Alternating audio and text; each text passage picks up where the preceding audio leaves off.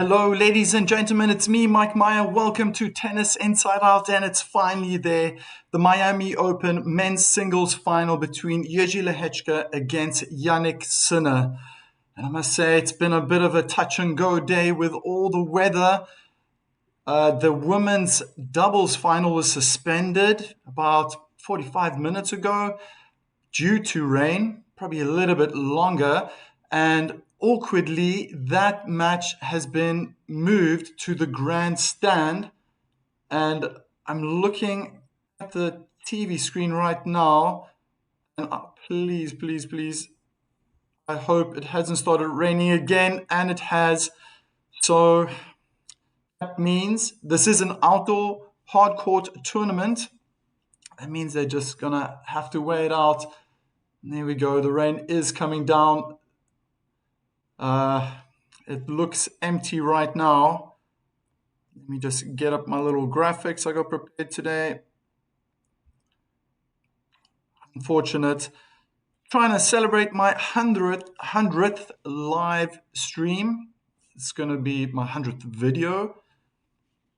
And what a way to do that. Being christened with the rain. There's heavy wind as well. And as I was saying, the women were playing in the stadium.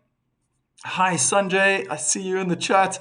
You're going to have to keep me busy. We're going to have to keep each other busy today because I think this is going to be an on-off type of final, which is going to be, it's going to be pretty sad. It's been pretty good weather for the last week and a half. I think the opening day in the main draw was completely rained out. It was a bit touch and go on the third day, but since then it's just been absolutely beautiful weather. It was getting warmer and warmer, less and less wind, but that's how it is. Today there's rain. The women have been moved from the stadium court to save time so that, not going to mess up too much with the schedule. They were moved to the grandstand. I don't know how that really works out. I mean, if it's a full stadium with spectators, we're talking about moving from more seats to less seats. I don't know how that logistically can work out, but that has been the decision as to not postpone the men's final further. It means that the stadium court is available when the weather clears up. I see Saber Cat is also in the house. Nice to meet you. Yeah, unfortunately, it's this rain that's going to play havoc today on this men's final and the women's doubles final. They're stranded at 6-5. Siniakova and Townsend, American and Czech, they are leading 6-5, but they're love 40 down. Rani and Paolini, the two Italians, are in the lead in that game, 40 love. What a moment. It's close. I mean, that set, the first set is 6-5, as I said. So a little bit awkward at the end of a set. Oh, that's a very interesting point. It's just arisen. Sabercat writes in the chat, she thinks, or he thinks, the person thinks the rain will favor Lehečka. I wonder, perhaps Yannick Sinner is the type of person to keep the points short. He's the type of person, I don't know if he really needs time to warm up, to be honest. I think if he gets a good start in a match, it just continues. But if it's a stop-start, it could be interesting. I think both players coming from Europe will be quite used to cooler temperatures.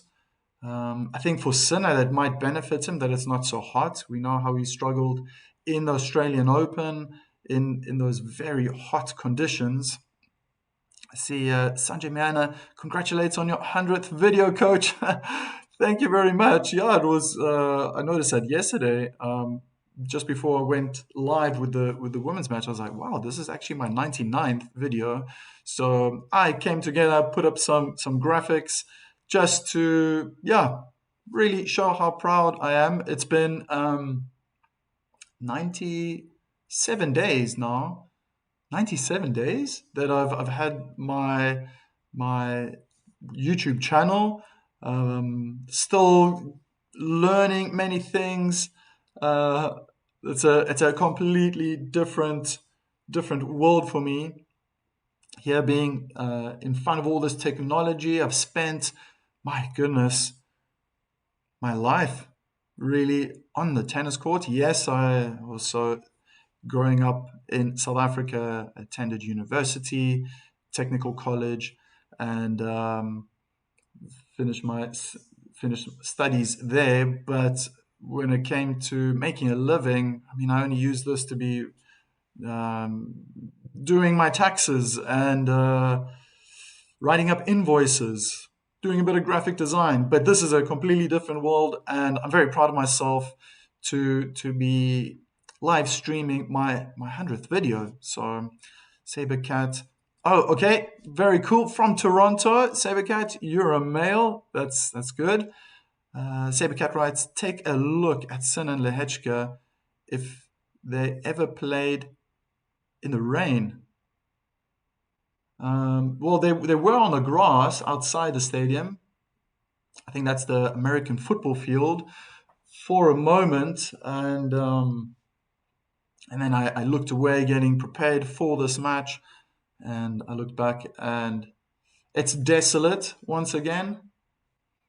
No one's out there. I don't know if the rain is still falling. Tom Brady writes, you are gonna do a play-by-play win, or if it starts, that's cool nowadays. When they try to make you pay for everything, that's great to have this. Oh, thanks, Tom. I think it's very useful. I think there's been times I remember when I would be before I'd be coaching, I'd go on coach. I lived in Germany. I'm now residing in the Netherlands, but when I was in Germany, especially, it was just the best way to follow a tennis match. I'd be getting prepared for my lessons, or I'd be making lunch before I go on court, and just to listen to the points being dictated and following the scoreline of particular matches that were going on around the world. It was very useful. It was great, and now I'm in that seat, and I try my best to convey what I visually see and convert that verbally, so I can paint a picture in your mind, so you can follow me. If you're not able to watch the game yourself, I have heard some incredible, no, I've rather read incredible statements in the chat saying that people have actually muted the TV to listen to me commentate, which is a huge compliment. I feel like I'm still trying to perfect that art of commentary.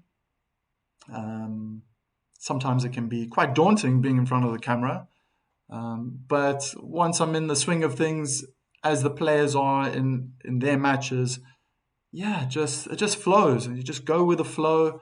I switch into coaching mode. I'm a professional tennis coach, and I try to go into that mode and see the game through that eye, to basically, as I said, give my opinion of what's happening in the match, how it's looking, how it's unfolding, point by point, moment by moment. It's interesting from my perspective to have an eye on the players between points. I think that's also something, how they reacted to the previous point and how they're building up to the next point. Sometimes they're breaking apart. um, and sometimes they are building themselves up. It's just an array of human emotions mixed with determination. Um, yeah, and that's fascinating to witness. It's as I say, it's sometimes a challenge to commentate that, but I do enjoy it. I like the challenge. I think that's something that's just part of who I am as well. I take on these challenges, um, but mainly I think the driving force is my passion for tennis. Whether I'm on court giving lessons or just for fun hitting balls with my friends and playing points. Uh, I don't play competitively anymore. Don't really feel the urge to do that. Maybe it'll happen again. Maybe it'll happen again. I mean, I've been playing for decades, and maybe my moment will come back at some point. Um, or if I'm here commentating, I feel it's just all in one bundle. The love of the game, the love of the game. Um, Hot surface would favor Sinner's big serve now. With this rain, better for Lehečka. Okay, okay, okay. So slowing it down a little bit. Yeah, could be.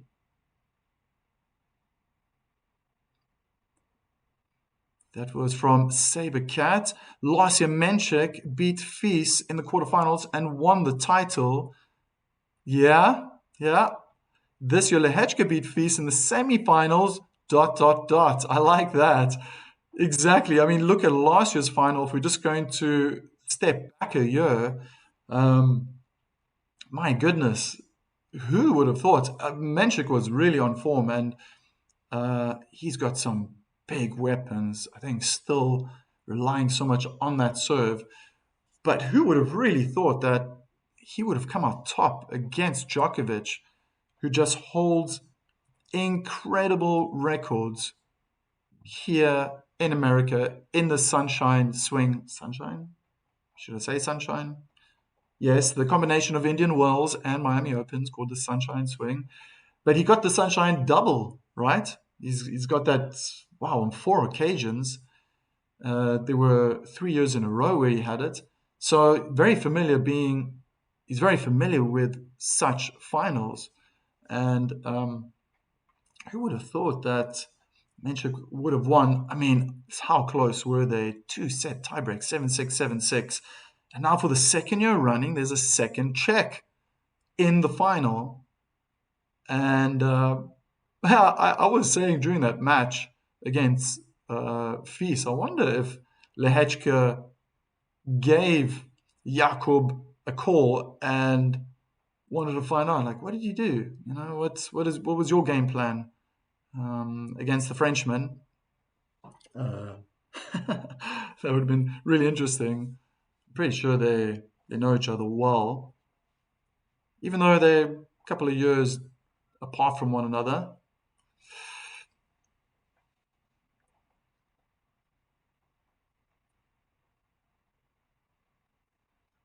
What? Sanjay, you are looking like you've lost some pounds. Are you on a diet or something? No, but I don't know if that's a compliment or not. I actually think I've been putting it on. Probably you just can't see it because it's in the bottom half. Uh, but no, I mean, I do the usual cycling on a daily basis. Today, I must have done over 10 kilometers. Um, just going around town, I decided to do some shopping, getting ready for the spring and the summer, get the garden all looking nice. Um, but that's pretty much my only fitness. I think being on court as a coach, I don't do much fitness. I'm not hitting that often these days with friends. But I feel like I'm still got a good diet, so yeah. Gotta check my weight. There was a message before I missed. I just checked the weather for Miami and they said rain for the next hour. Then good. No ways. Oof. And then good for how long? Right? Thanks for that update, Tom Brady. I think you're going to be designated weatherman today. Saber Cat. This back to back means a Czech final. Sorry. This back to back men's Czech final in Miami reminds me of the Wimbledon back to back Czech woman that made the final and won a few years ago. Ooh, okay. That's interesting. Who were those women? Now I'm interested.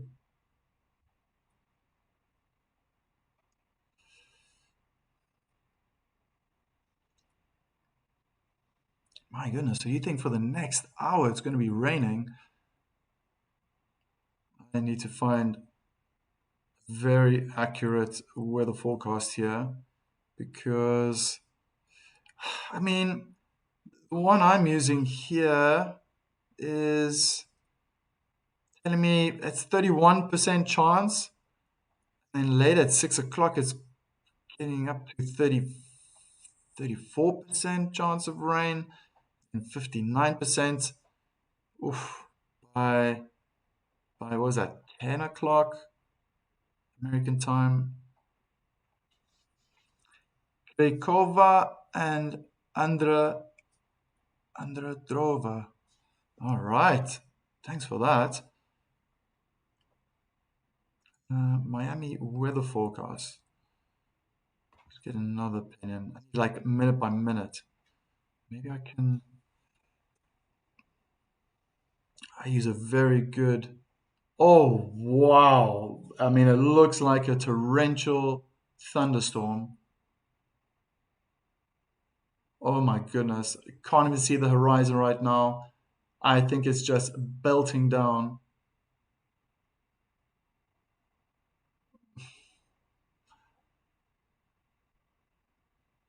Oh, okay. Which means if it's going to be raining for the next hour,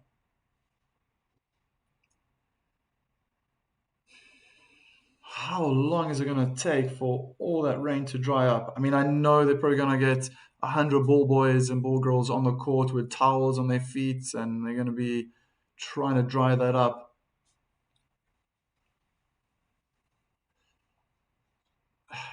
The grandstand is a little more open. I think the wind definitely does help. But I think with there being wind right now, it's an indication that it's it's storming. I'm looking at my Dutch forecast and it's the same for the next hour.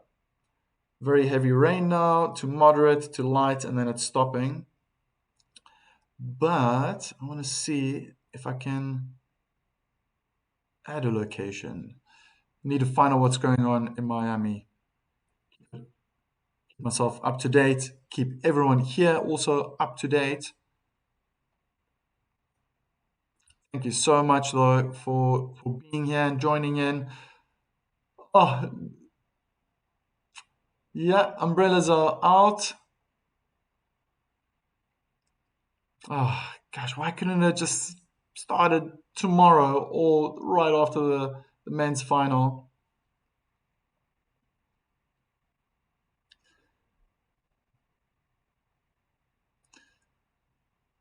Let's see.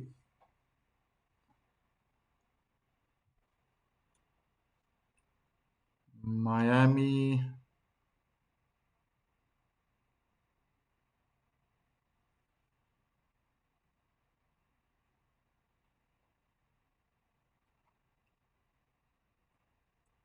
Um,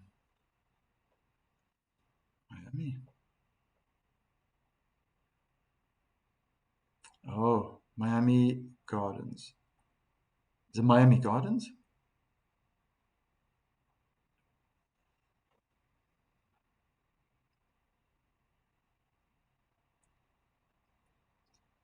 Okay.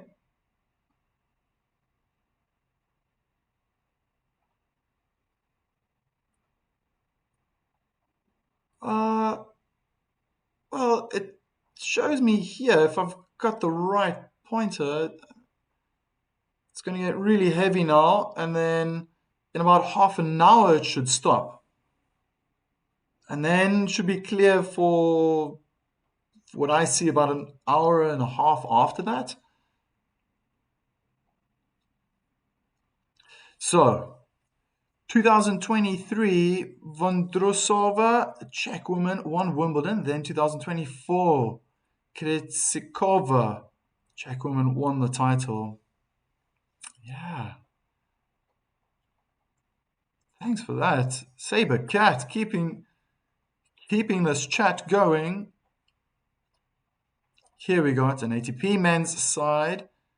Miami Open, Menchik won 2025. Now Lehečka in the final. And I always think, I mean, it's his maiden final in an ATP Masters 1000.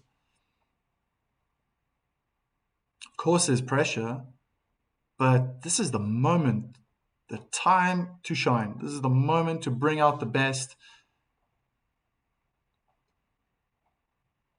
He could create an upset. Sinner might have a few nerves to join that group of elites who've won the Sunshine Double. He is in top form.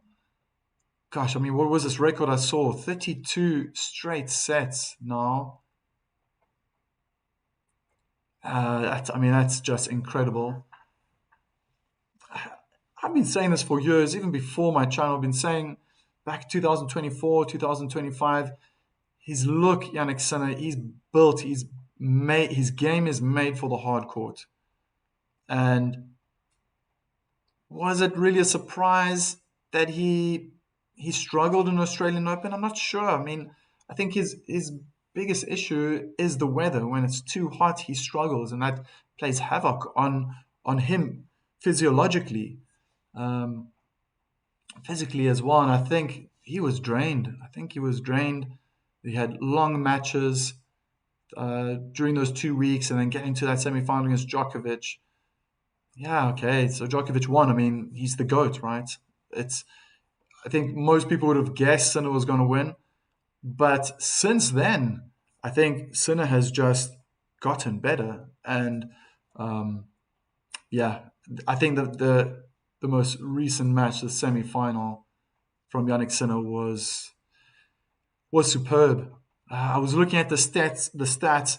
He's right up there right now with the best serve. He's got the best serve when it comes to first serve percentage, first serve points won. The average of all of that together, he tops the list. And he tops the list as well when it comes to the return. Return of the first serve, return of the second serve. The how much aggression he's putting on those returns. He's on top of the world. And then when you look at the pressure points, converting break points, coming back from being behind on your own service game, that Alcaraz is probably the best. We see that time and time again, how he comes back. So I think the reason why those stats are so high is because he's playing on his ideal surface. He's made for hard court. The way he plays, I think this tournament has been fantastic. How many aces he's hit, and how many double faults he's hit. So few, so few. Saber Cat says, the way I see it, tennis god working their magic for Lehečka. Very interesting. I like that. I'm going to remember that point. Saber Cat also, with this rain, players sliding can result in ankle injuries. Yeah, it's always a possibility. Watch this when the match gets started, and if the court is still wet, not even that. What dawned on me a couple of days ago, I can't remember exactly before which match, but before I go live, I'm watching the telly, I'm watching the TV, and looking what's going on. And then I realized, because I've seen so many players, actually almost every single match I've streamed, uh, a player has slipped. They've been slipping all over. Is it because as well that they are warming up on grass? It was Zverev, Alexander Zverev. So I think was it his quarterfinal? No, I didn't do his quarterfinal. Must have been against Sinner. And then I just thought, wait a minute. These guys are on an American football pitch, on grass, doing their warm-ups, side steps. Zverev had this pulley, and one of the coaches was just holding on, and he was practicing that explosion, moving away from the middle of the court to the backhand side, but having tension. This is for high performance tennis coaching. Excellent, excellent, wonderful draw. I enjoyed implementing those as well. But this was being done on grass. Now think about grass, and if it's wet, it's gonna get into the grooves of the shoes. It's going to probably stay on their soles underneath their shoes, and they take that then on the court. I can't imagine. I mean, it's definitely going to be wet now. I can't imagine that they just like think about that. They're going from a wet surface then onto a hard court that is dry. Shouldn't they take their tennis shoes off before they go on, and then once they're on court, then put their tennis shoes on? That's probably what they're gonna do. That's what they should do. But what I've seen is that players just go from the grass, they walk through the tunnel, enter the court, they walk across the court to their bench, put their stuff down, and then they just arrange everything the way they want it, right? Everyone's got their ticks. Think about Nadal.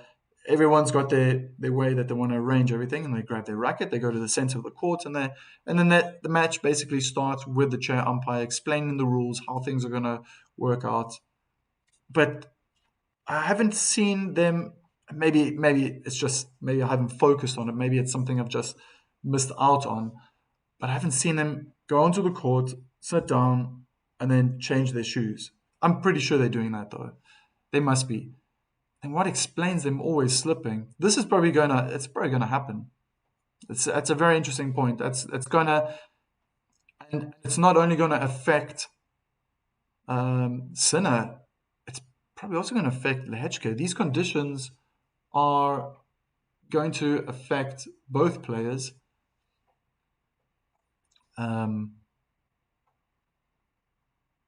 Very interesting point though. Also with this rain. Straw baby, hello. All the tennis channels I found are Brit. Is there a reason for that? Is tennis big in the UK? Probably, bro. Mike, are you Australian? Albert asked. Why people? Okay, but that's actually quite common. For some reason, people assume that I'm Australian. Hi, Straw Baby. But I'm not Australian. No, I've never been to Australia. I've got Australian friends, people I know who are Australian, but no, I'm not Australian. There probably are people in the chat who know who I am, but I would just love now. You started something, Alba. Try to guess where I'm from, and don't be fooled by my location. I'll tell you, I'm living in the Netherlands, but I'm definitely not Dutch. I'm not Dutch. I'll eliminate that one for you guys. And just hit away. Hit away.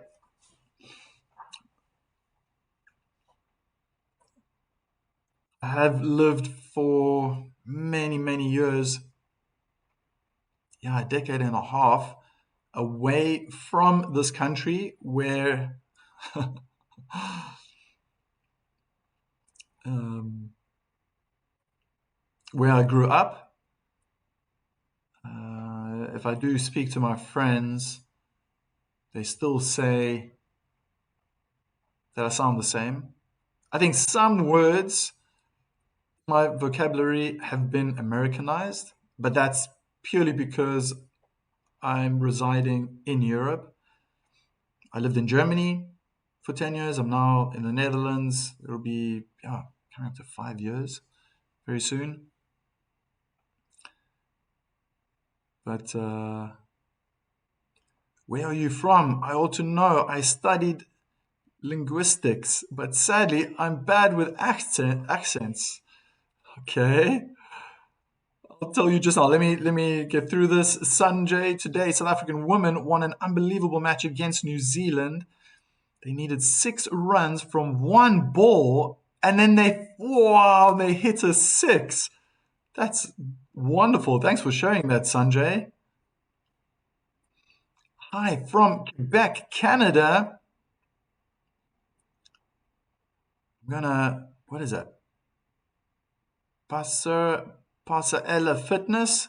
I'm trying to break it up to say the name. But welcome, all the way from Canada. Alba, Mike, are you British? Well, I was born there, but I didn't grow up in Great Britain. I'll give you a hint. I grew up on the other side of the world. It was this country also belonged to Great Britain back in the day. He sounds Brit, right?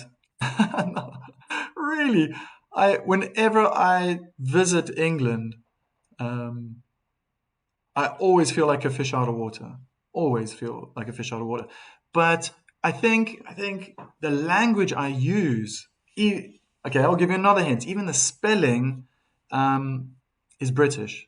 That's how I was educated. Uh, but I wasn't at a British school. I wasn't at an international school either.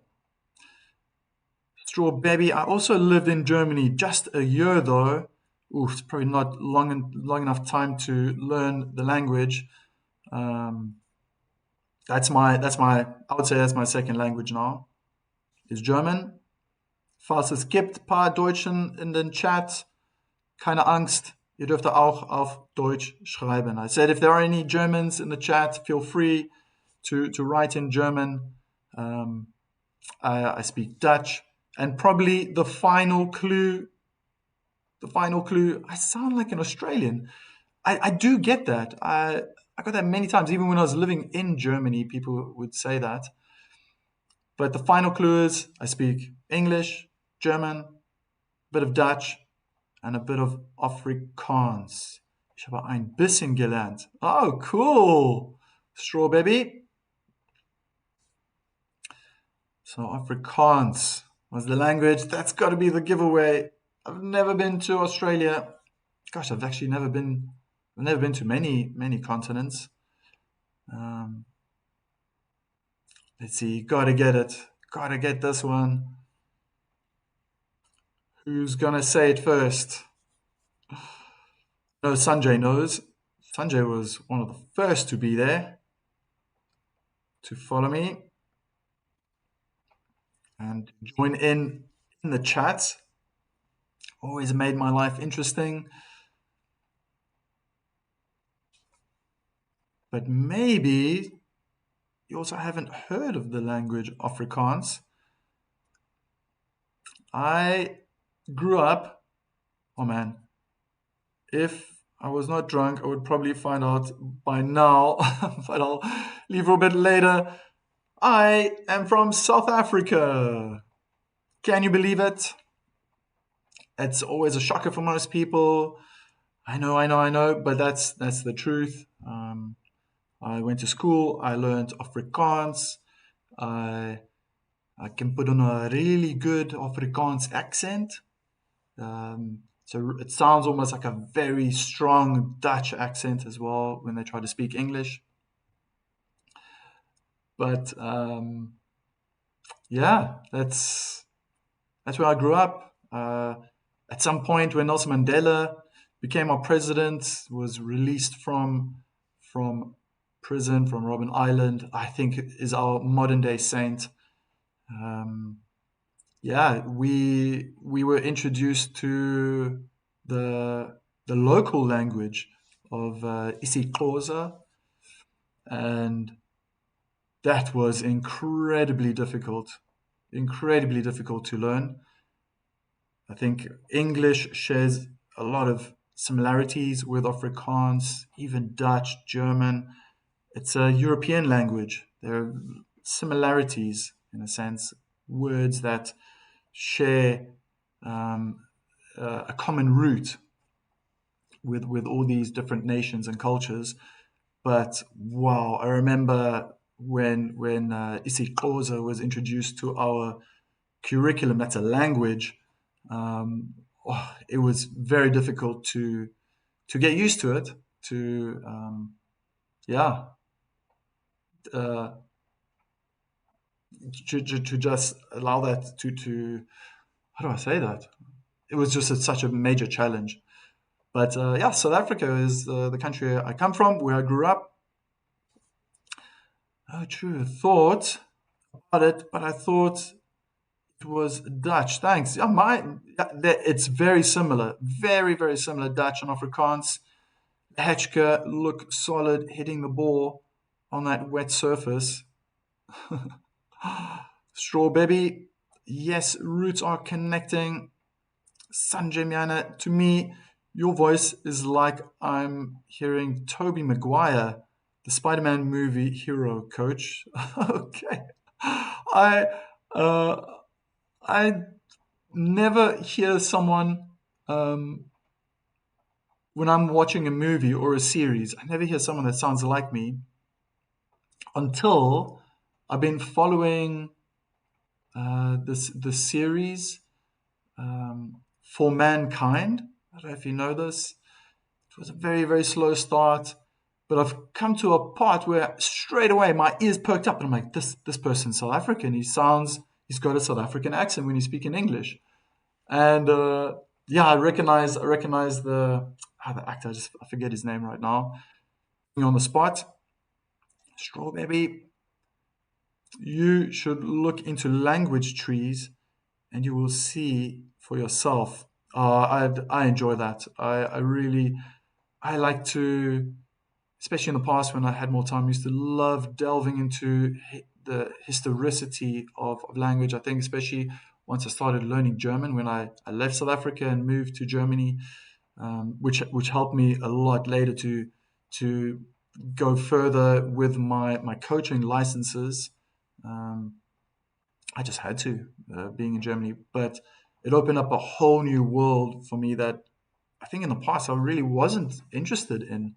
Learning languages. It wasn't my thing. I think growing up, I really I loved art and design and playing tennis. It took a number of years, but by the time I was 11, 12, which is a bit late, um, I think tennis and I just, yeah, joined hand in hand. And it's been a 30-year relationship, um, very passionate relationship, mostly good times, sometimes really tough times. We know how relationships are, even when it's not with another human being. Straw baby, you should take. Oh yeah, righty. Deutsch ist schwer. Straw baby. Yeah, yeah. That was probably one of the first things I learned besides the swear words. I think every German is very proud, but that happens in every language. You move to a new country and they say, "Oh, you gotta know, you gotta say this word and you gotta say this word." But eventually, yeah, I was introduced to Deutsche Sprache, Schwere Sprache, which means the German language is a difficult language, and it sure was. It sure was for me being an English speaker. But I think growing up in South Africa and having that Afrikaans background, that Dutch influence, the sentence structure, the way it's like designed, helped me to to catch on the German language quite quickly, but it's just the words. I think um, they had the longest words, and pronunciations were very difficult as well. But with time, yeah, it just became easier. I have a challenge now living in the Netherlands. I understand Dutch more, but that's how it is. Those are the challenges of integrating into a new culture. Um, and I think what's a little bit actually what's harder in the Netherlands is not much the language, but to practice it because everybody speaks English. I think it's the third or fourth year running that outside England, Great Britain, and America, or actual English speaking countries, the Netherlands is number one on the list. And it used to be Sweden back in the day. I think they're still a very close second, even Denmark as well. They pride themselves, those Scandinavian countries, um, on really teaching English in the school curriculum. But the Dutch, it's amazing everywhere you go. Even when you go to the rural areas, people can speak English, um, uh, but it's with an accent. You know, when you're in the cities, it's wow, everyone just speaks immaculately. And sometimes I mistake them for Americans, and they're like, no, no, they're they're Dutch, but they just watch so since childhood they watch so much American sitcoms, series, movies that they pick up obviously on those accents. Um, are you in your 40s? Yes, I'm exactly 42 years old. I do not look it at all. I believe it was tennis. I think all the years I've been on court, and I spent way more years for the 23 years coaching tennis.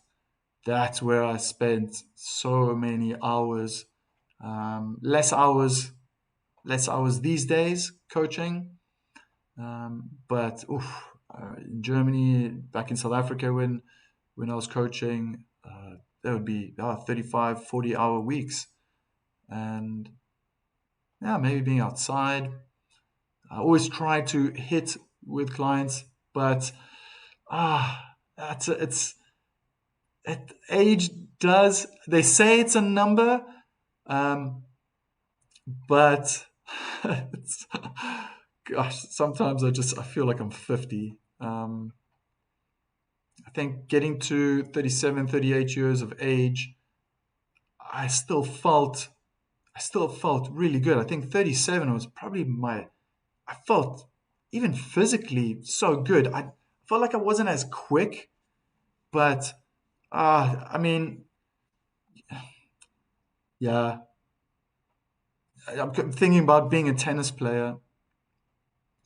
I think I would have, and I was really good as a junior, only later on as a 17-year-old, I would have lost to myself as a 37-year-old. I had more wisdom, I had more knowledge, patience, and it just makes me think about that semi-final between Yannick Sinner and Novak Djokovic. Is yeah, maybe Djokovic ran out of legs and power, but his wisdom counted for so much more, just so much more. And at some point, I mean, okay, we know Djokovic. Yeah, he's pulled out of the next Masters. It's not doing too well, but he'll be feeling it now. I mean, one thing I've loved discussing with my tennis mates and tennis friends is who was better at 38 years old?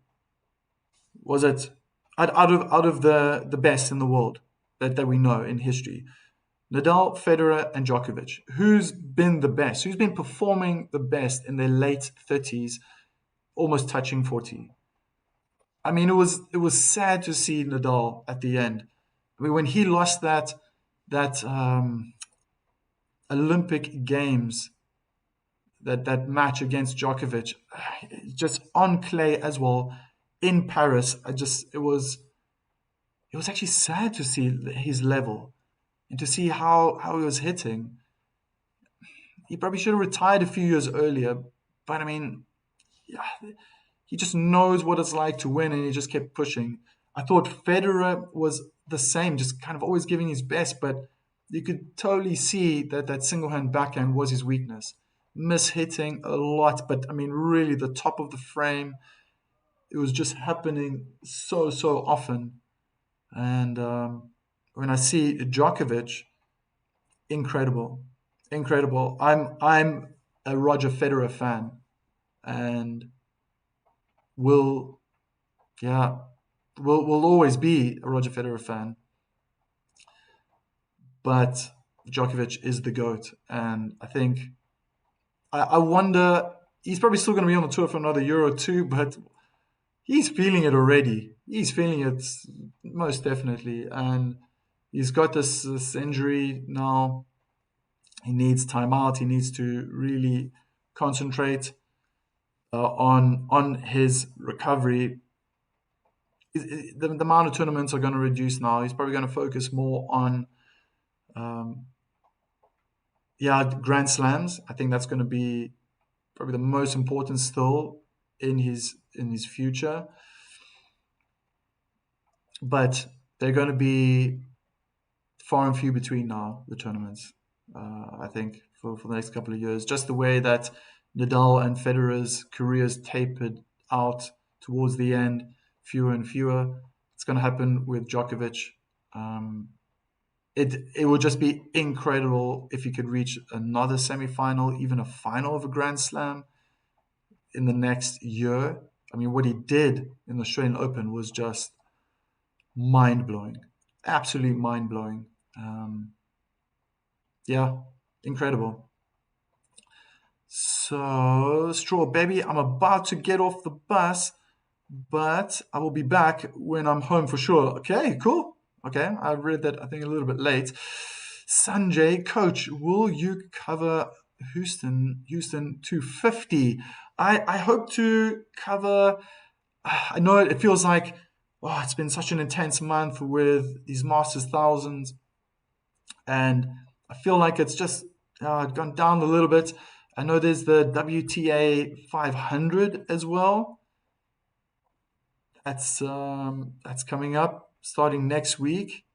So I want to try cover as many matches, but it looks like if I do, I'll be streaming probably late in the week, Thursday, Friday.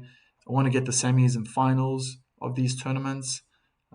Tricky because it's Easter time, but um, I'm going to see what I can do. I want to try and mix it up there. I was looking at the list, and there are some big names. I think the biggest are taking more of a break after this last tournament. I think one of the biggest upsets of the tournament had to be Swiatek. She's gonna definitely take a break. She needs to take a break and assess the situation. Um, but I'll try my best. I'll really want to cover the tournaments. The next big one, WTA, is Strasbourg. Yeah, that's in France, right? It's in France. Wait, I'm here right now. Oh man, rain delay. My God, it's Miami. Jerry Peters, thank you for writing in the chat. I know. Been also sitting here. Really, before I went on, it was like quarter two. Um, it looked like it was clearing up. They said the women have been moved away from the Grand Stadium. Sorry, it's from the Stadium Court, Hard Rock Stadium, to the Grandstand, just so that they don't lose time with the men's singles final. And yeah, that was and then really, as I was going live, they they then announced that it's going to be further delay. And someone did write in the group as well that it looks like it's going to be raining like this for an hour. But I couldn't help it. I'm feeling very proud of myself. I put a bit of graphics out celebrating my 100th video. And what a way to celebrate it. I'm open to discussions. I am a certified tennis coach. I've done licenses in South Africa, in Germany as well. And I'm happy to answer anyone's questions. And or if you just want to talk about anything, we've been talking about where I come from. Yeah, it's been quite civil right now. I've been enjoying it. Sanjay, right? It's getting quite interesting, yeah. Yeah, Jerry Peters, hello. Sabercat, Germany, okay. Sanjay Miana, Nadal is the GOAT for me. Nothing wrong with that, Sanjay. Just because nobody can put the amount of energy in every shot like him on coach. On him, coach. Well, Alcaraz can come really close. I think he's probably the GOAT of coming back, the comeback king, Nadal. The fact that he's won 14 Grand Slams, just Roland Garros Grand Slams, just absolutely mind-boggling. For me, he's the king of clay, definitely the king of clay.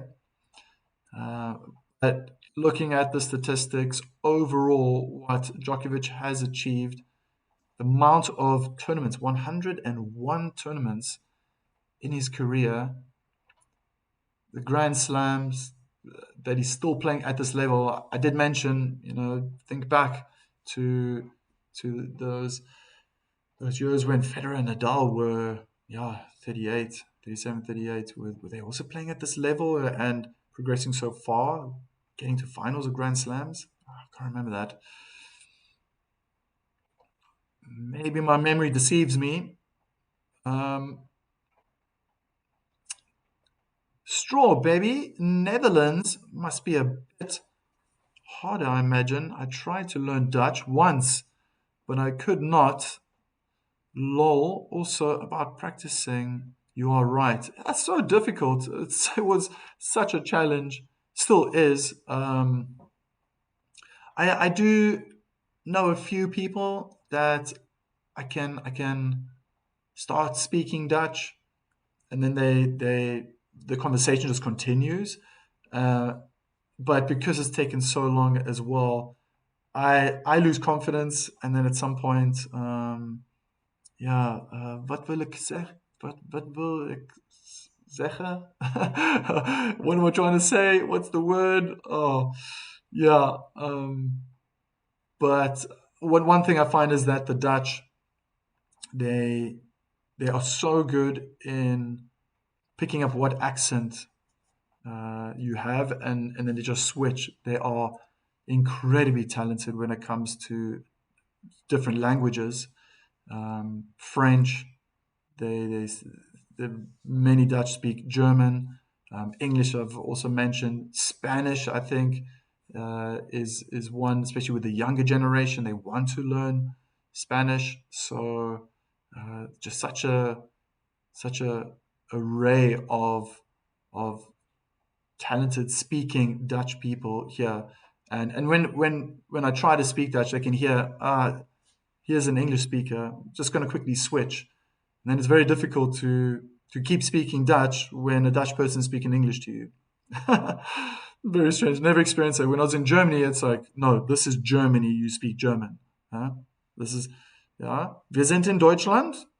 Man muss Deutsch sprechen. And that's how I got to learn the language, because I didn't have a choice.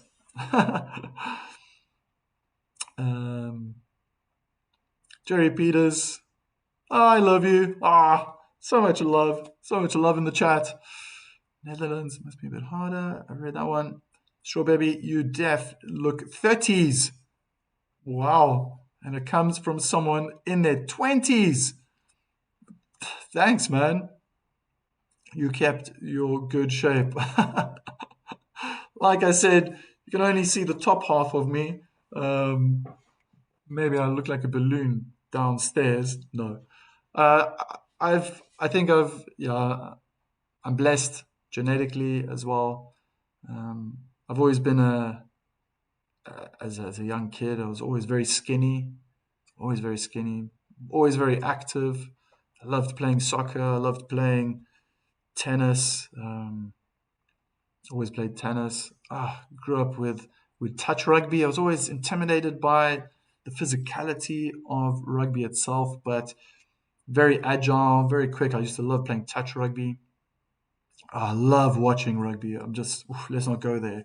Briggs, big Springbok fan. Um, Got to say that. Um, Goedenavond. Dankjewel. Ja, plezier. Wat wil ik zeggen?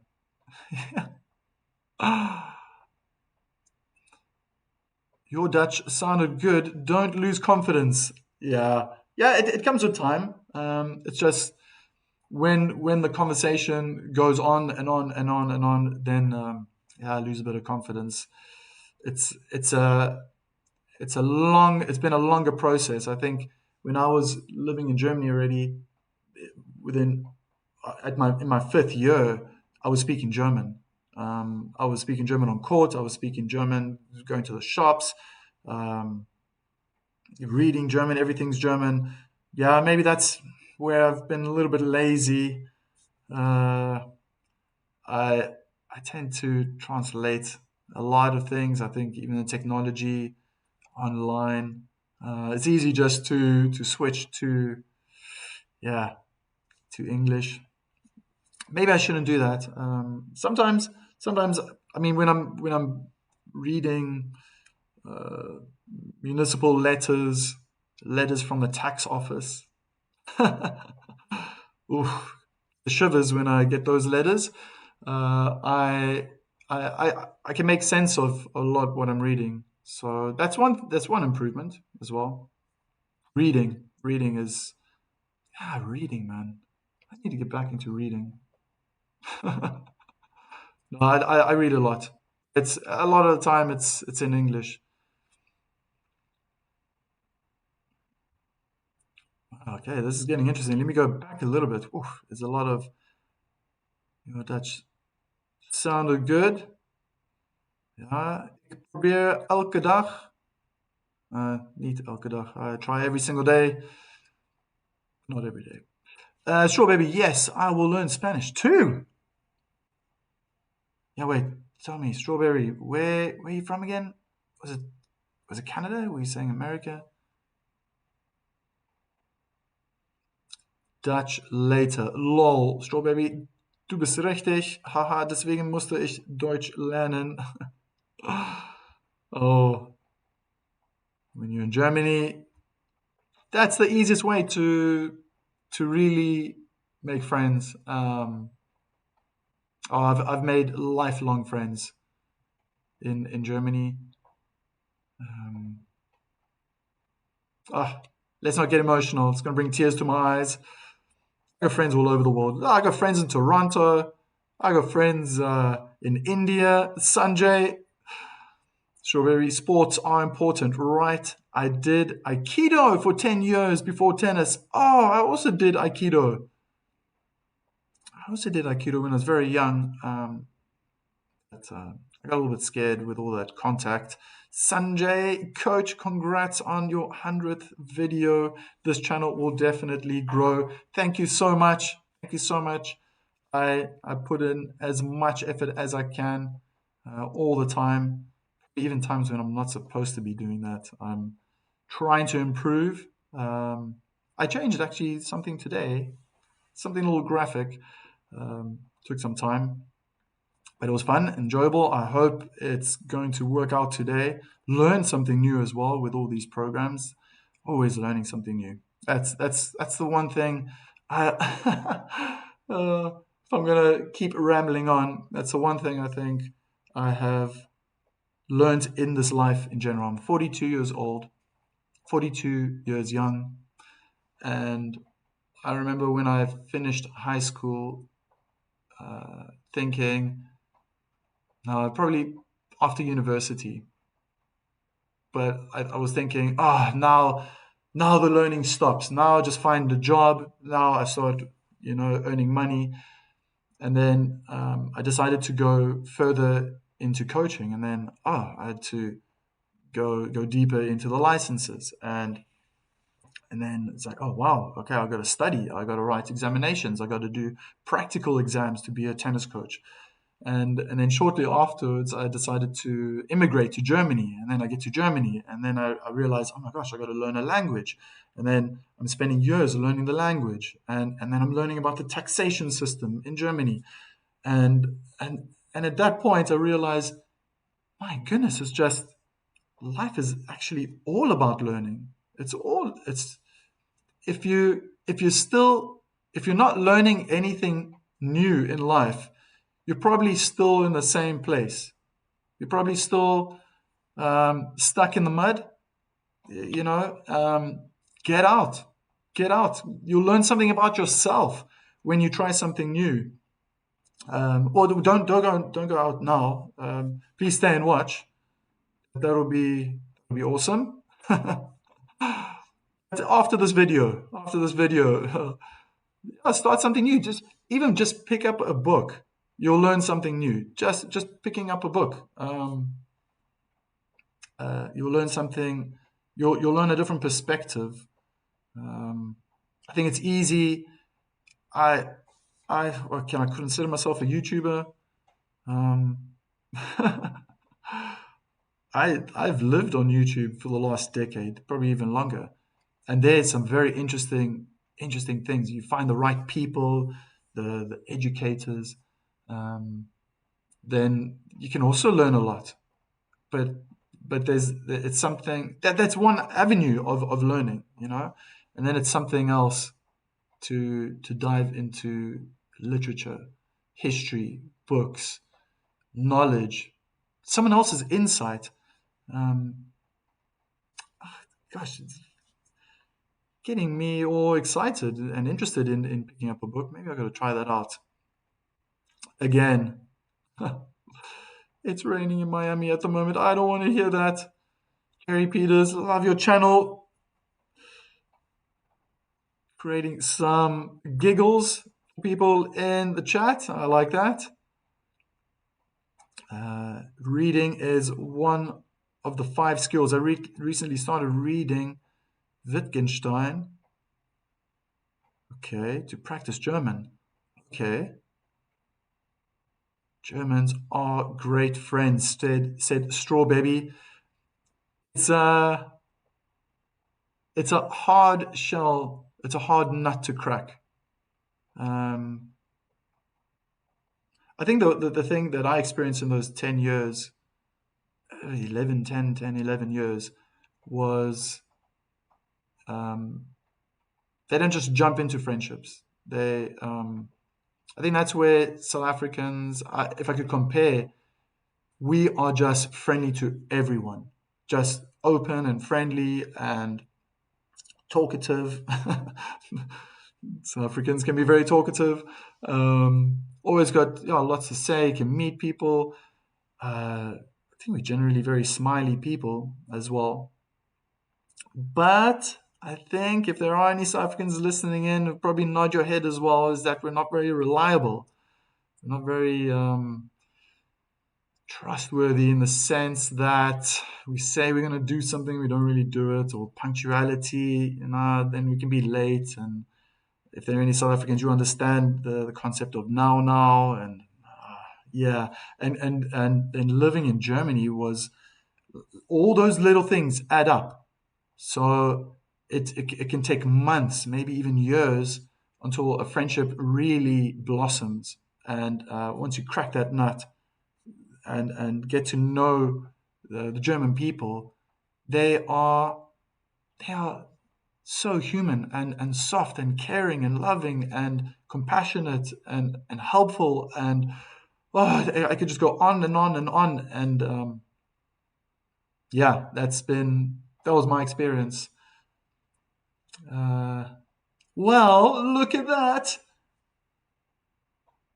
So this final has been postponed, but Sinner has got the stress bands out. He's practicing those movements. It's probably a sign that he's going to be going on court. Maybe it says it's in the gym. There's oh, there it is. It's looking it's looking good. It's looking very promising. Oh, I'm getting very excited. I'm getting very, very excited. Oh yes. So it looks. I see some blue skies. They're white clouds. I think gray clouds are always the most dangerous to see. Um, let's go through some more of these comments. What did you study? Strawberry is asking me, what did I study? I first studied architectural technology. I didn't take it too far. I found that to be, at that time of my life, it was, I think, building science, um, touching on engineering drawings and stuff. Oh my word, that was just a level too high for me. Have to be honest. I've always been that sporty type. Um, even in school, it's athletics. I was always one of the fastest in my age groups. Loved 100-meter sprints and stuff. Playing tennis, I was always the coaches and the rugby teams always wanted me to play rugby because I would have been a winger. Would have been one of us. Like no, no, no. Cricket. I think any ball sport really. Table tennis. Not bad at snooker, but that was developed in my 20s and 30s going to the bars. Um, and then I ended up completing a diploma in graphic design, specializing in advertising. So that helped with a lot of yeah, kind of what you see here on the screen. I mean, I've managed to put that together myself. I'm um, consider myself to be very creative, and then I also the first coaching license I got was the assistant trainer and level one in ITF. Finished, going through the International Tennis Federation. That was back in South Africa, and then I once I was in Germany, I also obtained my it's like a first level a Trainer C license, so the first level license according to the German curriculum and what they expect from their tennis trainers in Germany. And then I think probably my greatest achievement was in high performance tennis, achieving my B license, Trainer B Lizenz in Leistungssport. I'm very, very proud of that one. That took many, many years. Not going to lie, I really struggled with the written exam that had to be done in German. I was even pleading, please, can I do it in English? Um, but I gave my shot, my best shot, and yeah, and that's those are my achievements. I actually also even the German language. I mean, that was something that was probably before I got my German tennis coaching licenses. That was probably one of my greatest achievements.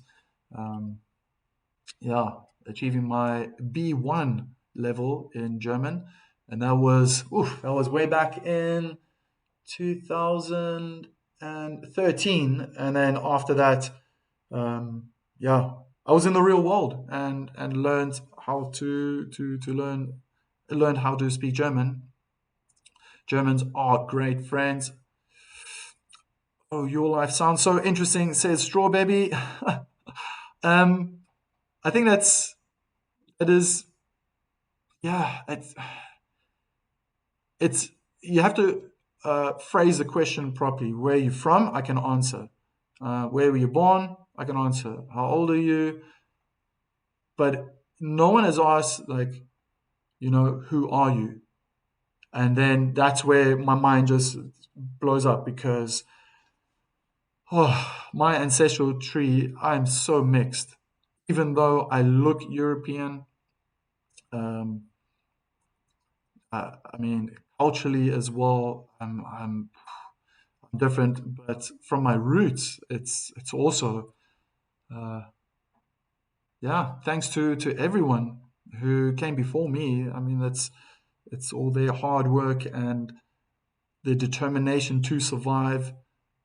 Oh, I don't want to go there because I love that. I mean, the reason why every single one of us exist on this planet is because every single person before us on our family tree survived. Survived to pass on their DNA. I mean, isn't that just beautiful?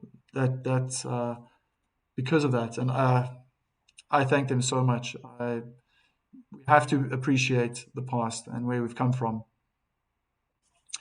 Um, See, I'm missing a few people here.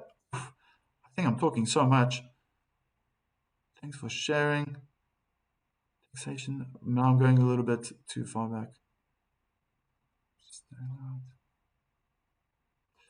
Thanks for sharing this history with us. Knowing that you have coaching experience makes you stand out from others. Oof. Okay, there's a lot. I got to read quicker. I'm going to stop talking. That stands out from others, other YouTubers. Ah, yeah. Thanks, Matthew Healy. Matthew Sheely, Matthew S. Healy, R. Matthew Sheely, one of those. Yeah, and I think that's kind of the one aspect as well that I thought I am unique. I'm different. I haven't experienced something like this before. Um, Knowing so many coaches as well in different parts of the world, they were just so busy and involved in that world of coaching and really being involved with people that uh, it's it's difficult to get to make that even that first step to become a YouTuber. I remember years ago when I was still living in Germany, I was thinking, yeah, I should be recording videos on the tennis courts and teaching people just like 1 minute videos on how to hit a topspin forehand. And it's very simple. Just move your racket vertically from low to high. That's going to create that forward spin. You don't need to be looking at 13-minute videos. It can be done, it can be taught in a few seconds. And then the work is on your side to go and practice that over and over and over because, yeah, being on YouTube, they're not going to be able to actually toss that ball for you. Or I mean, you can even drop the ball for yourself and try to practice that topspin. For example, um, debt that comes in, credit what goes out. Sanjay, debit the receiver, credit the giver. I think I'm so far behind with messages. I got to catch up. Cricket lovers, what is court report right now? We got cricket lovers here. Cool. Anna is back in the chat. Any other languages you would like to learn? Ooh, that I would like to learn. I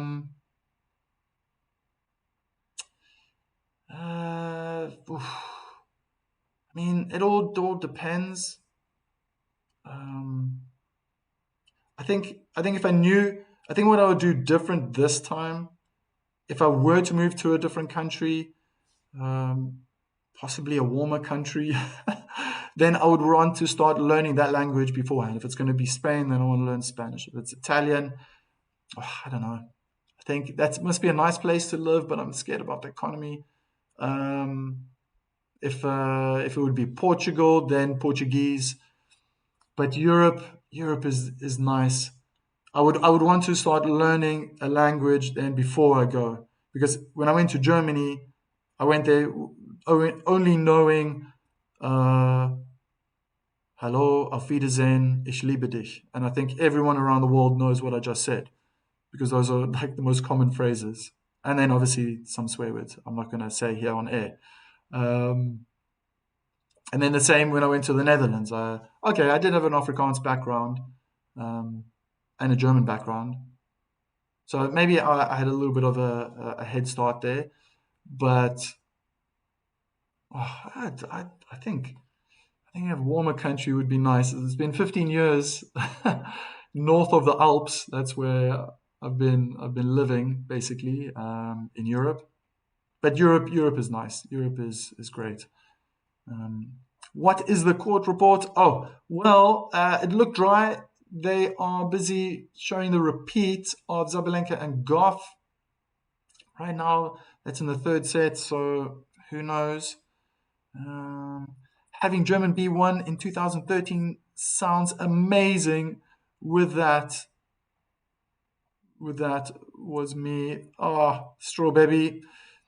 Anna, you could be from South America too, says Anna. You know what? When I was in Germany, a lot of people thought I was Italian. Just by looking at me, they thought like, "Oh, you're Italian." Spanish as well, people would say. But then, I think I just short circuited their brain because once I started speaking, it's like you don't sound, Mediterranean. Where you from? Yeah, sure, baby. I would love to ask you who you are, but I'm just getting. Oh man, this is like. I think I'm gonna open this up because I actually haven't dealt with so many messages before. Let's see if I can make this longer. That's gonna help me. Ah, there we go. Yeah, now I can see more messages. I would love to ask you who you are. By the way, is that right? Bye. But I am just getting to know you today. Haha, great channel. To be honest, TBH, to be honest. Wow, I told you, Sabercat, told you the tennis gods were working their magic for Lehečka. Read this. Miami Open men's final between Djokovic and Menchik delayed more than 5.5 hours by rain. That was last year. I don't want to hear that this year. How are Matthew Sheely, I'm going to say that. How does coach see the player versus fan? Player versus fan. How does coach see a player versus fan? Oh, I don't know if I understand the question exactly. Sorry about that. Where do you coach now? Do you still do graphic design? Deliciously creative. That's a cool alias. I like that. Good question. I'm I'm I want to keep my exact location private, and I think everyone would also agree with me and nod their heads. I will openly say that I'm in the Netherlands, um, but I do coach. I've got very very few clients. Um, Let me just say that I I made a sacrifice. I wanted to put in effort into starting this channel, and I realized when I started, was about to start, I was starting with two left hands. I don't know the first thing on how to start this, and then learning about editing videos took months.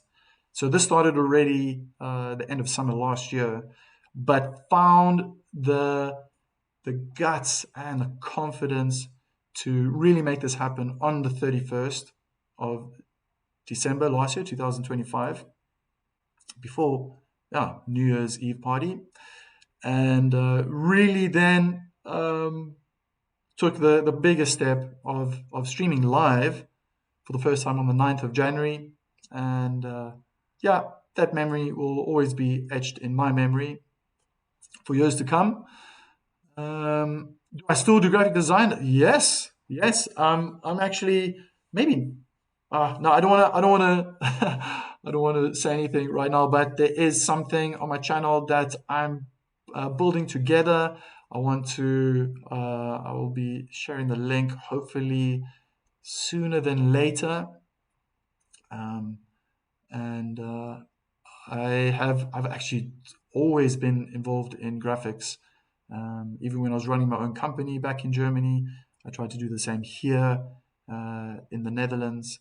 And yeah, and I think all that creativity and all that design knowledge over the years is it's all being presented right here in front of you. What I see in front of my screen, putting all this knowledge together, the statistics. I love statistics.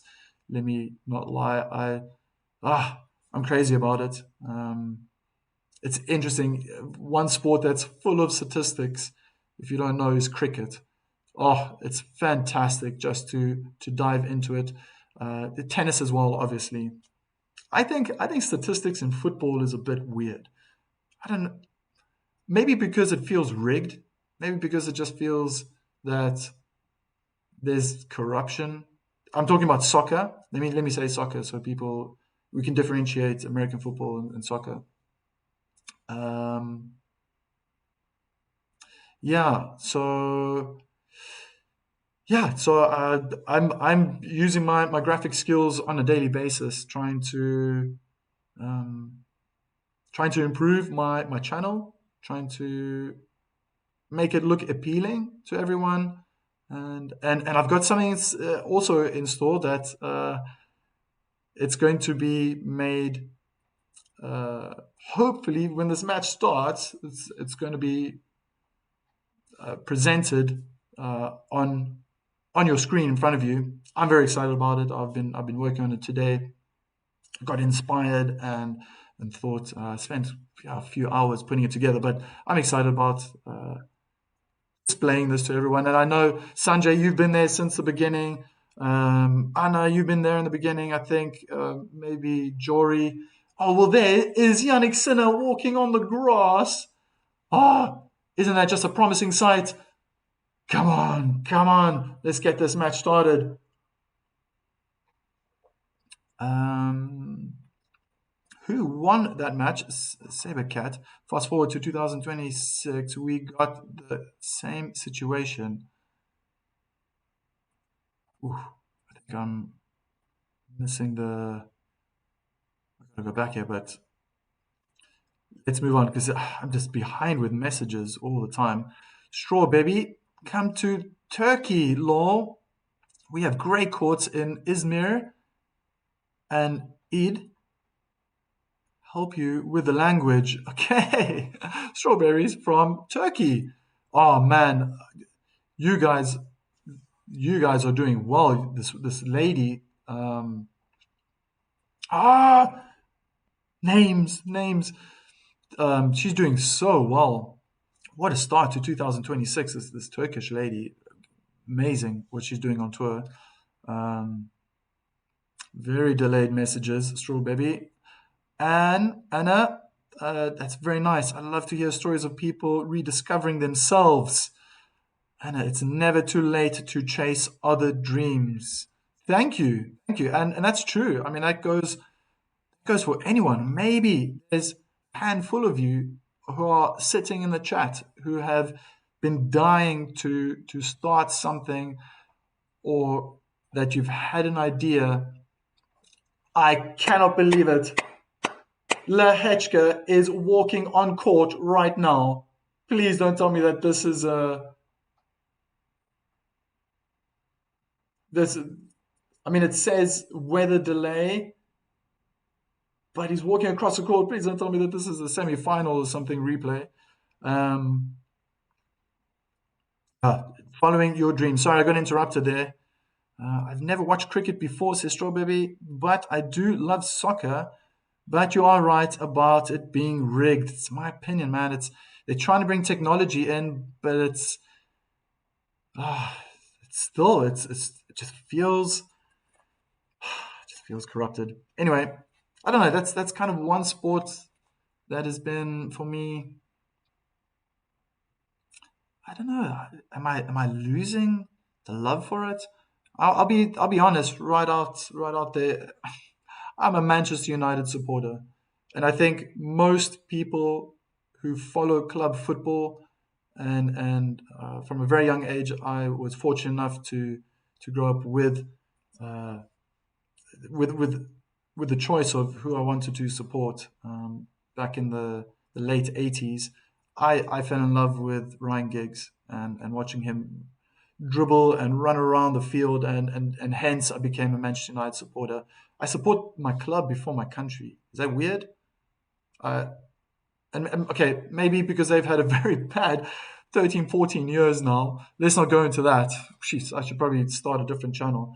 Um, oh my goodness, maybe that's why also I've just probably more into tennis and yeah, I don't really follow football that much. It doesn't really bother me when Manchester United, if I miss a Man United game. Um, but it is quite exciting what Michael Carrick is doing right now. Zaynep, yes, Zaynep, I love her. Says Straw Baby. Or Matthews Sheely. How does tennis coach see a player perform versus regular tennis fans? Oh, oh, so you mean like the different level? So looking at a professional how they play, and then compared to like a club level player or a beginner, someone who comes on court. If that's now, it's okay. Wow. Uh, there are there are just so many differences. I think being a tennis coach for 23 years now, um, I really enjoy coaching high performance. I really enjoy coaching tournament players, even very good club players.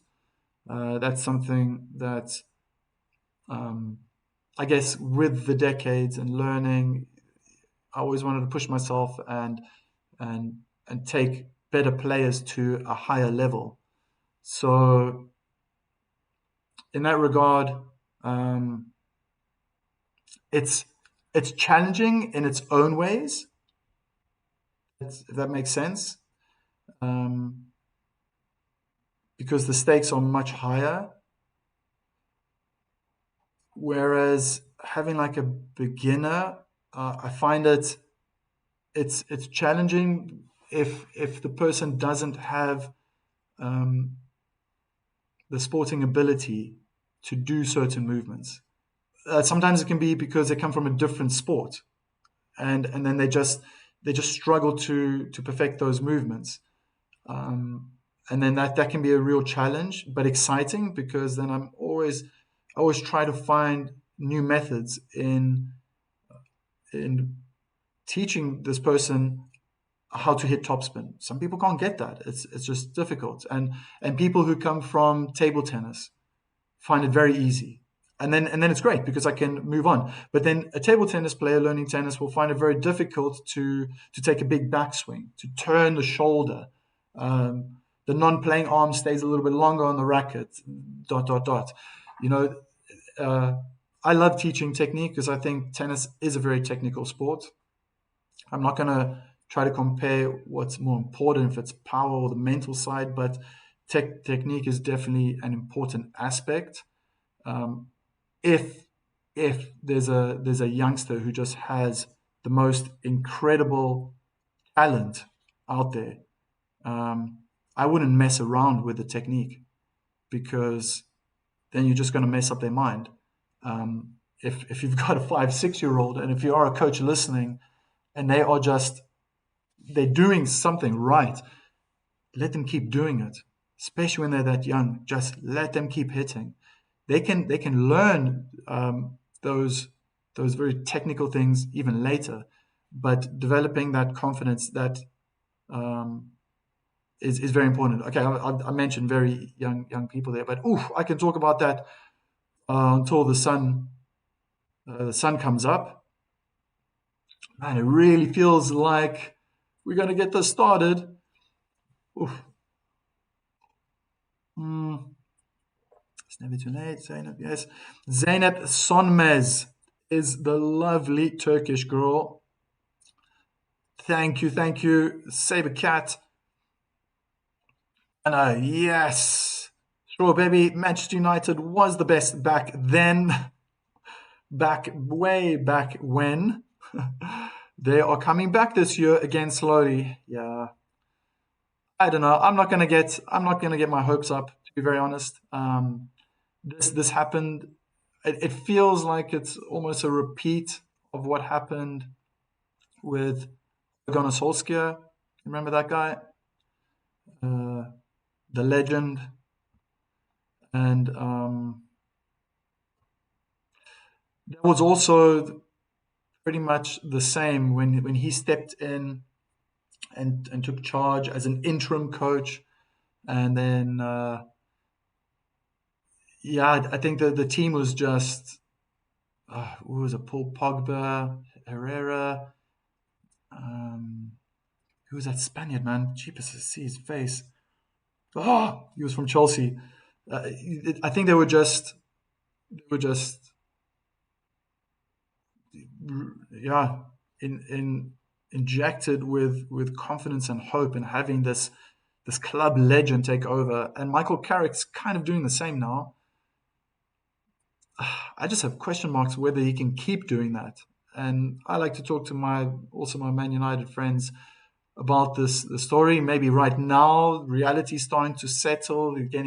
They lost a couple of weeks ago. They got a draw. Now it's international break.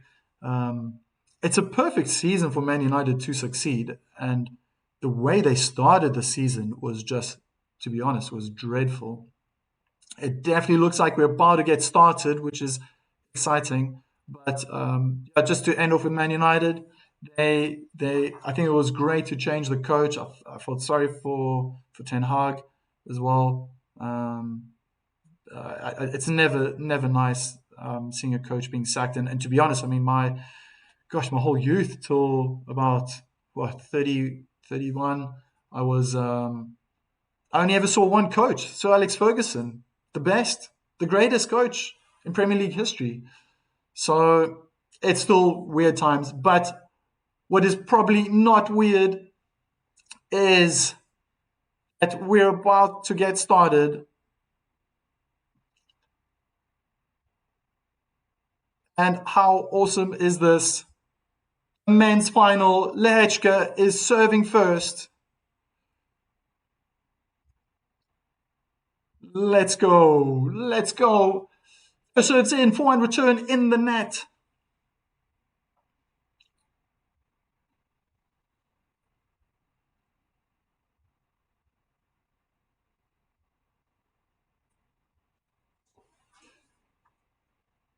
Oh, what an ace out wide from the advantage side onto the backhand.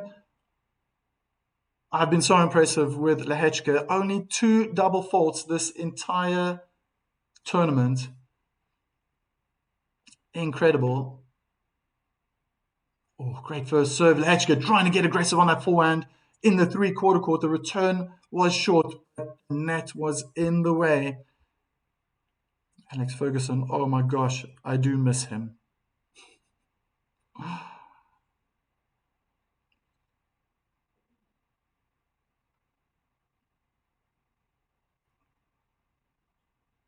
125 mile per hour serve again out to the backhand. Was long this time, not wide, behind the service line. Kicking to the body, return where the backhand topspin was in the middle of the court. They're in a backhand cross-court duel. Lehečka goes down the line and he misses the baseline. Oh, so two unforced errors already. 30 all.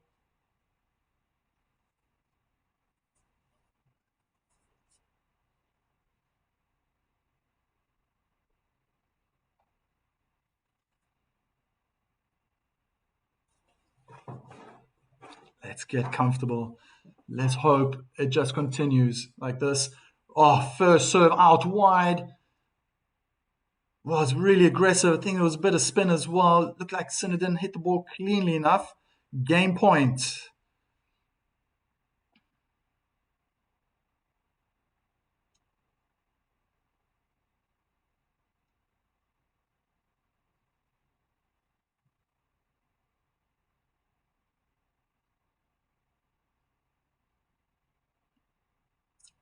First serve attempt. Trying to jam Sinner in the body on the forehand side was long.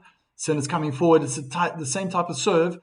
Sinner dealt with it really well. Double hand backhand down the line. Attempt from Sinner in the net. First game for the Czech.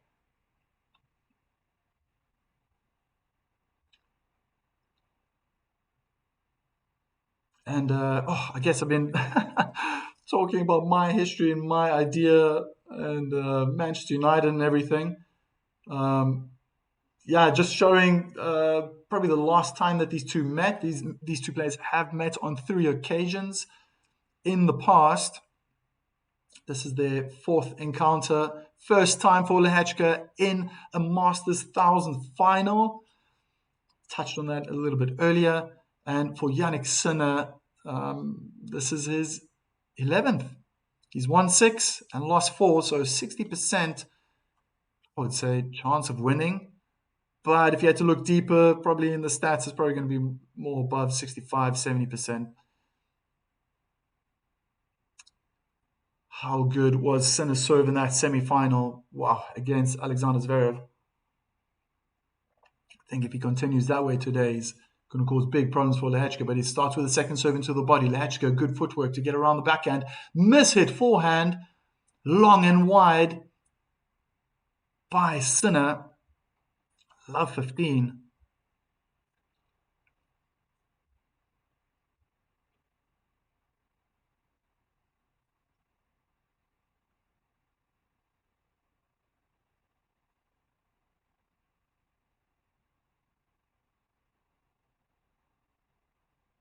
Oh, and missed another serve. Attempting to go out to the backhand. That was long. Lehečka inside the baseline, double and backhand return, pushing Sinner back on the backhand. Slice from Lehečka across court. He moves back in the court, looking too defensive. That probably wasn't the best thing to have done. I don't know why. I guess after the backhand slice, he felt, okay, it looked like the type of slice that bounces up, bounces high. Maybe he just felt that Sinner was going to go big. He went more for topspin than for power, his response. And then I think Lehečka was probably caught by surprise. And steered his double hand backhand in the tram lines down the line. Ooh. Again, first serve missed down the middle of the court. Kick serve into the body. Forehand return on the baseline under Sinner's nose. Lehečka to the net. Good volley out wide. And the forehand down the line from Sinner goes long. 15-30.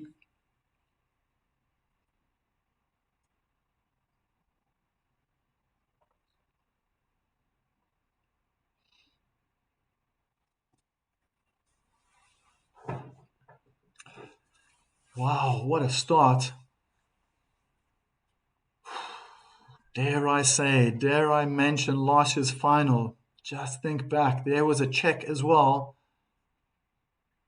Good first serve down the tee. Lehečka read it well. Just blocked the return back. Landed at the back of the baseline. But his next ground stroke, double hand backhand, went long. Unforced error from Lehečka.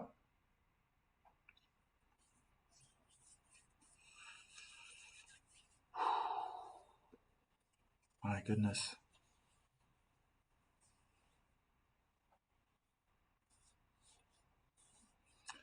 Solskjaer, I remember. He came to Besiktas once. Still reading the last message. I missed that one. Great serve out wide. That's probably been his best serve from the Jew side in this tournament. 40-30 game point for the favorite.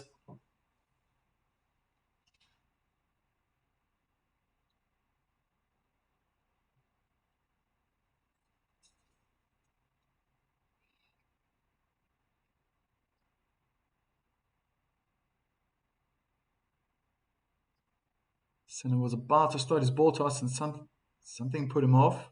Starting again. Oh, there it is. What angle. Perfect placement and power. Ace out wide. It's 1-1.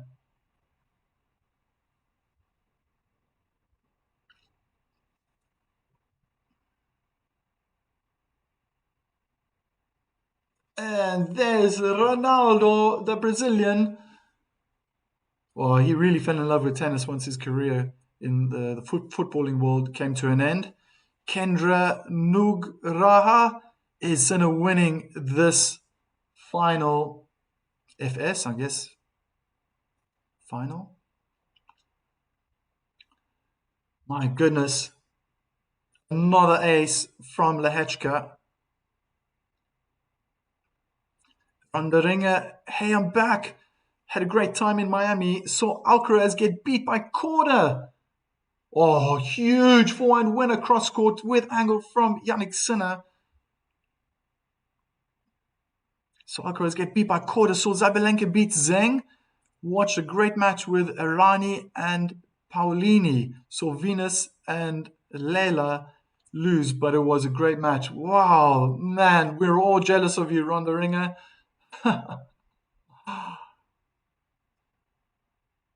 Wow, those were that match against Korda, I was streaming that one. It looks like a let. Gee whiz, what a perfect tactic. I think the whole world now believes that they've witnessed something. Korda's opened up the floodgates. Good pressure from Sinner in the end. Lehečka was pushed back and mishit his double hand backhand.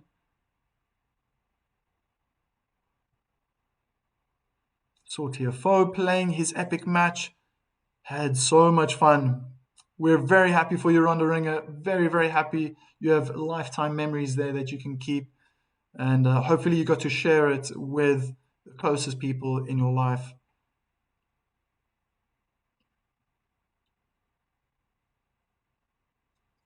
In the rally, they're staying on the advantage side of the court. I feel Lehečka is more under pressure. Sinner went down the middle. Second time now with his forehand. Third time, heavy topspin. And that was mistimed from Lehečka. Oh my goodness. The first break points now appear. Kendra Nugraha. That's nice. I'm jealous. I'm way too far from Miami. Ronda Ringer already planning to go next year. Our Matthews Sheely just got back from Miami. Also saw Mboko beat Andreeva and Coco beat Castilla. Oh man, you guys are making us jealous. 1540, second serve. Return was deep on the. Oh, it's just long. Just long. One break point saved. Oh my word. I think you could put a human hair between that mark, that bounce of the tennis ball and the baseline.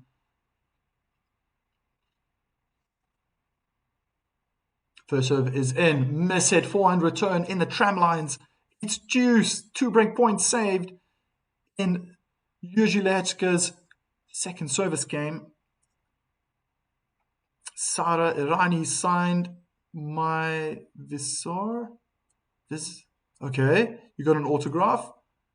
Got a picture with Paolini on my birthday. Hey, happy belated birthday, Ronda Ringer. Yes, I saw that match between Coco and Castilla as well. Okay, I think you guys are going to be chatting with yourselves now. Just kidding. I'm very happy to share this with everyone. Another, it's a mix between forced and unforced. Error from Lehečka, forehand in the net.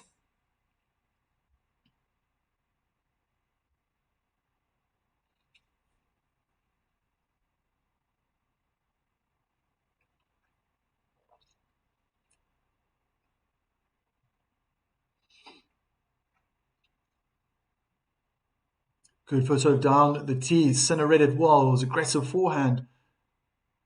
There. Oh, and there's the unforced error. Sinner gets the break. He's 2-1 up in the first set. That is not what Jiří would want. But it started. Keep in mind that the number 2 seed and probably the best hard court player on the planet right now has not yet dropped a set. Jiří Lehečka has in actual fact, only dropped one, and that was against Taylor Fritz. Bit of a marathon he had there. Ah, my goodness.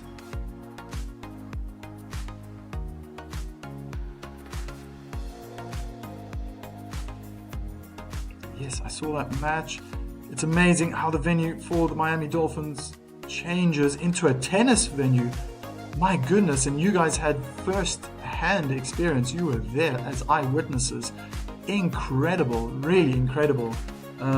These, I must be very honest, growing up in South Africa, living in South Africa, living in Europe, these were just times in my life that I would just watch highlights or read about the outcome, because the times are just so radical. But now that I have this channel and I'm really devoting a lot of time in developing and growing this channel, I'm trying to follow on a weekly basis all the best tournaments, all the best players as well, through these live streams. And my goodness, I've just learned so much more about this sunshine swing, the month of March, these tournaments, and having very, very early mornings. Most of the time I've been up till 2-3 in the morning. I mean, yesterday was a little bit better. The days before, they were really long. But here we go. Sinner is serving and loses the first point, unfortunately. If you're a Sinner fan, it is.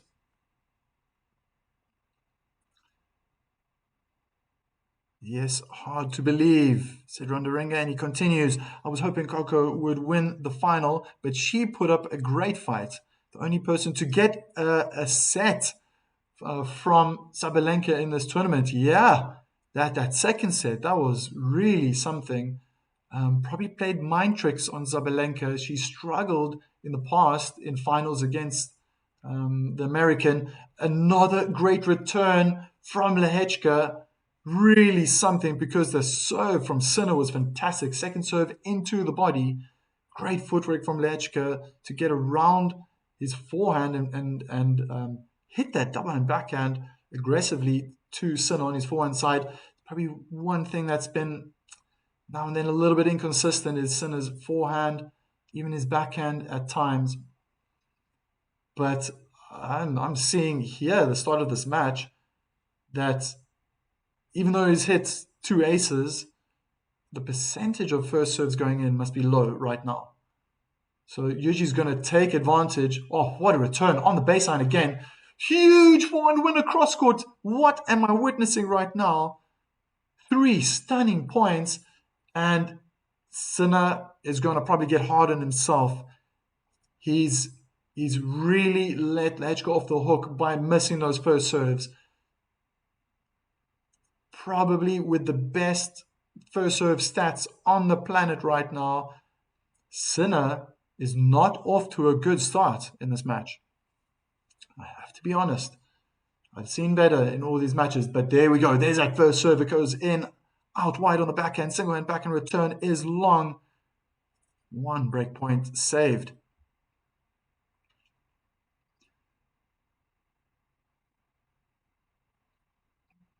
Aaron Matthews Healy then changes into Formula One racetrack in April. Yeah, but not in the stadium. That must be around the stadium.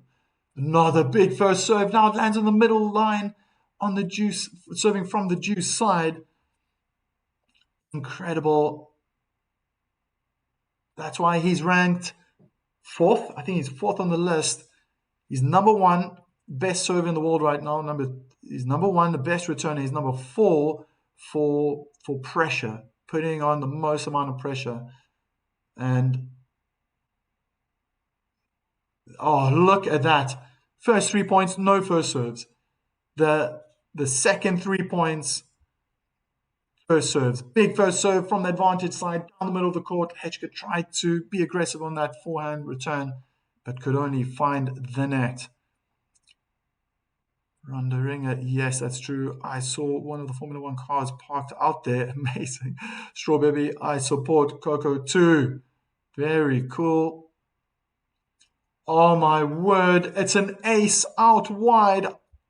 He's just won 4 points in a row. 4 first serves in a row.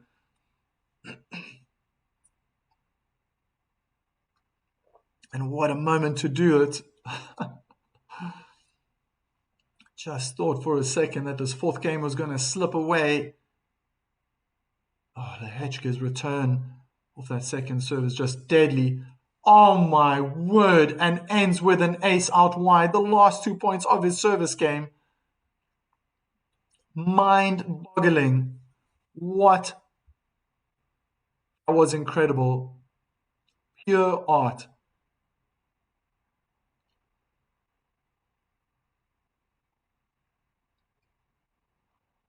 Oh, that's interesting.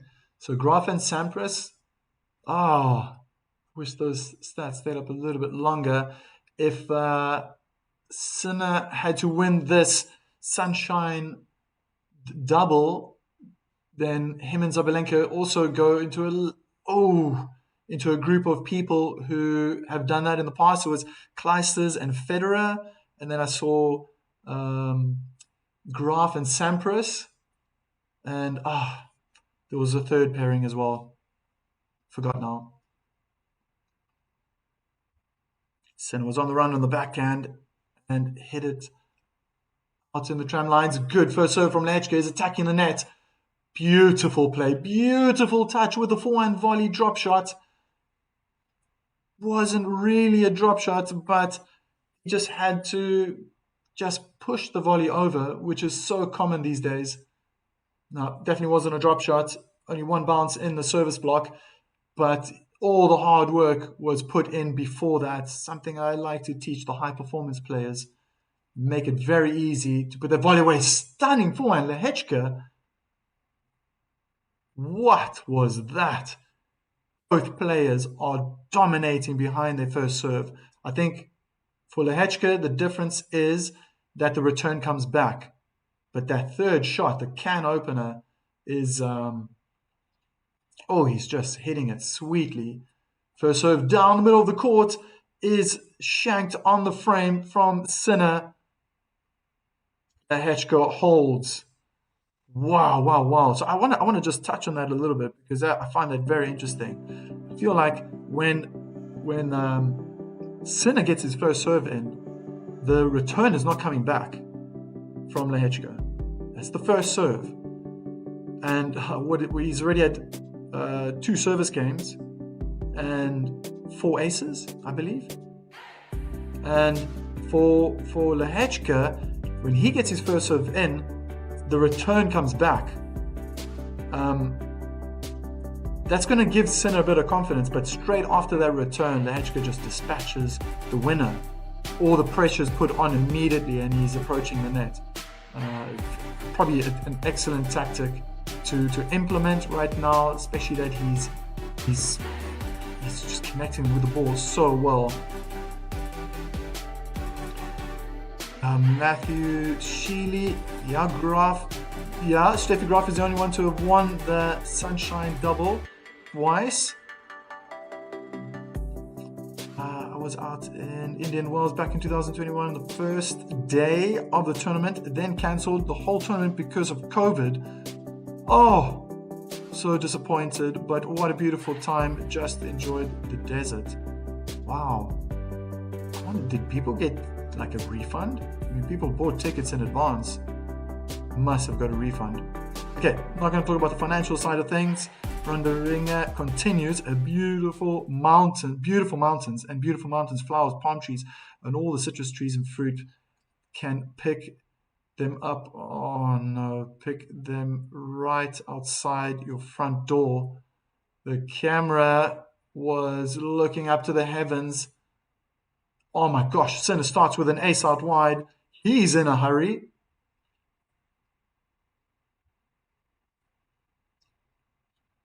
Yeah, Matthew Sheely, that's too bad. So disappointing during COVID. That happened. That was real. Big serve down the middle of the court. Not a bad return from Lehečka. Just surviving right now. All the ball's going to his backhand. What? He's finding the lines. But he was stretched too far wide on the backhand, double hand backhand in the tram lines. 30 love for the favorite. Probably the best hardcore player right now on this planet.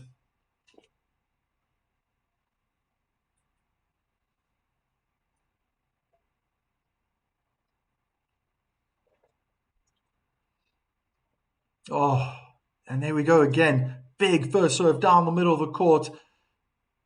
Probably on the middle line, the center line, and the return didn't make it over the net. First serve points 1, 11 out of 11 for Sinner and Lehečka. Was I right? 8 out of 11. Still very high. Oh, again, big first serve out wide. One hand backhand return in the net. Sinner makes life easy for himself when he gets that first serve in. Yeah, some people can debate, well, isn't that just boring?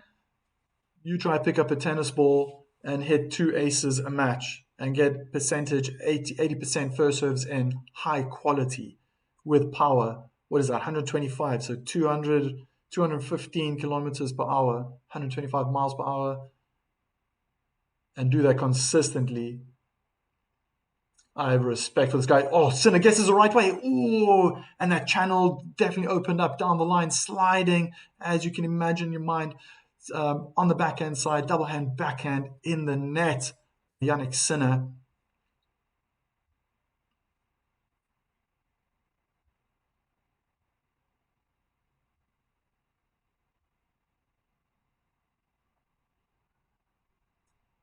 Drop shot from Lehečka. It's good.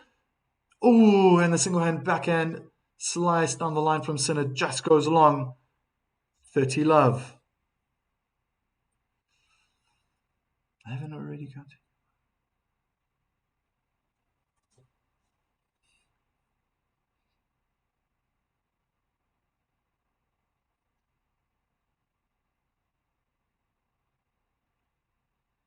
Oh, great serve down the middle of the court, double hand backhand. Return is long in the tram lines. 40 love.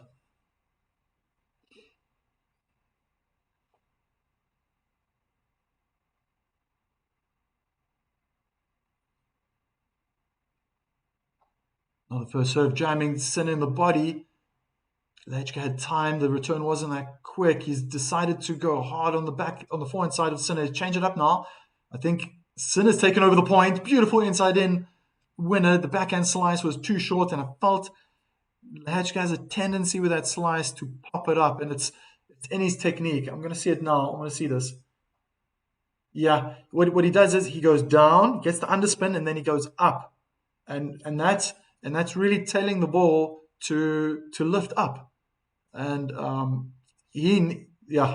but it's difficult. He's defending. If he keeps the racket down, then the ball stays down. Beautiful, beautiful aggressive play from Lehečka at the net. Forehand volley winner, cross court. He holds his service game.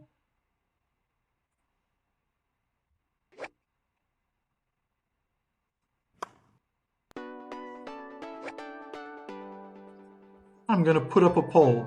Let's see who you guys think is going to win. Who will become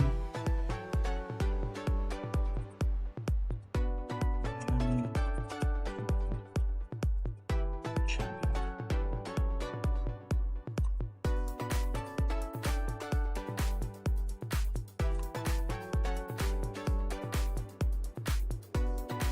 Go for it. Doesn't cost you anything. Think hard.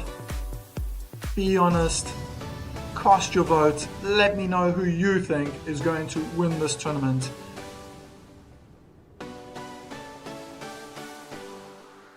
It just feels like Sinner is following in the footsteps of Arina Zabalenka. But it's match final day. Anything can happen.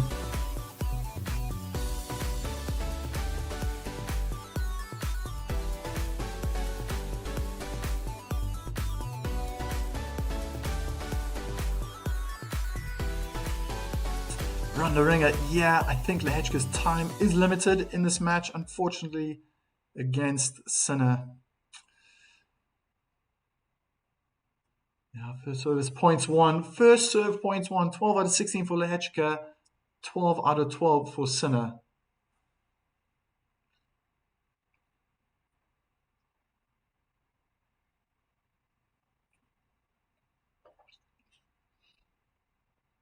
Oh, again, great footwork from Lehečka. He's at the net now, trying to control the point.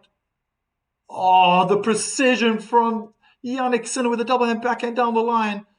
Incredible. But during the point, it just felt like Lehečka, ready from that second return, was just putting on all the pressure, coming to the net, and fantastic play. That's when it shifted in favor of the Italian. Double hand backhand cross court, wrong-footed Lehečka, and they just popped up that single-hand backhand volley for Sinner to pick his spot with a winner down the line. Oh, how he can turn that defense into offense. Incredible from the Italian. Well. Yannick Sinner's human. It's a double fault.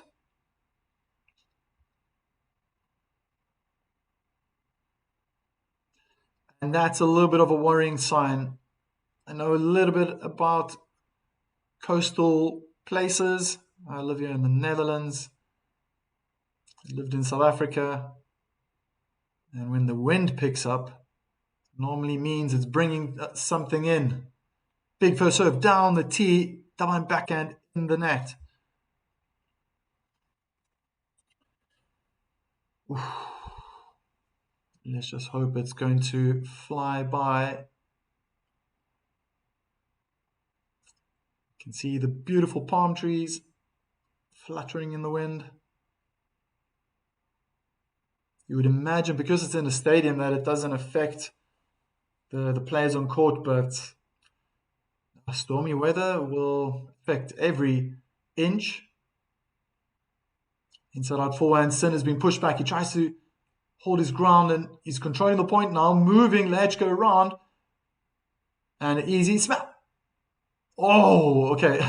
Looked like an easy smash from Sinner. Lehečka got there and he tried to smash it back, but I don't think it bounced on the tennis court. Lehečka has been on a run. Momentum is going for him. I think upset in 3 sets. Okay, 3-6, 6-4, 7-6. Predicts Matthew Sheely. That is really, wow, that is some score. Wow, 7-6 in the third. That would be spectacular. Good return from Lehečka. And then eventually forehand in the net. Sinner makes it 5-3.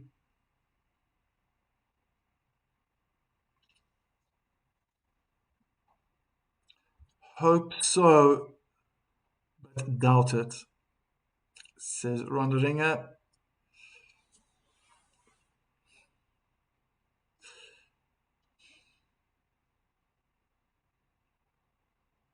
Yeah, I think that's the one thing in the men's game and with Zabalenka, so I got to put her kind of on her own, is that it's pretty much predictable. What a return. Sinner definitely gets the right way, lunging, jumping, diving almost to his forehand side. Maybe the serve was a bit short. Oh, what a return. Sweet. Out wide, cross court. Oh, and the double hand backhand looked like that was mishit by Yannick Sinner.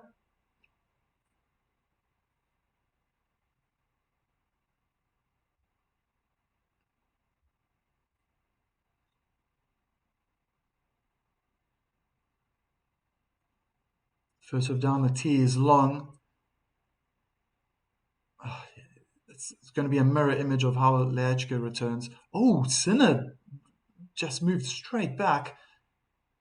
He's staying back, creeping ever closer to the baseline, and that looked like a mishit from Lehečka.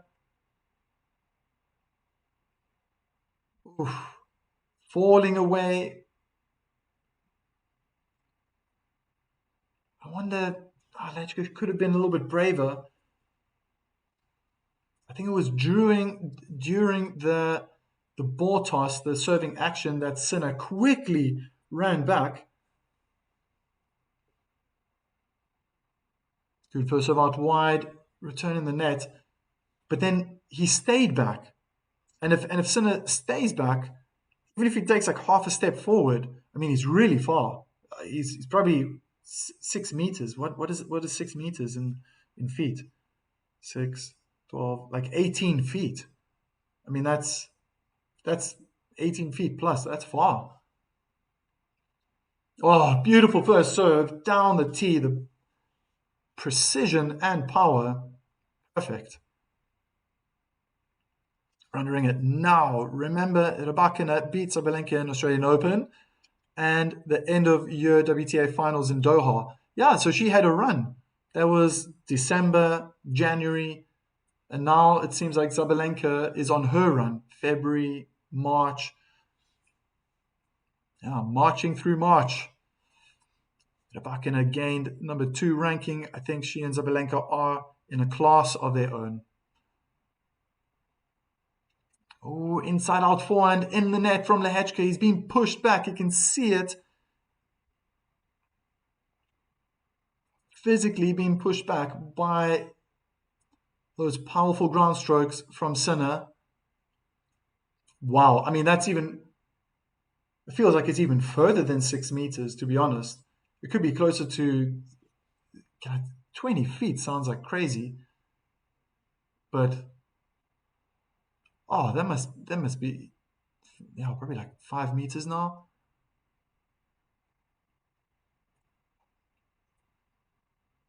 Oh, great backhands from Sinner. I don't know if he's hitting it cleanly, but sometimes when he misses it, it's far away from the singles court. Advantage Lehečka.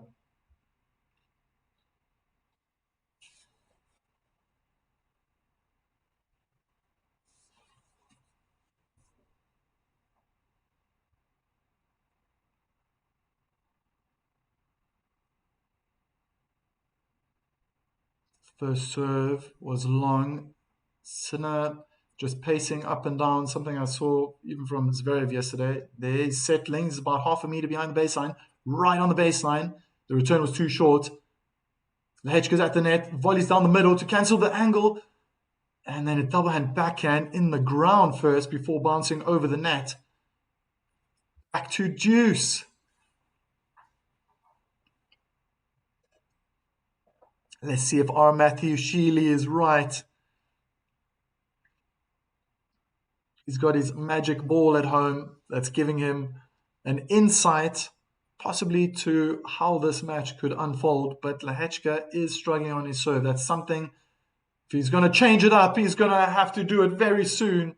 What a return. This time not with angle, but right in the corner. Forehand, cross-court winner. Oh, stunning. And set point for the number 2 seed.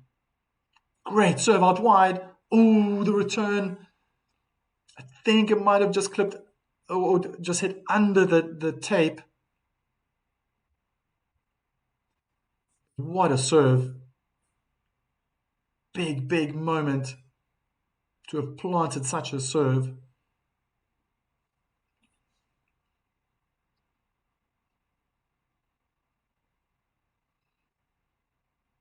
Big forehand down the line. Feel like Sinner's getting pushed back and he moves forward and then he gets back.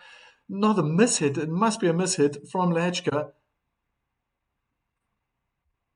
Another set point.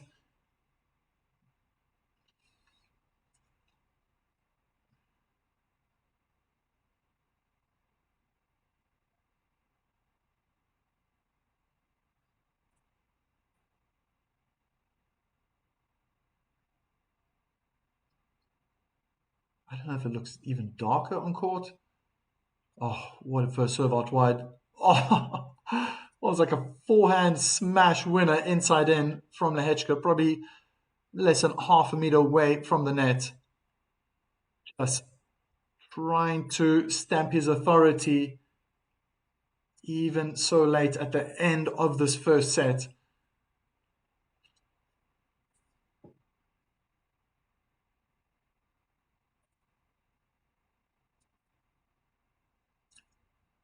First serve out wide is out.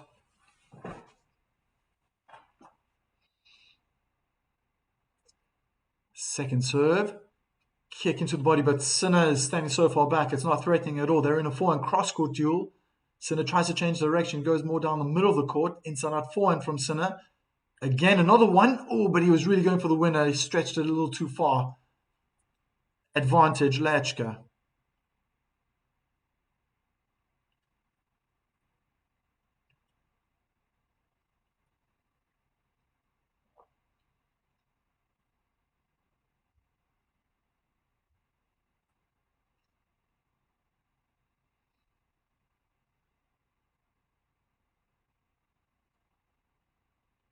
First serve down the middle of the court with ease.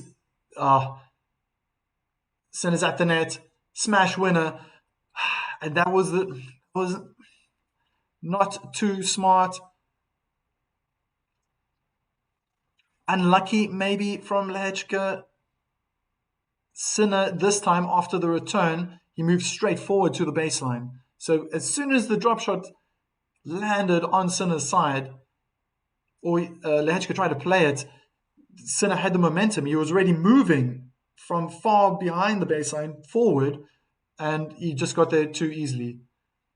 Very quick. The contact point already, I think, was higher, or probably the same height as the net. So a little bit of topspin down the line, just placing it, did the trick in that point.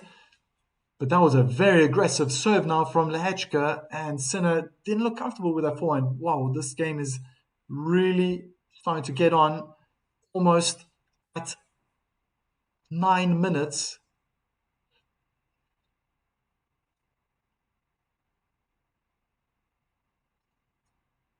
First serve onto the backhand, inside in, forehand from Lehečka, and oh, it's out. Oh my gosh. Back to juice. It looked in. I thought it was on the line. Sorry, I can't really hear what's happening on TV. I've got the volume almost on mute.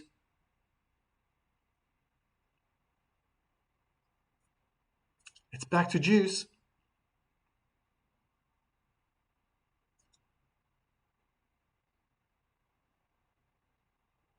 There he goes again for returning that second serve far back. Serve and volley. Smart play. Very, very smart from the Czech. Got another game point. Advantage. That's how he has to play. He has to take risks. He has to be, oh my goodness, he has to be creative.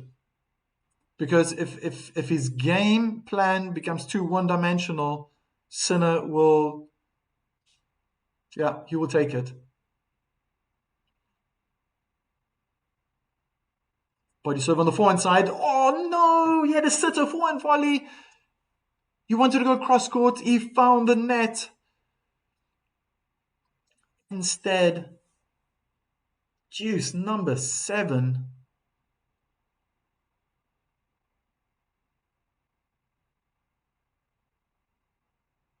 Oh my word.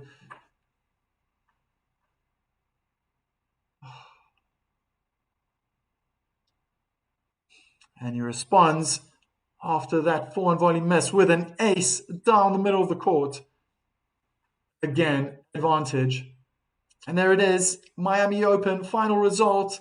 Siniakova and Townsend win. They are women's doubles championships 7-6, 6-1. My goodness. Kick down the middle of the court, forehand return.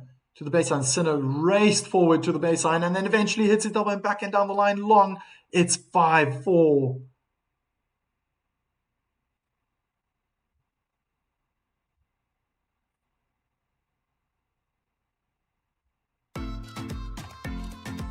Less than 90 seconds remain. Sinner will be thinking about those first serves, visualizing it perhaps, just being in the moment. Lehečka is putting up a fight. I'm not going to lie, he's putting up a great fight. It just feels sometimes that it's a bit inconsistent. He's finding some rhythm now, and it's gonna suit him. He is charging the net, but with purpose. If he can get, and I feel like he's really, it's 90% of the time off his forehand. He needs to keep going. It's just gonna fuel his confidence. It's going to make it difficult for Sinner. But that's probably all going to have to happen in the second set. I think with Sinner stepping up now to the plate, is that a good euphemism? And serving for the first set, you could possibly bet your mortgage on it that he would win his game. I'm not much of a bettor. I wouldn't do that. But if you understand me, I think he's going to close the set off. So,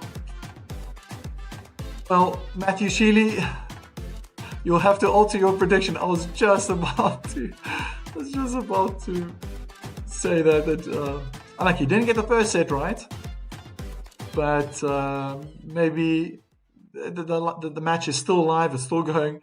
Maybe things can change and work towards your prediction.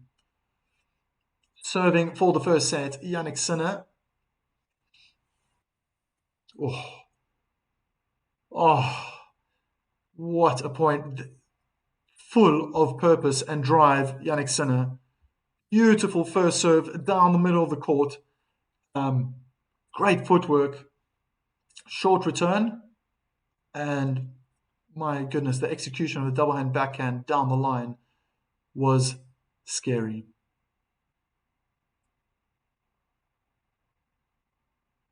Oof. 124 mile per hour serve, missing both the service line and the inner tram line out wide. Kick into the body. Yeah, but there was some power in that. My goodness, what a second serve. He obviously knew Lehečka was going to go big. It felt more like a swinging serve, so slice. Probably going into that right shoulder of Lehečka. He tried to get out the way, but I think it was just too quick and mistimed. It was a little bit too late than he wished. Return was in the tram lines. Oh, magnificent first serve again. Placement down the middle of the court. That's where the money lies for Jannik Sinner. I think he's just going to keep going. He'll change it up, but he'll hit that ace out wide at some point. But if he keeps going there, it's going to send Lehečka more to the middle of the court, thinking like a goalkeeper in soccer. Okay, I'm going to guess more this way. 3 set points. First serve is long behind the service line.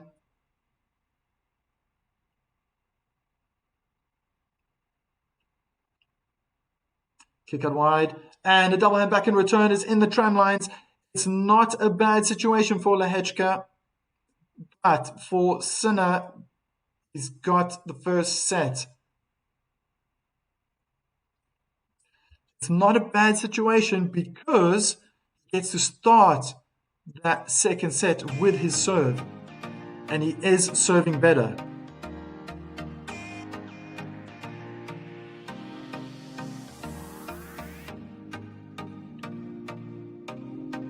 So, Matthew Sheely, I picked Lehečka to lose the first set. Yes, you know what? Bottom line is, you got it right. Sinner's won the first set. We'll miss by 1 game. It can happen. It can happen. But yes, you're right. He's lost the first set.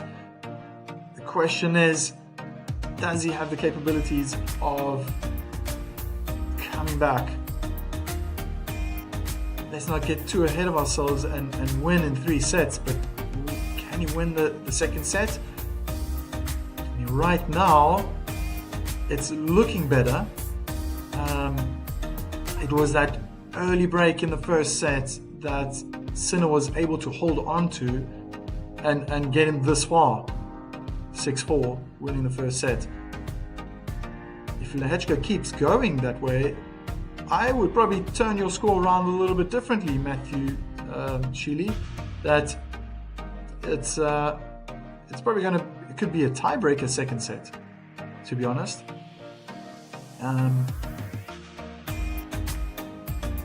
However, in tennis, the change of sets can also change one's rhythm. It can happen. Let's hope though that the tennis stays at the highest level, because it's phenomenal. They are throwing punches at each other and blocking them most of the time. And here we go, getting that second set started. Lehečka.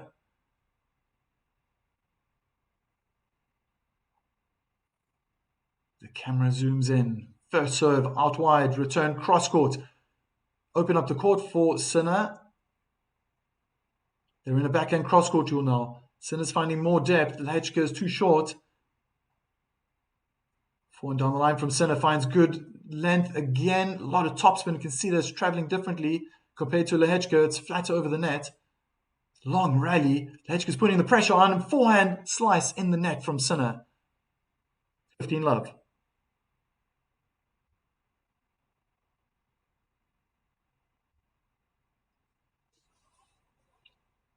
Big Daddy, over 20 games.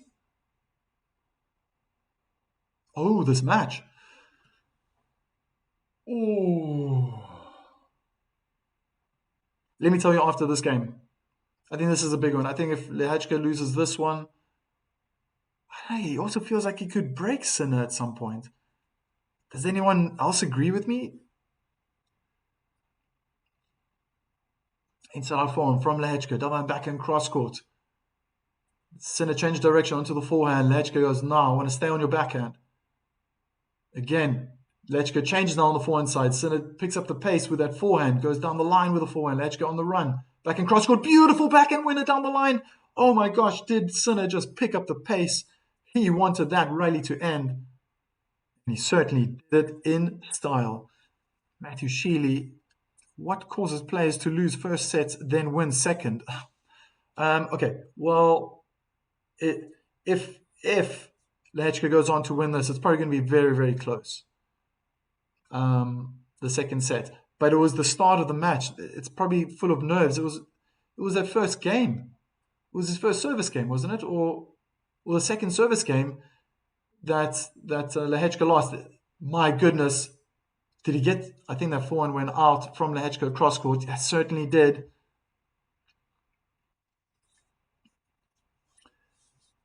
Big Daddy, I like your vibe, bro. Oh, oh, my pleasure, Big Daddy.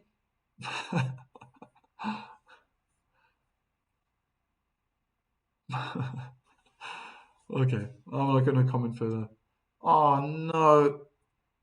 Please, rain, rain, go away. Come back another day.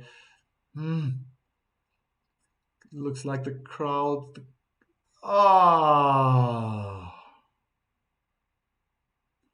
And the players quickly running to their bench to grab their equipment. Sinner's covering himself with his towel. And here we go. This is what I was getting ready for.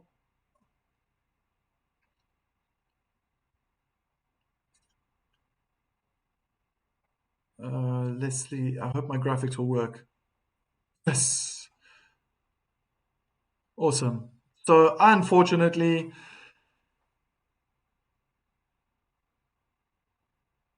there we are. Players marching off the court. We're stranded in the beginning of the second set due to weather conditions and even the spectators funneling themselves to the exit trying to get out of the rain.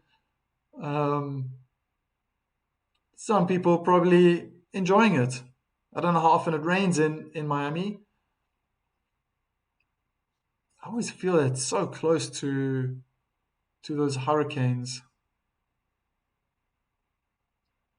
I mean, do you ever get hit by hurricanes in Miami?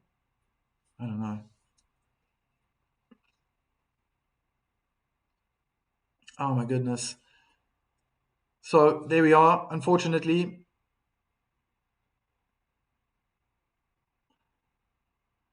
the players will make their way to drier pastures. And that was just was looking uncomfortable. The clouds were getting grayer, and yes, but I was Matthew. I think I was answering your question. What causes players to lose the first set, then win a second? Um, yeah, I think in this particular case, let's focus on this match a little bit. Lehečka had a rough start, and then now he's holding his serve better. I think this start of the second set's not looking too good. Maybe I can touch on it how this could work against the Czech as well once the rain stops, and they get back on court. Um, but okay, if there wasn't a delay now, I feel like Lehečka could be putting the pressure more on Sinner then on the other side. If he's winning his service games, he's always going to be one game ahead. So 1-love, 2-1, 3-2, 4-3, and the set is building up to those real pressure moments when you get to 4-all. Those 7, 8, ninth game of the set, and then something can happen. Sinner can lose focus. Zabalenka lost the second set yesterday, first time in the tournament that she dropped a set, and it could happen here as well. So having the advantage, these two are serving out of their minds and probably got the best serving stats. Lehečka hasn't dropped. He's only dropped. He's only served two double faults this whole tournament, and those two double faults came in the semi-final against after a feast, if I remember correctly. So yeah, he's serving well. He's starting the set with his service game. If he can hold his service games, that's going to be putting pressure on Sinner to hold his.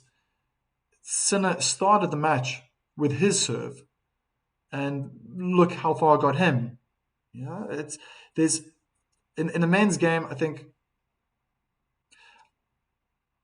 less so with the women's game, but prove me wrong as well. The first serve is it sets up the player to win games. If there's power, accuracy, what happens after that is something else. If you can follow up the serve with a big weapon, if a player's got a big forehand, Sinner, Taylor Fritz, there's someone who had the best serving statistics of 2025. He topped the list, best quality serve for 2025. Then you can build something, and I always believe that if you have that type of quality and you've got that skill, you've got a big first serve, you've got 50% of the match in your pocket. Now, let's be honest. Let's use Taylor Fritz as an example. Is he playing his best right now? Probably not. You can argue that, yeah, it's his backhand letting him down, his forehand is letting him down. But look at the serve. Look at his serve statistics as well. Look at the quality. Is he hitting so many aces? No, not the same as in 2025. So there's a dip in form now in his serving quality. And that's going to put pressure on the rest of his game. It's going to give the opponents more confidence to break him. They're going to see more second serves. That's one thing I think. It's out of all the best players out there, they are just performing so well on that second return. So well. It's almost um, it's almost a con to be kicking a second serve in the court. It's forcing these players to hit their second serve harder. Maybe that's what's increasing those double faults as well. Uh, Lehečka has been doing a fantastic job of putting Sin under pressure, and it's forcing Sinner to hit his second serve harder. We could see more double faults as well. Um, Coming from him. Yeah, there's going to be it's very interesting. Lehečka, he's on the bike, in the gym, staying warm, keep moving. He's got his coach right in front of him, towel on his shoulders, getting all the information he needs now, face to face. Yeah, he's going to be getting that pep talk. It's like it's half time. It's half time, um, and they're in the changing rooms, and the coach is going to give his 2 cents of what he thinks needs to happen, what's working, what's not working. Can Lehečka win one set? Endujo Kiliar? I mean, in all honesty, your question, yes, he can win. He can win. But will he win? That I'm not sure of. That I'm not sure of. I think now this might have caused a bit of a problem, having this rain delay. Um, my goodness, I'm telling you, this is 15:30. It's one draw I used to love doing with high performance players is starting games from the advantage side, so point situations with good players, good club players, even tournament players. 15:30 second serve, and play the point out and try to win the game. That's pressure. That's a lot of pressure. But the more you play it, the more you get used to it, the more you deal with those situations. You come up with a game plan. It's not just about putting the kick serve in or slice, but where you're going to put it, what you're going to do. Put it in the body. It's 15:30. Make it difficult. It's even on club level, there are players that return so well. Not that Lehečka is going to come out when the rain stops and start with the second serve. But 15:30 down. It's the start of the second set. You need to stay warm. It's probably going to get a few seconds. I think it also depends on how long the delay is. I think if the delay is half an hour, I don't even think they warm up their serve, if I remember correctly. But if it goes over a certain amount of time, then they will have, once again, almost like a proper warm up. Before, like how they would start a match before a match starts. So, can Lehečka win one set? I think it's going to be getting harder now. It's going to be tougher to do that. And I realized I should have stopped the match timer. I'm going to let it run.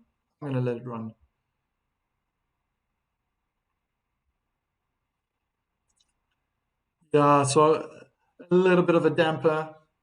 They've got the camera outside the venue, and I mean, it's probably drizzling, but we might be here for hours. I'm honestly, that looks drenched. Oh my goodness. Oh my goodness. I don't know if that's, no, that looks like it's swinging by.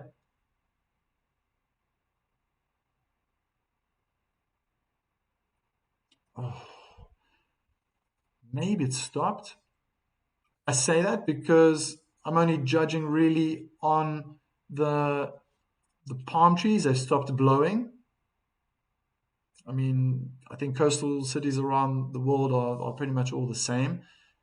Normally, when the wind picks up, it means something is brewing, something is coming our way. Um, yeah, but that's probably possibly a good sign. I don't know. They have all types of equipment. They're going to be coming out with towels, drying those lines. They've got the drying machines. I think I don't know how many they have.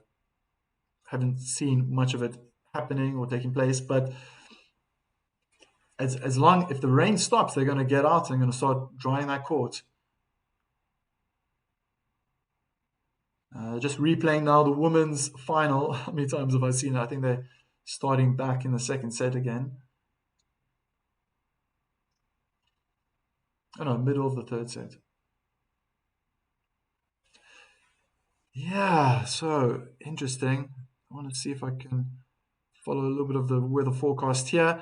Anyone got anything interesting to talk about? By all means, go ahead. Mention the group. I know, Big Daddy, you were asking over 20 games. I wanted to wait for this game to come to an end, and my goodness, we got stopped right in our tracks because of this rain. It's possible. I mean, I just do fear if Lehečka unfortunately would lose a service game. I think Sinner is just going to it's going to look somewhat like the first set, and then is it over 20 games? Are you asking 20 and over? I mean, if it's exactly 20 games, you're probably asking for betting reasons. Like, does that help? If it's exactly 20 games, because I think 6-4 could also be realistic if Lehečka drops a service game. I think Sinner, I mean, he was down, my goodness, it was only once he was down love 40, and he came back and won 5 points in a row. Three first serves, and then the last 2 points Juice had were two aces. And that was some exciting times just for a brief moment in time. And well, Sinner just turned it around, and I think that's where he is right now. Is he has the capabilities, and he's got the armor to just yeah, pick a fight at the right time. He can turn it around quickly. So you can never think you've got Yannick Sinner on the ropes. Karate Kid style, he could just whip up a storm and then you don't know what just hit you. And I think that's what Lehečka kind of experienced in that first set. Um, yeah, we'll see. Let me look at some forecast. Yeah, I mean, like mine is showing me it's just cloudy. But 30. Oh, oh no, I mean it's just picked up. 52% chance of rain. I mean, I think this could go on all night. I mean, I'm probably going to be here till like 3, 4 o'clock in the morning. Longest, my celebrating my 100th video, and I'm going to be like, I don't know, 6 or 7 hours.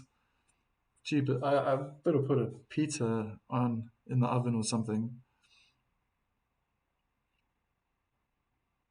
I mean, temperatures are 24 degrees Celsius right now. It's indicating that it's raining. Fahrenheit, yeah,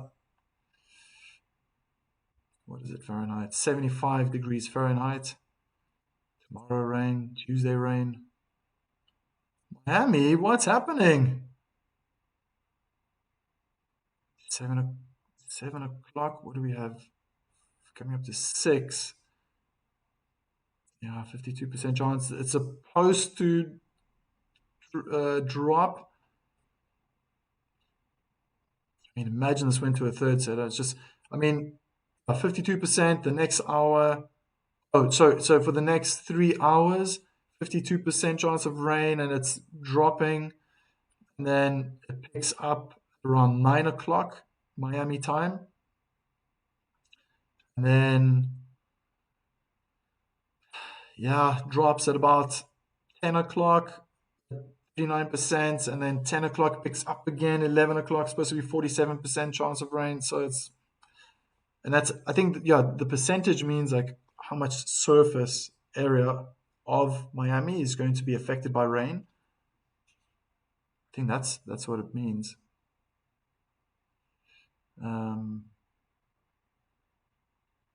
Unless we have someone who knows a lot about weather. Funny little comment I must make, maybe just to keep everyone entertained. Isn't that just the best job in the world? You can always make a wrong prediction of what's going to happen with the weather and you keep your job because it's just something you can't control. Yeah, you can have statistics, you can watch what's going on, and I got the greatest technology, but nature, it can always change. It's great when you get it right, and then, oh yeah, 8 days in a row, perfect weather, Miami Open. Phew, we got that right. So I'm keeping my job. Uh,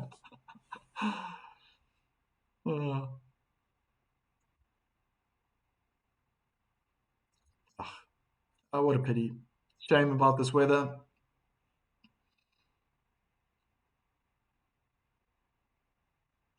How was that final yesterday? Maybe you can talk a little bit about Zabalenka and Goff. I touched on it at the end of the match. I think it's just a pity that Goff is she just makes it harder for herself with that second serve. There's so much pressure around it. I thought it was improving throughout the tournament, and in that match, she was revved up. She was really in a positive way, full of confidence. She was trying to win. First serve was good when she would get it in. Zabalenka was really struggling. Um, but at crucial times, those real pressure moments, that's where, unfortunately, Goff's second serve really let her down. Toe to toe, I mean, ground strokes, really, like she has the ground strokes, forehand and backhand, to beat Rybakina, Zabalenka, the best in the world. I mean, that's why she's up there in the rankings. But it's that one thing, and it's so obvious that it still haunts her, is this serve of hers. That's why during matches, at the end of a set, she would stay on court and the opponent would walk off for, I don't know, toilet break or cry session, whatever's going on behind closed doors. She would be on the baseline practicing her serve, not warming up or staying warm. She's practicing, and it looks like it's a kick serve, which tells me that the 22-year-old just needs to keep practicing. Keep practicing. I mean, she needs to even get visual representation. She needs to see videos of her best second serves for hours long. Just looking at second serves, and even better, just showing the points that she wins off a second serve.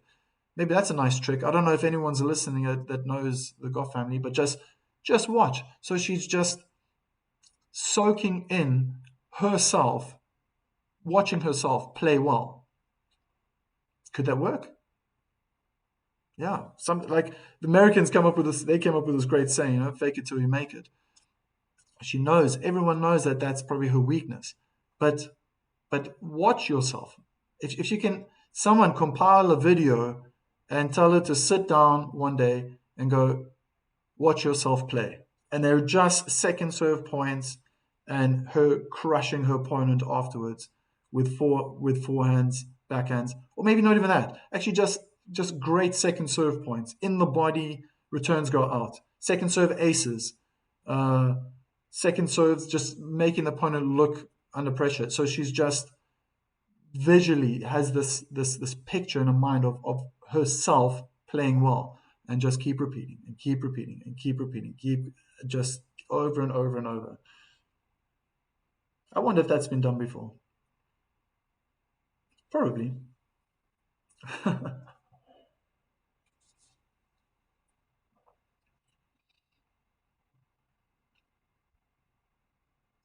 4-3 for Zabalenka in the third set. I did that match yesterday.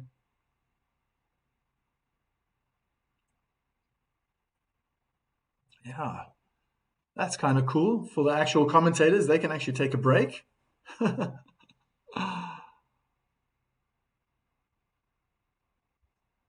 No, very, very difficult situations to be in.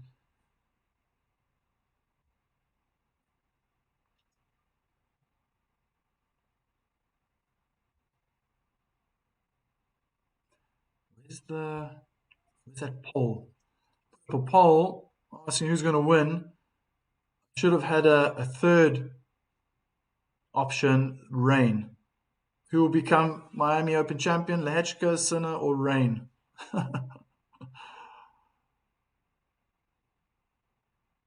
All right, it's got a lot of voters.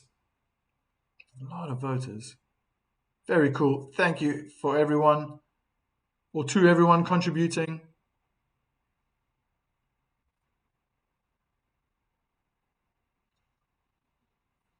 Here we go. Straw Baby is back.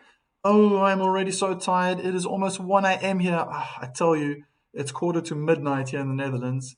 So, yeah, you're an hour ahead.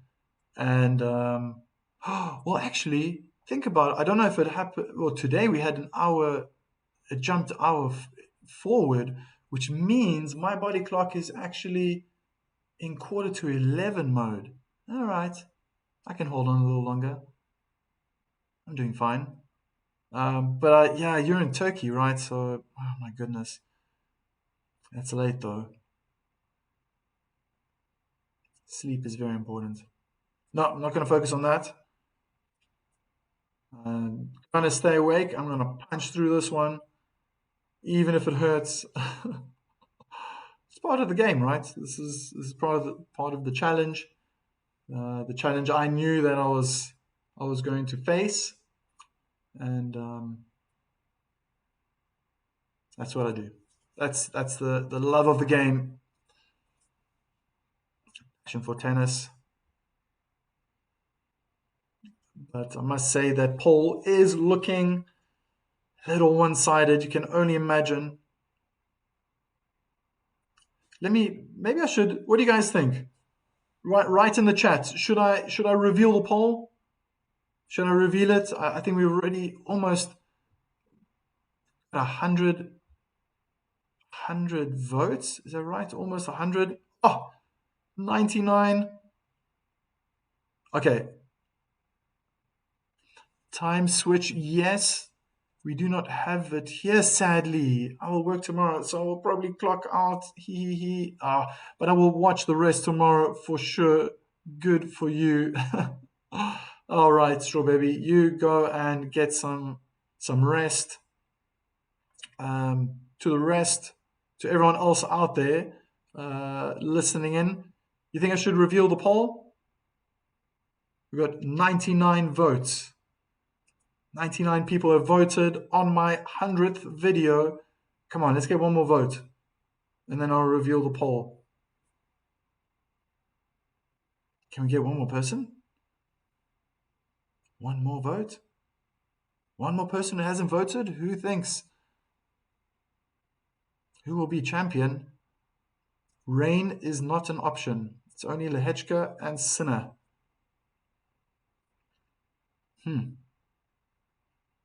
Who's it going to be?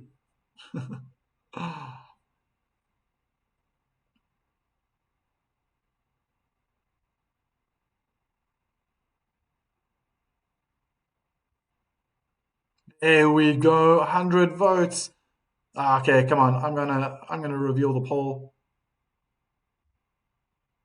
This is who you think is going to be Miami Open champion.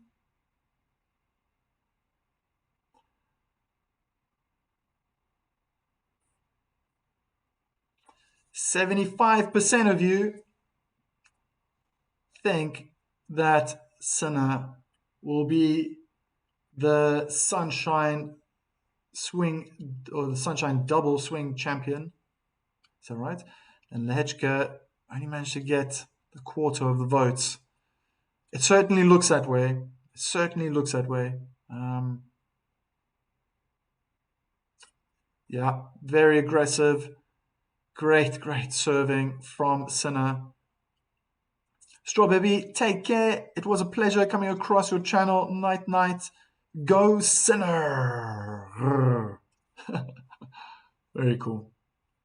Very cool. Maybe this is the moment as well.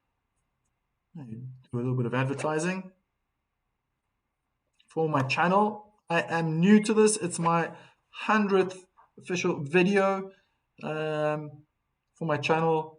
I've been doing this now for, what's today, the 29th? Trying to calculate at the top of my head. 98 days.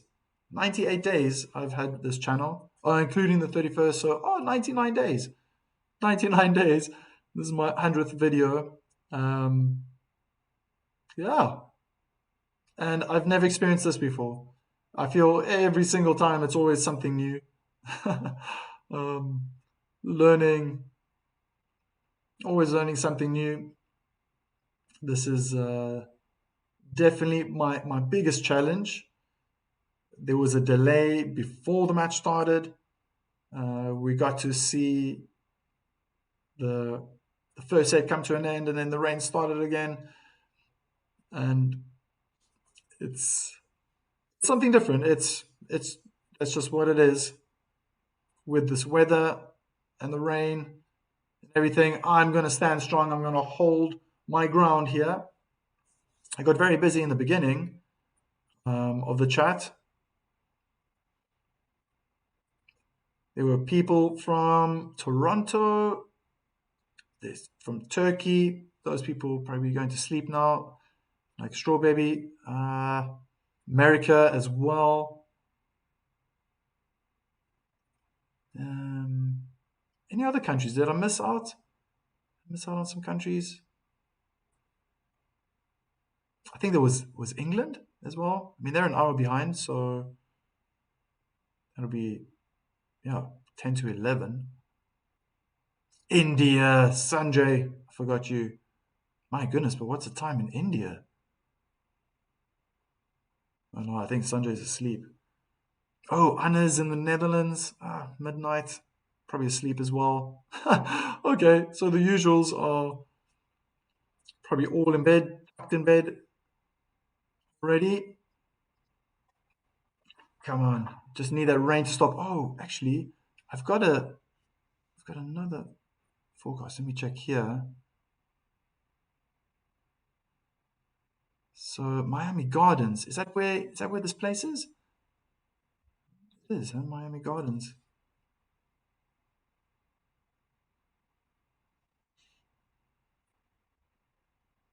It's dry.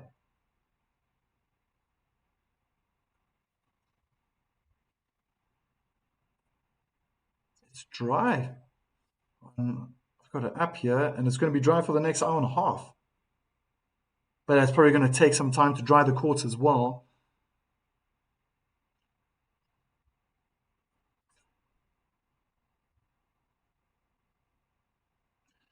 Because I want that pinpoint accuracy. Let me see if I can.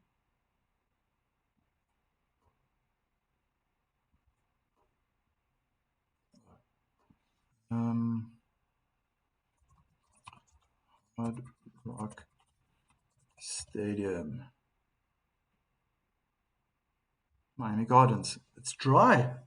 There's no rain whatsoever. Yeah. There's a big, beautiful stadium. Well, this might be promising. This might be very promising.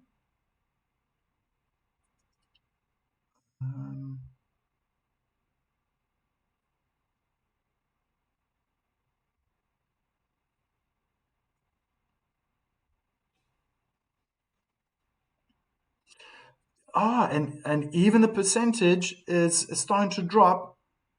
That's great. Maybe get some sunshine on those courts.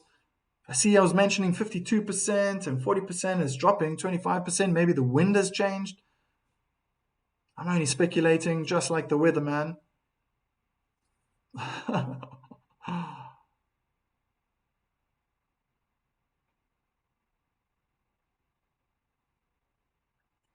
They're just showing match point. where Siniakova and Townsend became Miami Open champions, beating the Italian pairing Errani and Paolini. The number 2 seed took out the number 1 seed.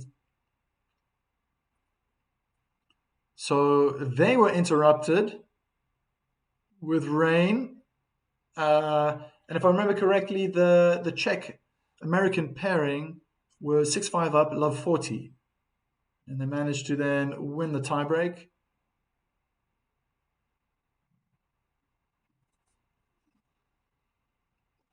Ja, Renetret, servus. From Germany, Renetret. What should I say? Renetret.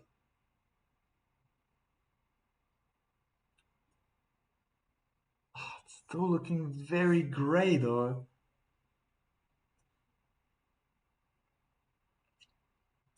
Double sunshine doubles. Double sunshine double. Novotna Sukova 1990. Raymond Stubbs 2002. Raymond Stozo 2006, 2007, 2 years in a row. Hingis Mirza 2015. Merton Zabelenka 2019. And now Siniakova Townsend 2026. Cool. Good for them. Oh no, but I mean, there are people sitting in the stadium. It looks like the sun is trying to break through.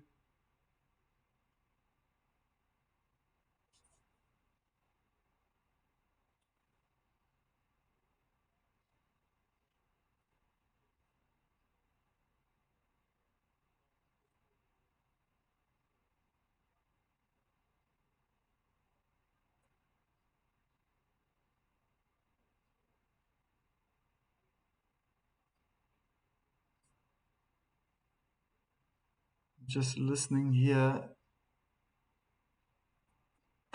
So there we go. They started to dry the courts. That's an indication that the rain has stopped.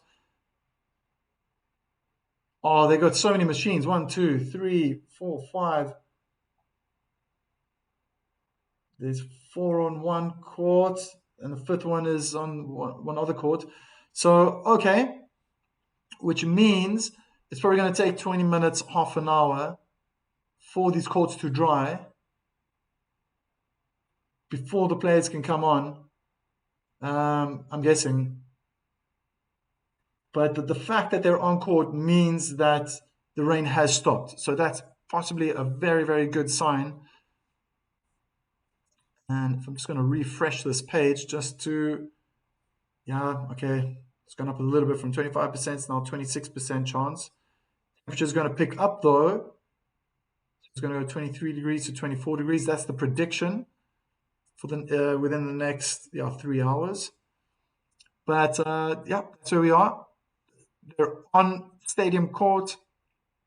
They are drying up the court, hopefully as quick as possible. And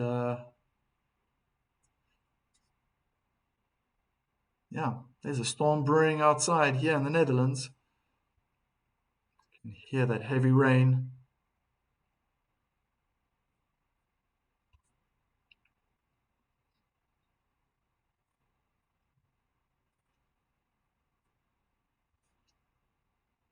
Let's make this interesting. Love to know where you are from. You can either find your flag, the country that you're from, or you can text in the chat. Keep me entertained. I would love to entertain you guys with a match, but that's not quite happening.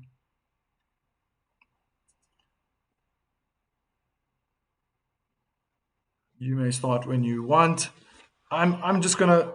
I think I'm gonna just take a little. Yeah, Fatamat. Oh, sorry, Fatamata Suko. Hi, how are you today? I'm a bit late. I'm doing just fine. My goodness, I think I've spent more time talking about other things than the actual match.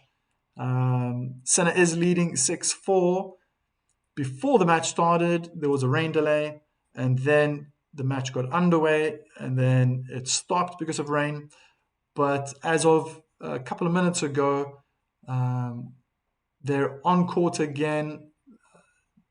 Ball boys, officials, they are drying that court as quick as possible so that I guess not only the players will come back on court, but the spectators as well. No one's going to be drying those seats. So hopefully the spectators have a towel nearby. But rain is definitely playing havoc on this men's final and women's final, the doubles, but that's already finished. I mean, that just does not look good. Oh.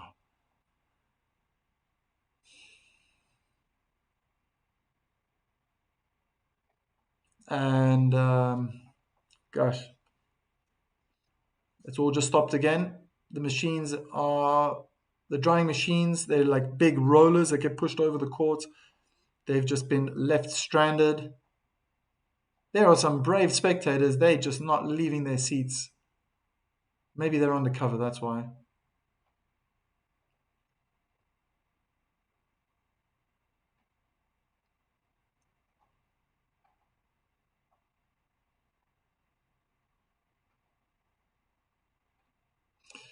Ah, oh, that's a pity. Maybe they should.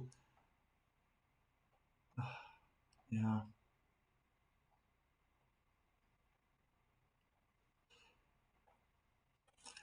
I need to get more water. I'll be back in 60 seconds. Oh, can't see that.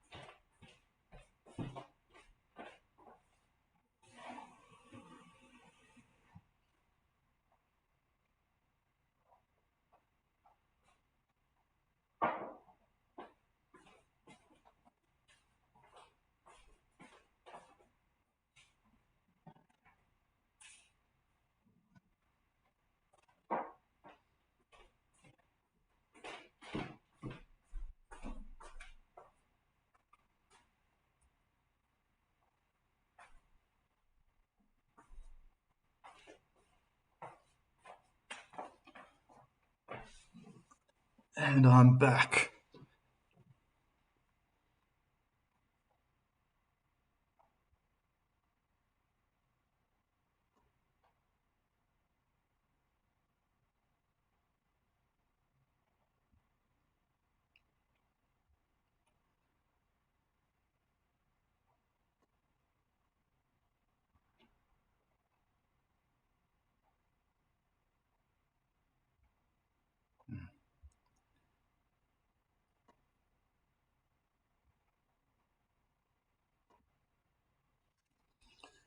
A bit of food as well.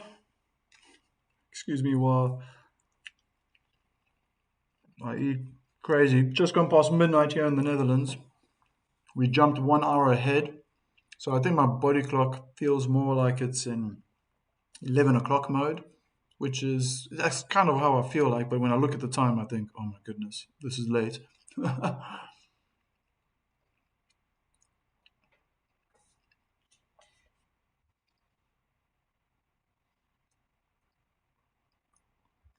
Thank you to everyone else who's hanging around.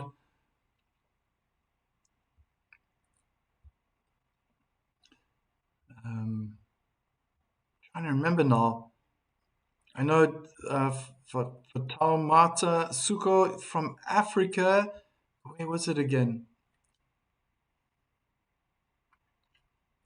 Guyana? We from Guyana? Or I remember there was also Kenya. Ah, yesterday was very interesting with the women's finals. A lot of support for Coco Gauff in the chat. That was terrific.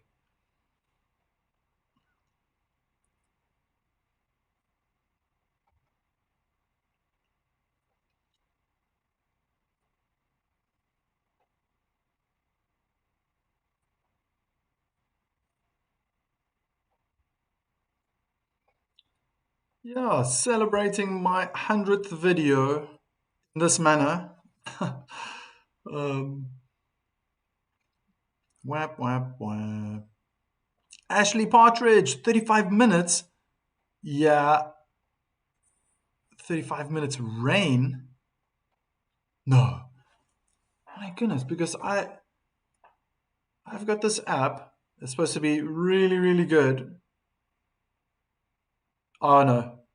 Yeah, okay. So it showed dry for 2 hours, and now it's showing rain, and it's gonna rain. Miami Gardens is gonna rain now for the next 20. Oh, so for the next 14 minutes at least. They were drying the court. May save Lehečka. You're a great guy. Oh, thanks, Ashley. Hope you're well. I'm doing fine. I'm doing fine. It's it's just it got a little bit better since the finals, especially yesterday because there was only one match. Covering these American tournaments are really challenging, especially with the time. Messes up my sleep clock a little bit. And yesterday was definitely a bit of a breather with the women's final. Even though it was 3 hours, it ended at a reasonable time, and so managed to get a good amount of sleep, probably perfect in preparation for this type of match. Um, but I'm doing fine. Thank you for asking. Really appreciate that. Well, why is the match in pause? Yeah. Oh, uh, J Jin, Jin. Oh, how do I say it? Jinadfer is asking, why is the match in pause? Can you repeat? Yes, it's raining in Miami, as it is in the Netherlands here. It's raining, so the match has been paused. That's what it says there on my screen. And they were drying the courts, and then I think they ran off the court because it started to rain. And I've got a feeling it's going to be like this for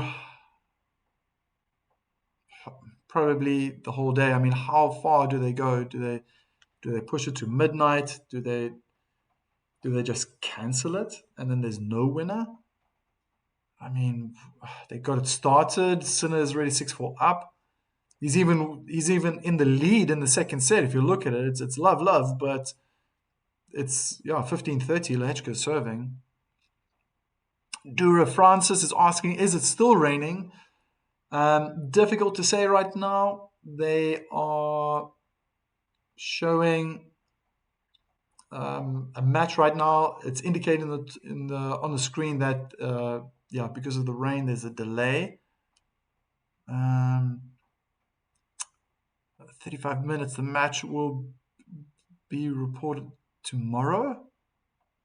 No, I got 35 minutes. Let's go higher to lower. What does that mean? You can reply.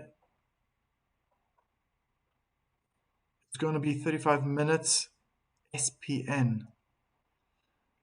Suspended play. Oh, I don't know what that means. Let's not play. Okay. Last point was 20 minutes ago. Lehečka gets saved. Like Tim Henman. Dear Francis, what about the roof? There is no roof. The roof are the heavens above. This is an outdoor tournament. Most of the indoor tournaments happen in Europe, except for like Roland Garros. That stays open because on clay, it's actually always good to get a bit of moisture, a bit of rain, and this is very, very heavy. What about the roof? No roof, correct. Last point was when. Yeah, good point. I didn't stop my match timer either. It's just continuing. I probably should have. Should you get food now? I've, I've got food, but it's taking a lot of energy just talking the whole time as well. 10 past midnight right now here in the Netherlands. Wow, yeah, 3 hours and 20 minutes getting to my threshold.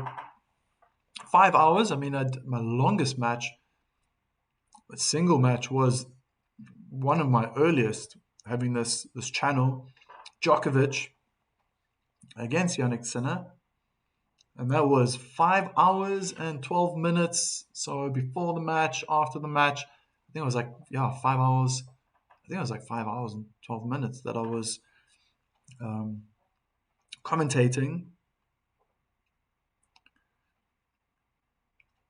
If on rain delay as a player on.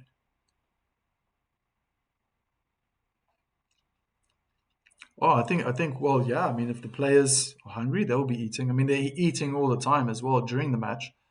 Um,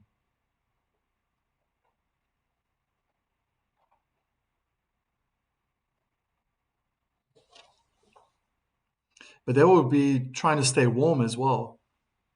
I saw Lehečka. They didn't show Sinner, but he was on the treadmill.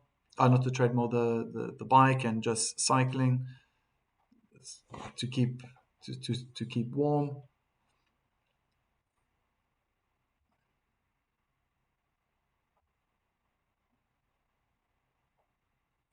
Actually, Partridge, this is not good for both players. Yeah, yeah, but they're going to stay warm. That's the thing, actually. They're not going to be cold. They're definitely going to stay warm. They're going to try to. They're probably, yeah, they're going to be doing movements, shadow practicing. It's never nice to be in this type of situation, but it's all part of the game. That's just how it is.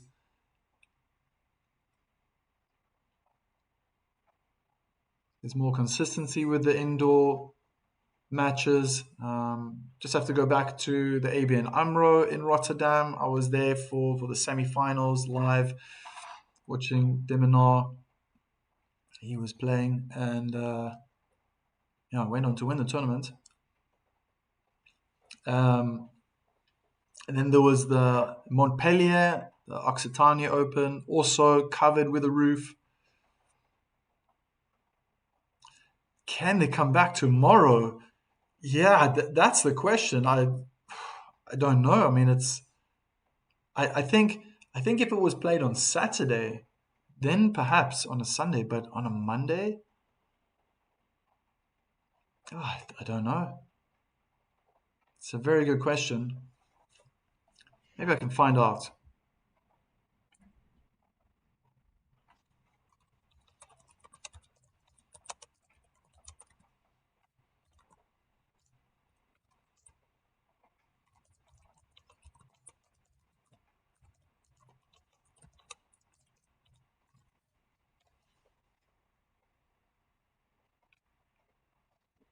Actually, Partridge, they can. Djokovic final on Sunday had been delayed by rain. The players were originally scheduled to compete not before. Yeah, that's 2025. I guess they can, but then that needs to be announced as well. And right now, I guess it's still early days because 6, yeah, 6:15. Let's have a look at that rain.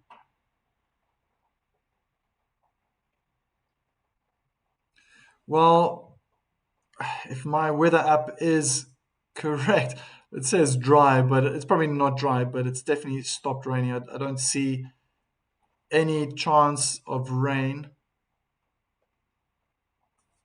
But is this really?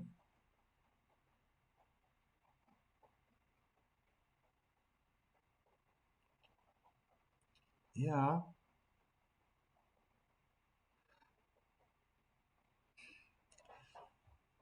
I mean, I'm just following the patterns of the clouds that are moving in. It looks like it's stopped raining. There was a heavy cloud that came over. I mean, I don't know if you people know these places. This is like right next to Hollywood, right? I've never been to the States. So, all right. Say Hollywood? And the rain's passing over Hollywood, Aventura. It's coming from that direction, from the ocean. That's what it looks like. Maybe we'll get more insight at some point. Oh.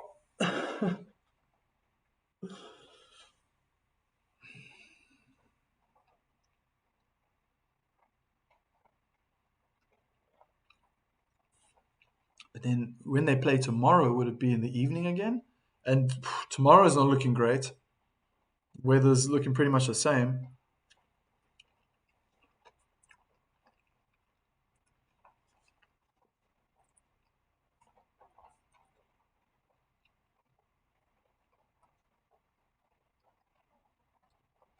Oh, now I understand. So 11:30, yeah.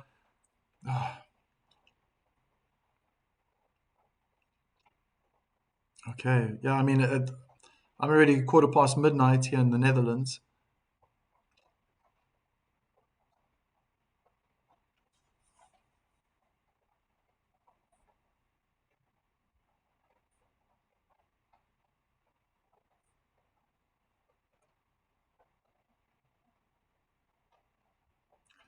What a pity.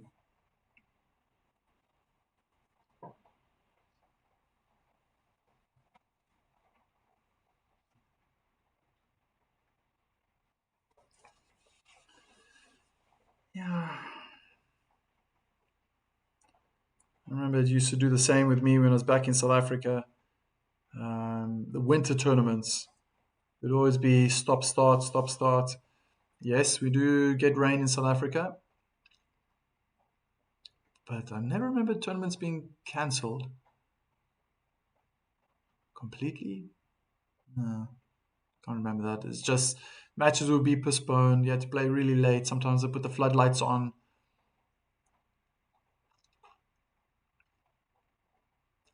and I think this stadium's got a lot of lights, so that's not really the problem.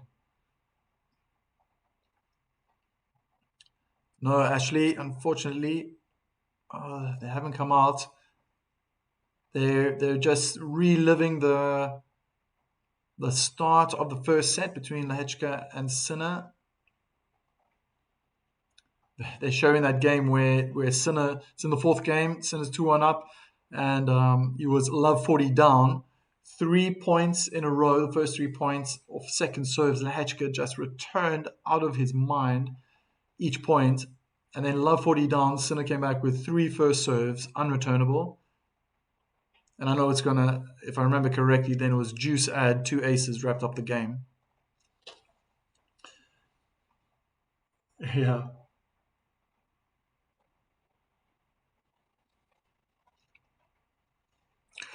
Yeah, for us, Ashley, you're in the UK. I'm in the Netherlands. I know I had people watching from Turkey as well. That's already 20 past 1 in the morning. People have to work tomorrow. It's a bit sad. I think if anything, everyone on the other side of the Atlantic Ocean will still be up. I mean, it's 20 past 6 in Miami, 90 minutes past 6.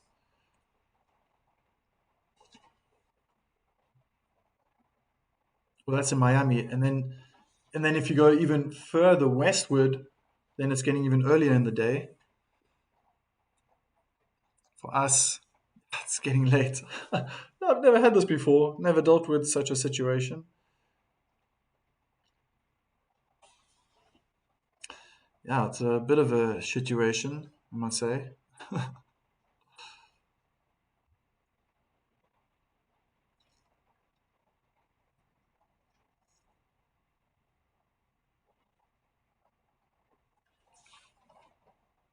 Playing the waiting game. There it is. The double. It was Pete Sampras and Steffi Graf um, were the first men and women the same year to win the doubles. And yeah, Sinner and Zabalenka are going to be then the fourth pairing to do that.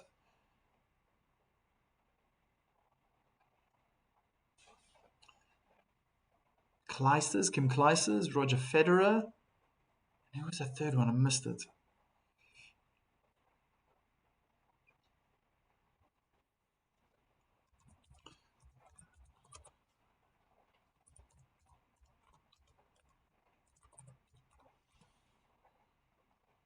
Caroline F. Wallace. Yep, coming back. What? I hope they're coming back. And are you still? And you are still rain gazing.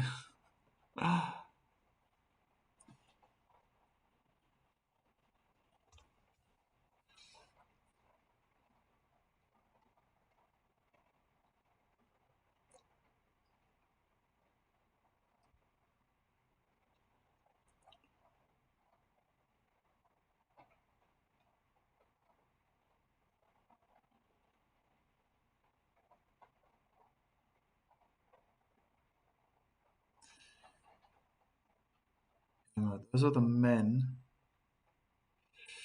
Men who have won the Sunshine Double. That is Indian Wells, and then thereafter.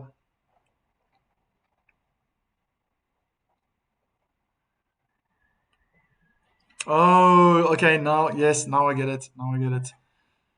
Caroline Wallace, keep coming back, and you're still rain gazing. Well, I was watching highlights of Zabalenka, and I was watching the match. Zabalenka, Coco, Goff. And now it was the start of the first set. Again, repeat, Lehečka, Sinner.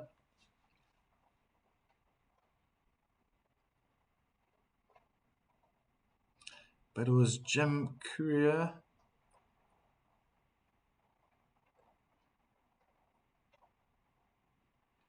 NRGX, Remix, Busa the Bestiario.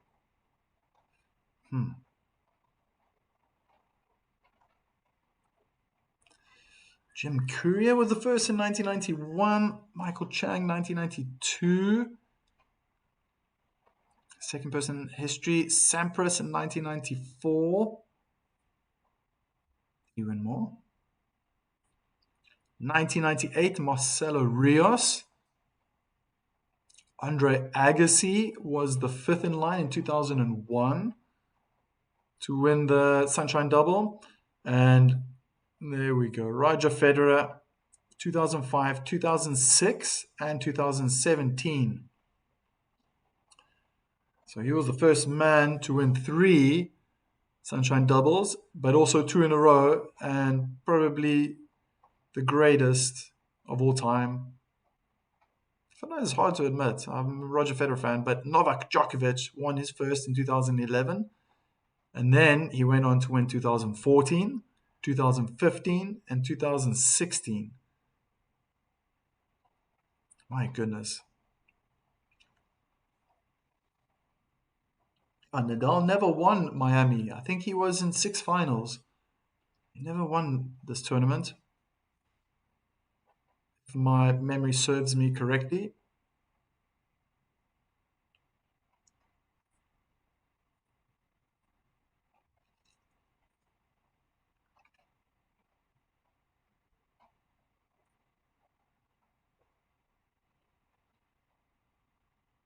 User is Peruvian. The next promise. I believe you.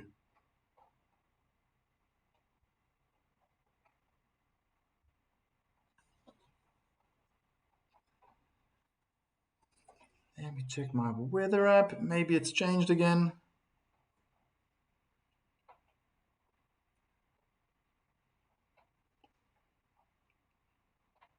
Nope, still looking good. I mean, it says dry, but it probably means that there's no more rain. definitely rain clouds all around. What I saw. At some point, probably going to get an update as well. It'd be nice. Something positive.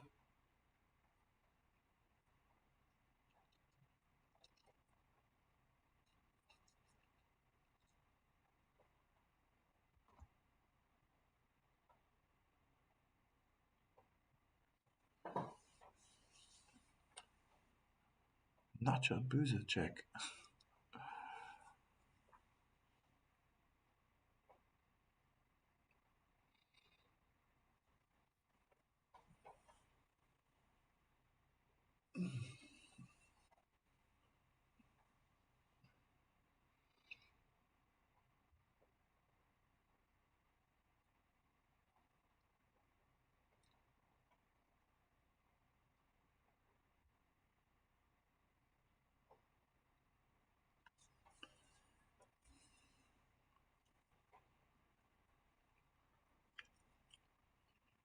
Oh, how dangerous would it be to have a coffee right now?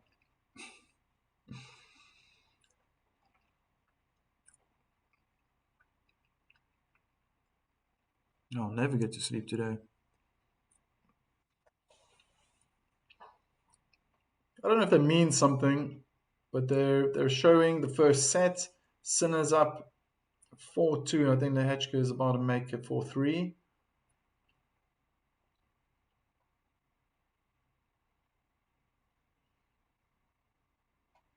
Maybe things are drying up.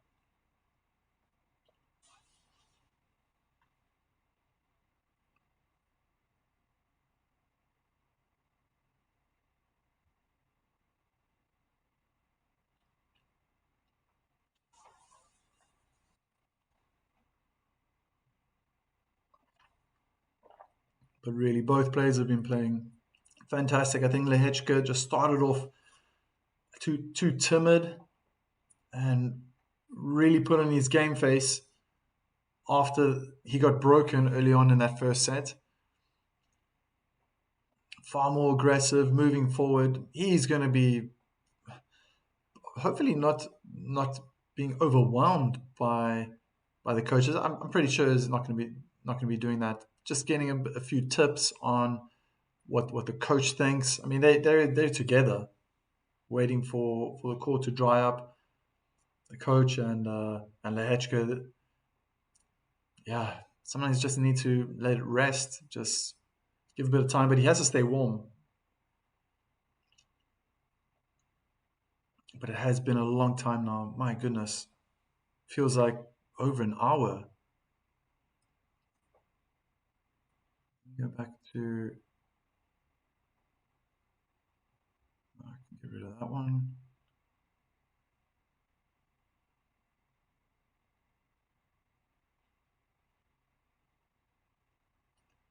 Luca Boss. Oof. This is Italian. Forza Campione. What does Forza mean?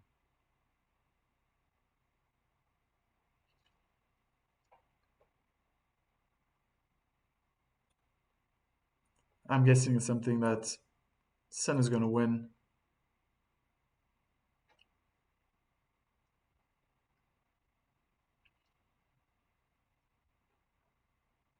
Oh, there it is.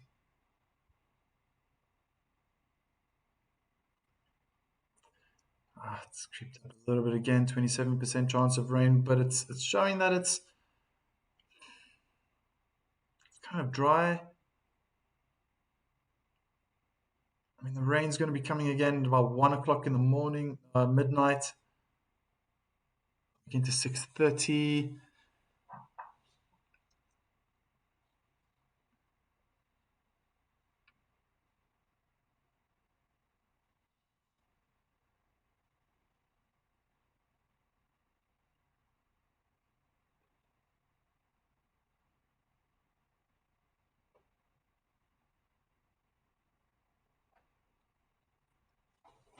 And tomorrow doesn't look great.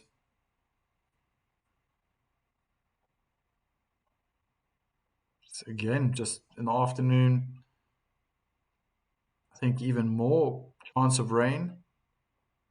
Supposed to be sunshine, but on the same temperatures again, 24 degrees, but more consistent rain throughout the day between, yeah, from 10 o'clock in the morning to 1 o'clock, 60%. I mean, all of these can change. I always think it's the best job in the world being a weatherman.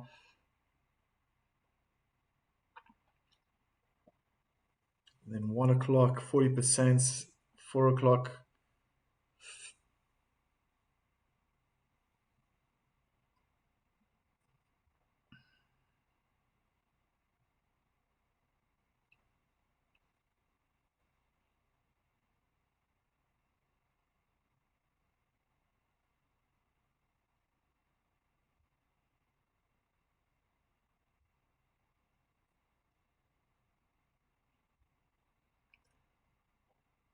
Makes me feel like I'm watching grass grow.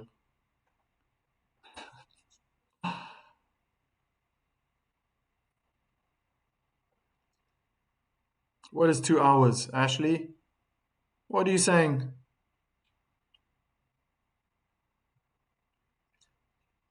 Yeah. Ah, I hope I understand that. Is Luca Boss saying 15 minutes are going to start? That would be incredible. That would be great.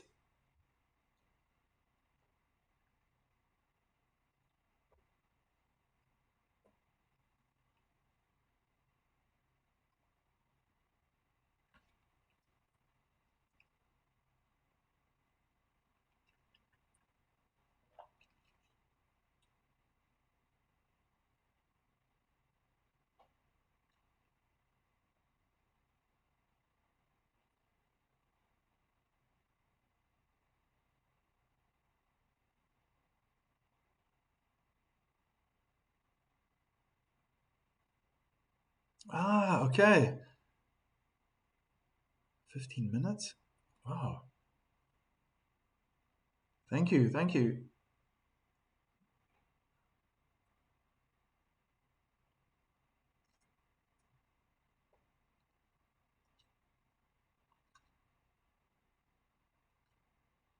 Thanks for that, Luca. Luca Boss.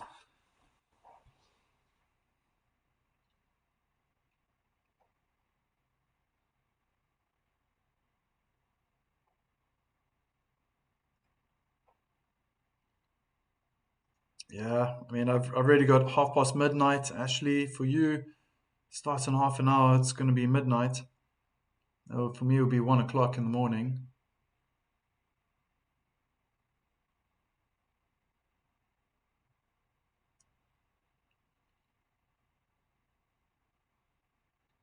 Ah, from Rome. Roma. Ah, I've been there once before. Man, great place. I was there for too short. I got to go again. But I've been to Livorno as well. Firenze. That was beautiful. Tuscany is amazing. Come on, guys. Let me know where you're from. Do I work? Yes, I do work. Um, I'm making big changes in my life to get this channel up and started. So I work on this project, but I do have other work as well, um, where I earn money. I'm a tennis coach as well. That's been my profession for 23 years, and I've decided to try something new. Um, Still coaching tennis, still love it, but not as many hours as I used to in the past. I used to do, yeah, 35, 40. I mean, last year I was doing 45 hours a week coaching. Matthews, Sheely, Hood River, Oregon. Oh, Oregon, USA. So that's always interesting when I know where America is, but when people get specific about cities, no, a few cities, but Oregon, I want to find out where that is.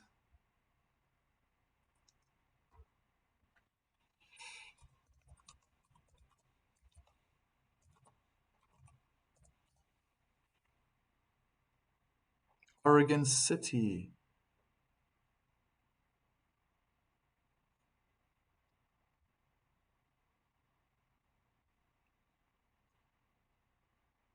Oh, wow. Beautiful. Nottingham, UK. Ah, shame, man. What are they doing with their football team? Wow. Oregon looks beautiful.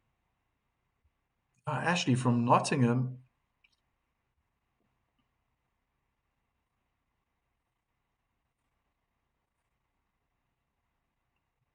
Okay. There's Oregon. Oh, wow. Can get very cold there, I'm guessing. Winters must be quite chilly, but summers very warm. I know there's some very very nice surf spots close by, surfing spots. Pacific Northwest, 1 hour east of Portland. Yeah, so what time is it where you are? It's probably like 2 o'clock in the afternoon. 2 o'clock, 2:30 in the afternoon, something like that.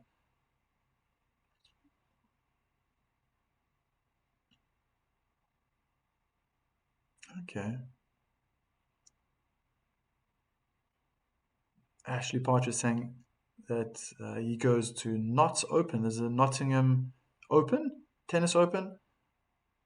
Was that at 125 or 250 or I don't. Maybe it's a challenger.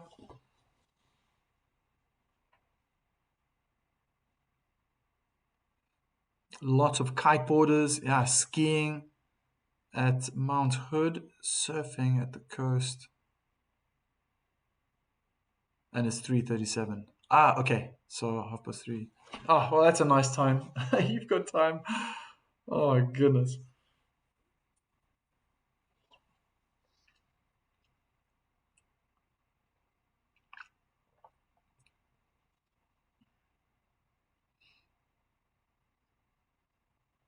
Nottingham.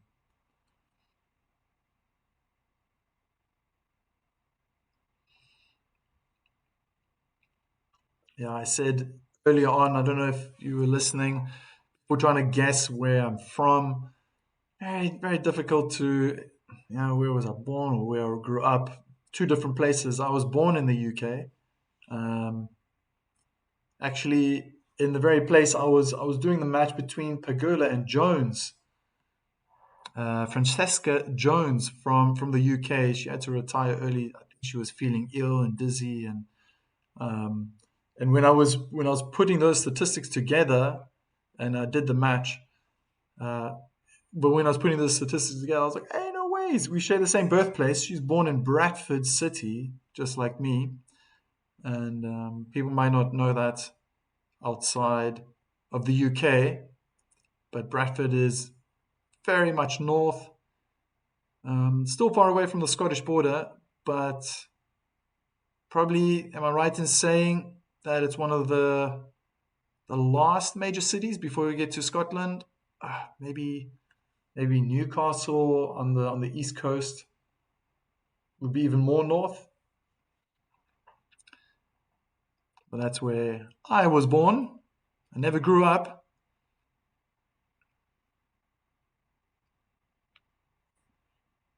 I saw Big Four there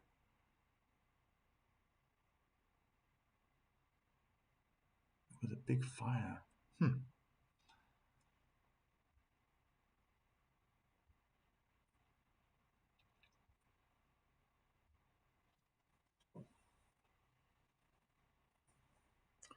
Football fire. Oh, okay. Oh, I'm not. Google it. Oh, okay. I've been I've been to Bradford a few times, and apparently it's changed so much for so many reasons as well over the years. But yeah, it's England is just so different wherever you go. Um, I, I've never felt people trying to guess earlier. Oh, you're Australian. You got a bit of a British accent. I never feel really. at home, like in England. I feel strange. I feel like a fish out of water. Even though people speak English, I tell you, I had one of the most challenging times in my life the first time I ever visited Liverpool. Oh my word, that accent is so strong. uh, It didn't even sound like English to me. It was such a challenge, such a challenge. And then you go to London, and then people speak. Yeah, you can make sense of it. I was also in Wales. That was also kind of tough in the rural areas. I was in a place called Llandudno. Llandudno? I think I'm pronouncing it right. Great place, man. Great place. Um, but so different. So different. One city to another, south, north, east, west.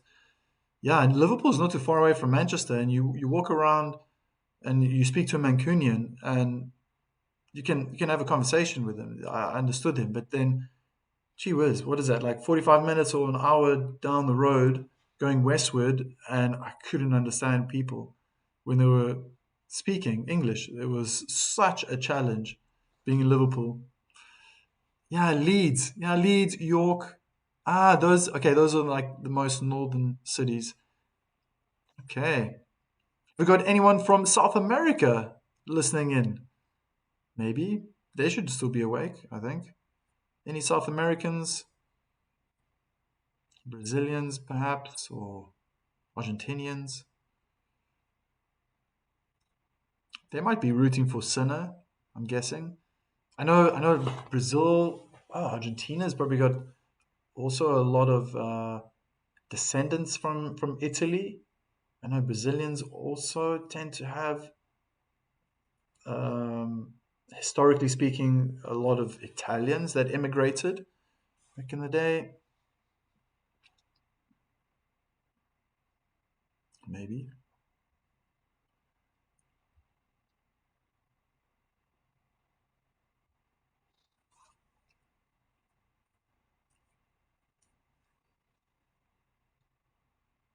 I remember once back in the day when I was visiting Bradford, I think there's like Leeds. Am I correct in saying Leeds is a very big party scene? There's big nightclubs and stuff.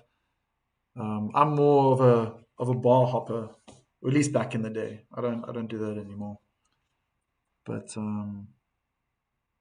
yeah, I remember Leeds that being mentioned. I think that's where all those Mancunians, the Man United players. I think that's where he used to go party.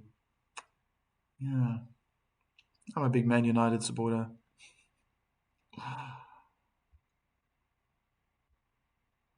Don't watch them that often these days, though. More focused on tennis. I think it just happens. I think if United start winning and start, yeah, for me, sorry, I'm just rambling on about Manchester United now, but if the, it just feels like the season's so empty when they're not in the Champions League, and maybe that's the reason why I'm just more focused on tennis now as well. I've always been into tennis. As I said, I'm a tennis coach as well, but I love sport. I'm a big Springbok fan. I love watching rugby. Growing up in South Africa, I think that's just it's it's the number one sport, and then it's afterwards. I would say it's probably like cricket. Is cricket probably second? Yeah, maybe cricket, and then football, soccer. Tennis is probably only down, probably like fourth. Yeah. I mean, hockey is also quite big, pretty good as a nation, men and women. Field hockey. Field hockey. I know there's ice hockey as well. We don't have ice hockey in South Africa. Very big in Germany. Wow, very big in Germany.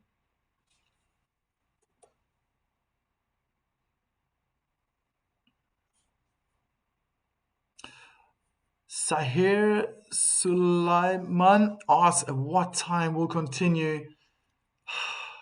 I can't tell you.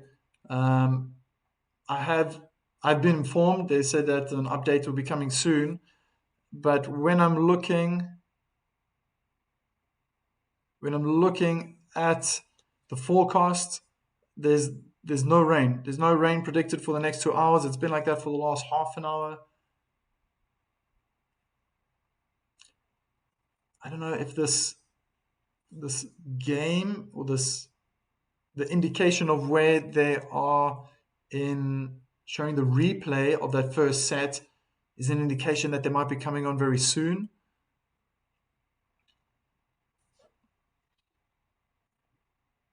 Maybe I can do a little bit more research.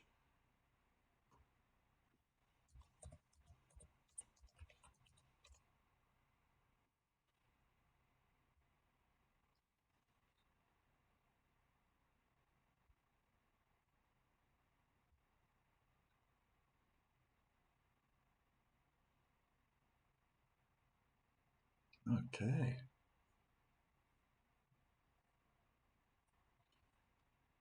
Um,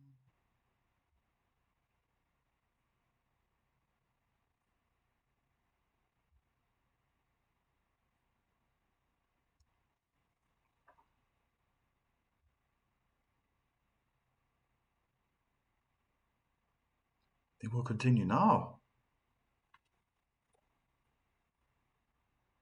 So they've been drying the court the whole time.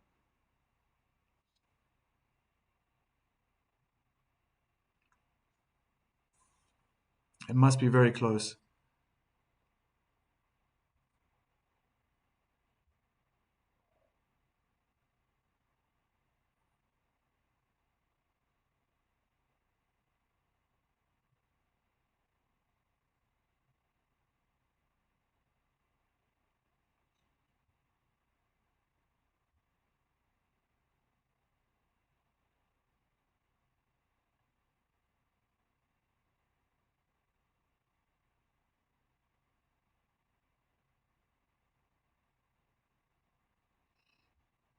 I'm not seeing anything right now.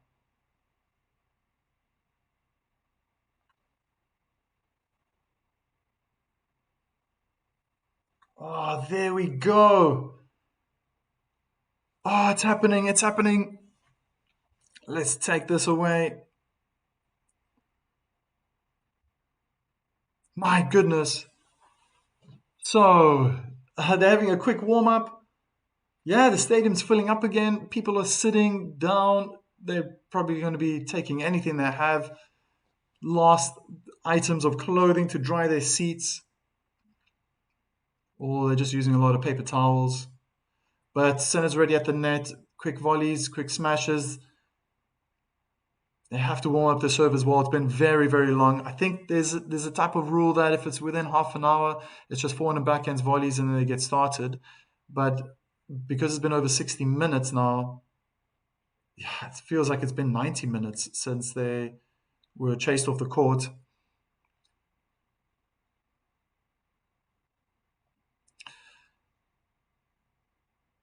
Thanks, Matthew.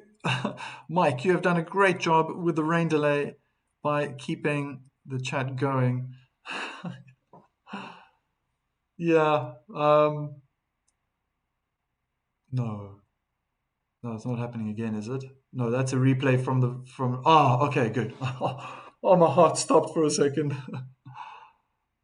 Oh, but I just got notice that there's going to be some heavy rain coming here, hitting us hard in the Netherlands. So that's fine. It can rain all night, I don't mind, even all day. Yes, they're back, but it does look a bit windy on court. And it's been an hour and 27 minutes. So, as I said, 90 minutes since they last were on court. Yeah, the first time I've been in such a situation. 99 days I've had my channel, and there's always been something. It's always been something. I have to think back to Australian Open when there was a technical issue with the net, and then time was delayed. Um, yeah, I used to in the early days when the players would take an extended break, and I would be like, oh gosh, I don't know what to talk about. But yeah, getting used to this. But I'm very excited, very, very happy to see them. They're probably coming to the end of their serving warm up.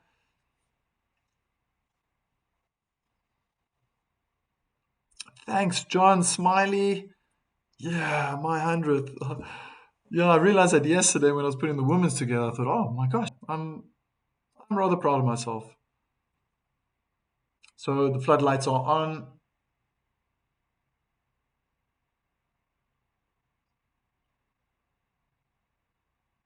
How challenging. How challenging.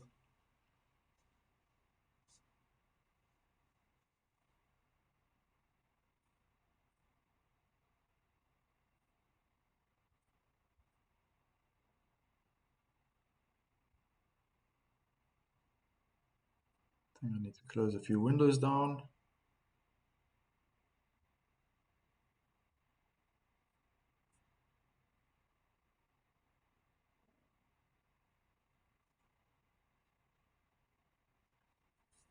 So as I said, this is not the greatest situation. 90 minutes ago, Lehečka lost the first set. Starting the second set, I thought there was a lot of hope. I know Big Daddy was asking, can it be 20 games or more in the set? And I said, let me just wait and see. And he was 15-30 down. And to come back 15-30, I mean, I used to put these pressure moments on my high performance students to try to deal with the situation. But that's a very good response after such a long break. First serve down the middle of the court, return from Sinner, didn't even make it to the net.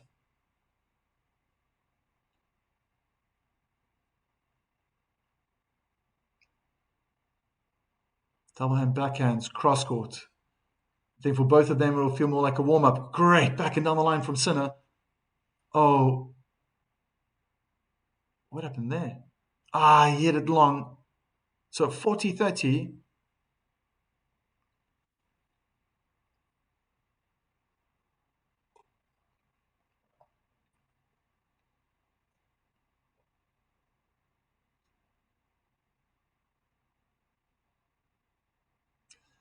And that's a great volley winner. Serve and volley. Good response after such a long interval.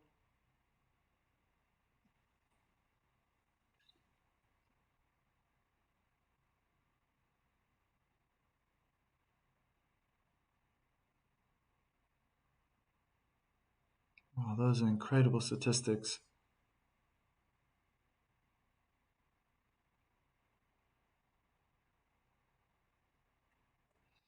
Ahmed asks when they will be back. They are back. They are back. I gotta wake up. It's almost 1 o'clock in the morning here in the Netherlands. Oh, center starts with an ace out wide from the deuce side. 15 love.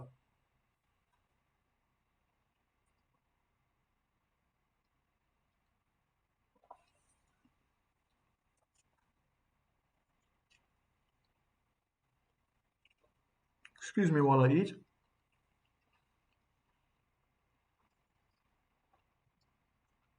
Another first serve down the middle of the court.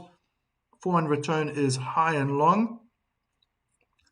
Jory, where have you been for the last 4 hours?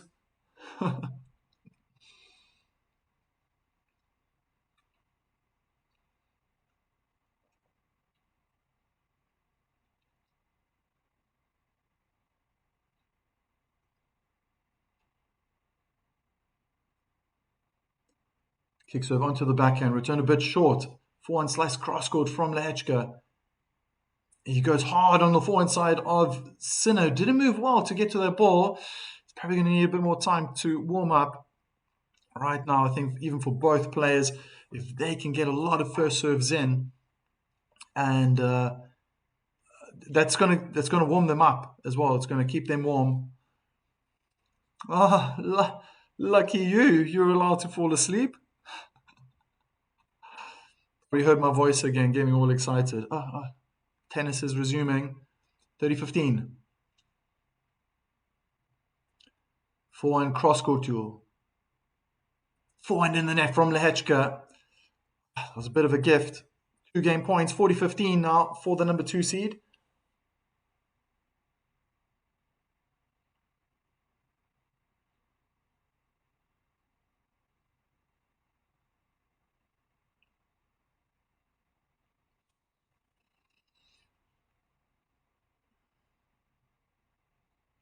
Oh, an ace through the center, misses Fenter. It's 1-1.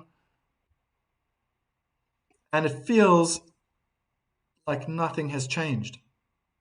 Sinner dominating behind his serve. Chop chop going through those games, or at least this one. Lehečka needs to continue in the same fashion.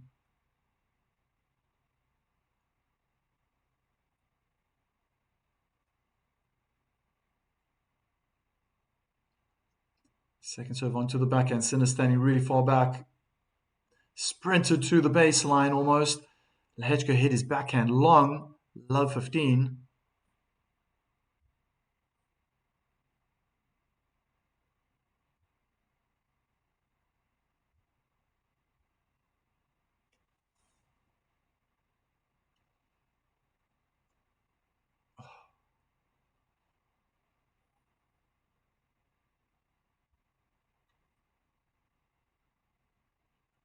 Kick onto the forehand. Return was a bit short. Lehečka tries to go hard down the line. It was a little bit more inside in, but in the middle of the court, and he missed it.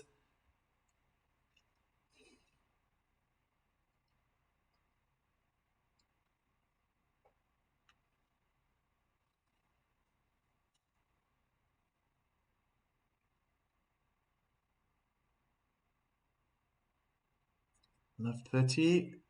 Slice out wide. Good serve and volley. Good half volley from Lehečka.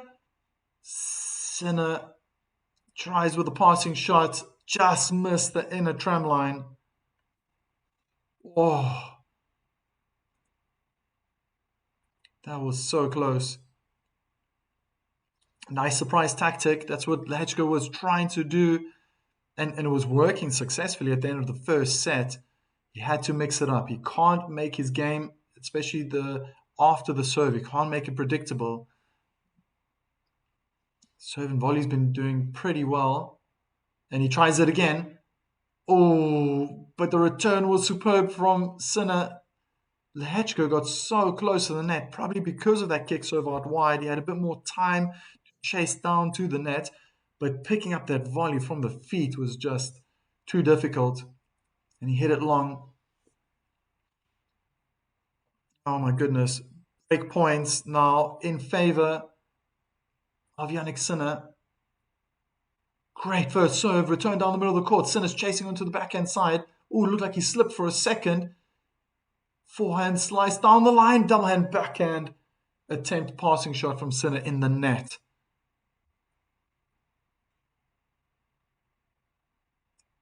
Second break point.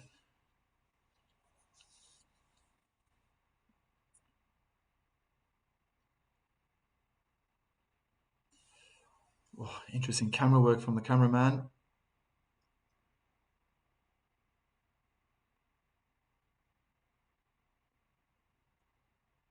Good forehand volley cross court. Sinner goes down the line. Oh, and he misses the passing shot. My goodness, how close was that? 2 break points saved. Yeah. Probably the width of your pinky finger on your right hand away from the line. Oh my goodness. So close.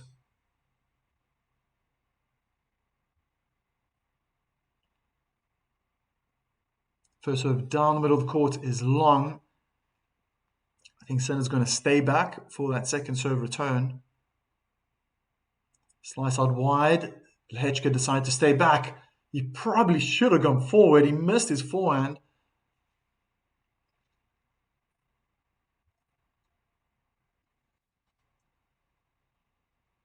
Remesis says Sinner seems bothered by the delay. I think you mean Lehečka. Or does not seem. I think Lehečka seems more bothered.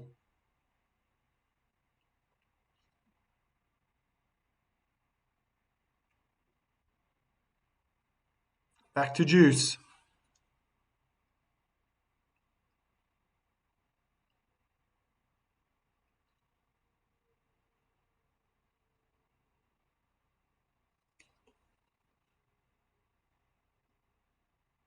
Oh, what a serve out wide ace. And that's the con of standing back.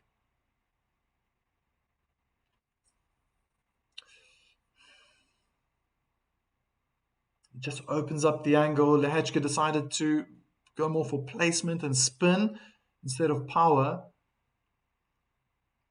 And there we go. Lehečka holds his service game 2-1. Had to fight for it, had to dig a little deeper.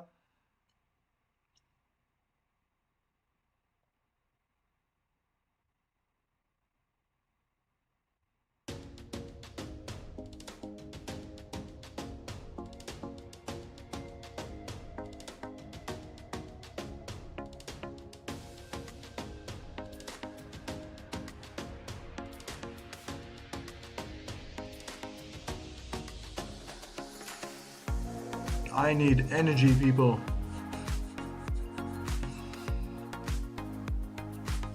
Well, good response from Lehečka. Coming back on court after 90 minutes of play suspended due to rain. Starting at 15:30, managed to hold his service game. Sinner felt though raced through his game quite easily.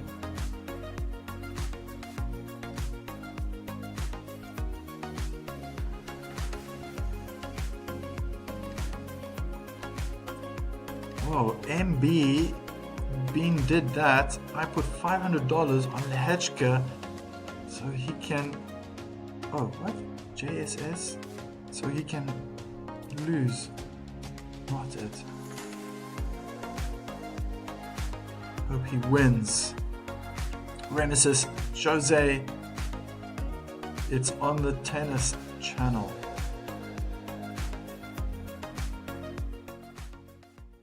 There's so many channels. I'm in the Netherlands, so it's, yeah, every country is also different.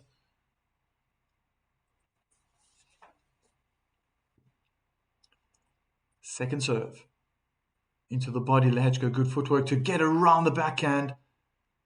Drilled it back on Sinner's forehand side. Ah, but it was long. Saw Sinner hitting it in the net.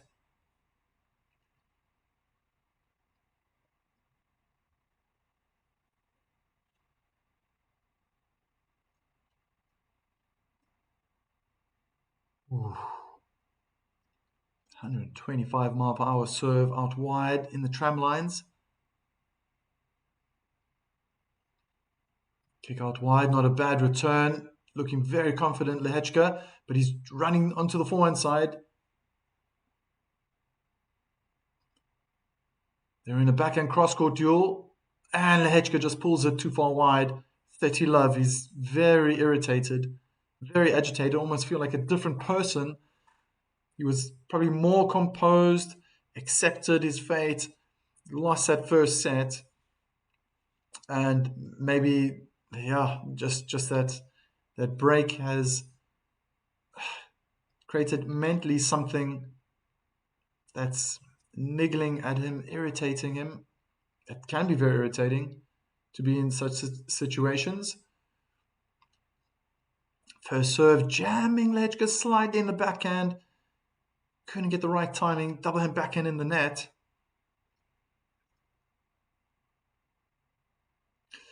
Remesis, yes. I was at the ABN AMRO.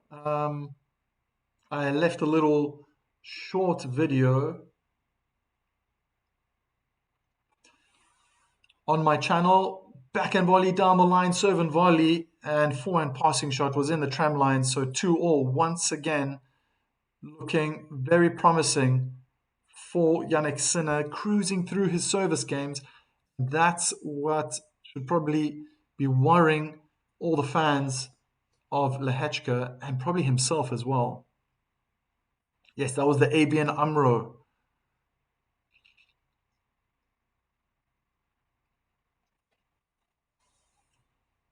Good inside out back and return. Opens up the court. Lehečka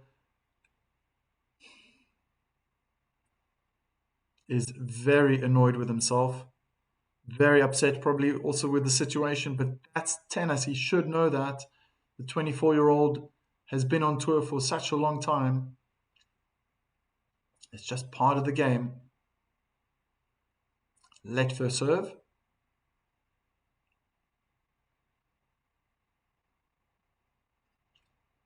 Definitely more animative, more vocal.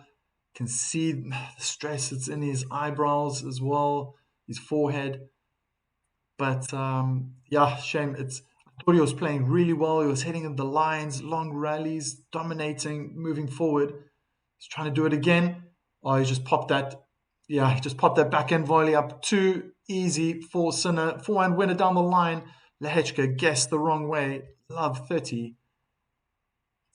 My goodness. MB Bin did that. Who's winning? Well, Sinner is, I think, more in control. The fact that he's getting through his service games with ease, and Lehečka is fighting for it, tells me that Sinner is more on the driving seat. And obviously, most obvious is that Sinner won the first set 6-4. So Sinner is winning.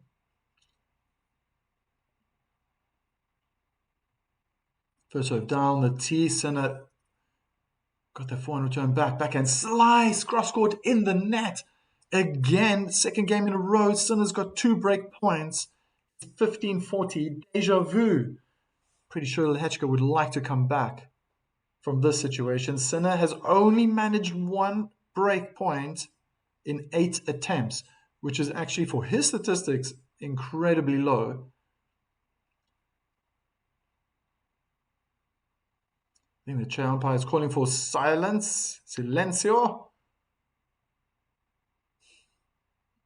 First serve down the tee. Oh, it has to be a winner. And Lehečka crushes that forehand cross court for a winner. Those are worrying scenes. He has to come back every single time. Being behind. Needs a good first serve, Lehečka. Good return from Sinner, able to push Lehečka back. Forehand cross-court duel. Sinner hits the net. He definitely looked off balance, leaning over the left hip. It's Juicy Lucy.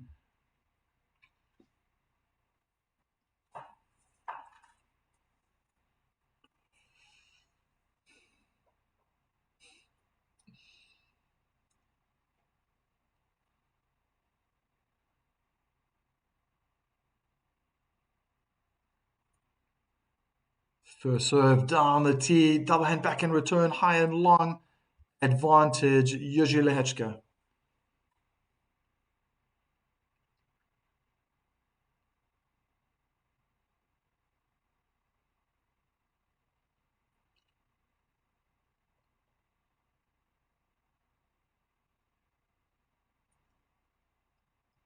First serve out wide, not a bad return. Push Lehečka back. Sinner was wrong footed. He tried to go down the line with a double hand backhand, and it goes long behind the baseline. 3-2. Jiří Lehečka, he holds his service again. His service game again, but for how much longer can he do this? It's 2 in a row now that it's been from 15-40 down to fight back, serving well when he's down. He's had to fight back to hold that game. Let's see if Yuji can push Yannick to a third. Right, Remesis. I've been saying Remesis.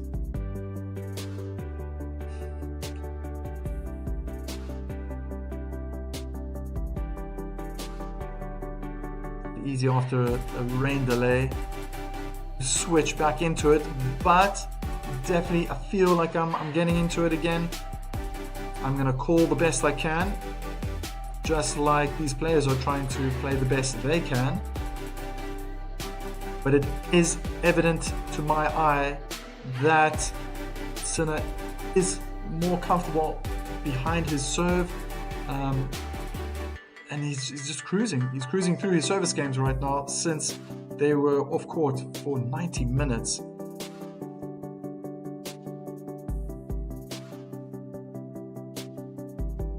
Kadurk Bolga, I hope I'm pronouncing that right.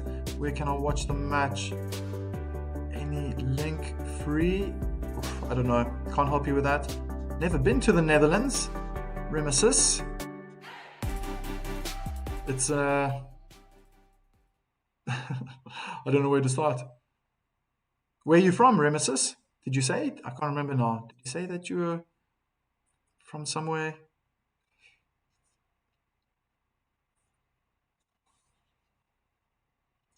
Two, 3. The second set is going on serve still.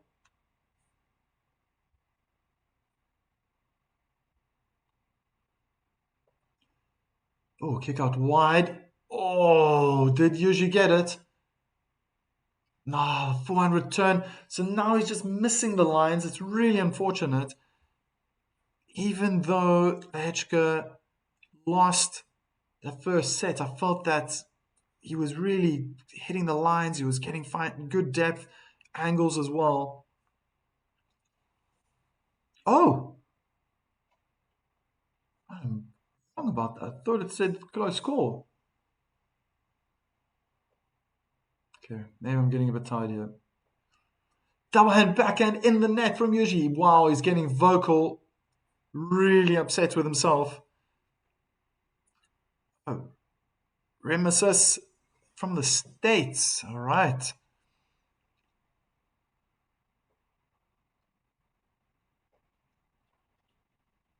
Really agitated, Lehečka.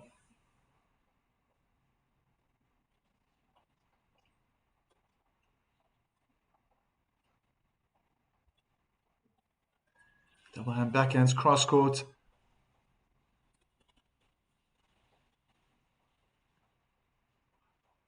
And Sinner under pressure. Big forehand from Yuji on the line. Sinner couldn't get his double hand backhand back. Yeah, Jory's from Alabama. I remember talking about those southern accents. I don't know if I just pulled it off. Florida, very cool.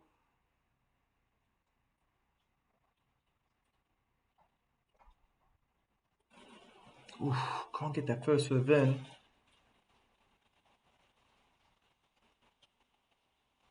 Sorry about that. There's some hailstorm starting here in the Netherlands. I hope it's not going to interfere with the mic.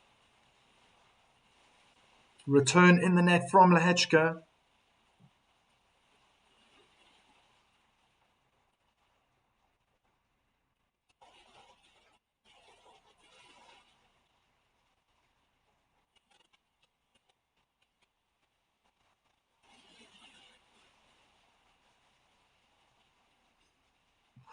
Storms all over the world. Oh, forehand drive volley. Cross court winner for Yannick Sinner. 40-30. You have a friend, Damien, from the Netherlands. Okay. Does he live in the States?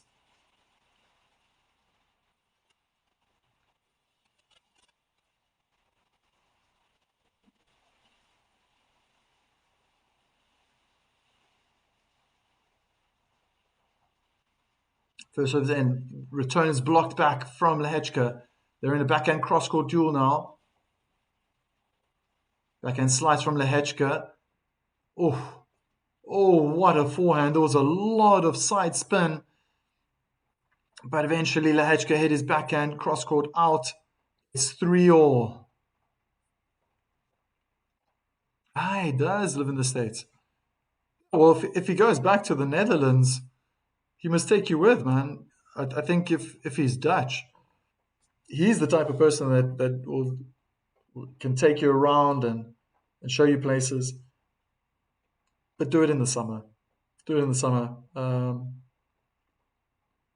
May can be very nice, but some hot days. July, August. That's like late summer. Can be very nice.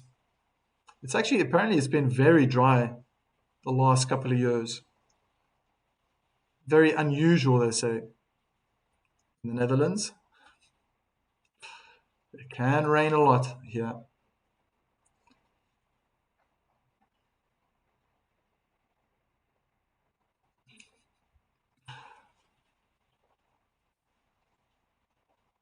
Oh, good aggressive play from Lehečka. Drop shot.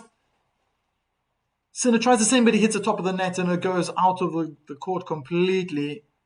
15-love. Looking for that angle cross court. A drop shot from Lehečka pulled Sinner out. Not only did Sinner have to run to the net, but he had to run almost towards the ball boy or to the chair, umpire's chair. Was it from that side? Yeah. And he tried to go cross court, but it didn't work. Oh, drop shot, volley. I don't know if Sinner got there, but in the end, Lehečka just made sure, just tapped a double hand backhand into the open court. 30-love. Oh, beautiful touch with a drop, the half volley from Lehečka. Did he get there? No, it was 2 bounces.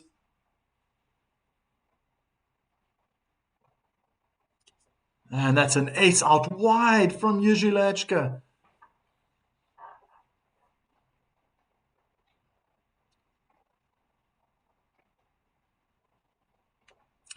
Oh.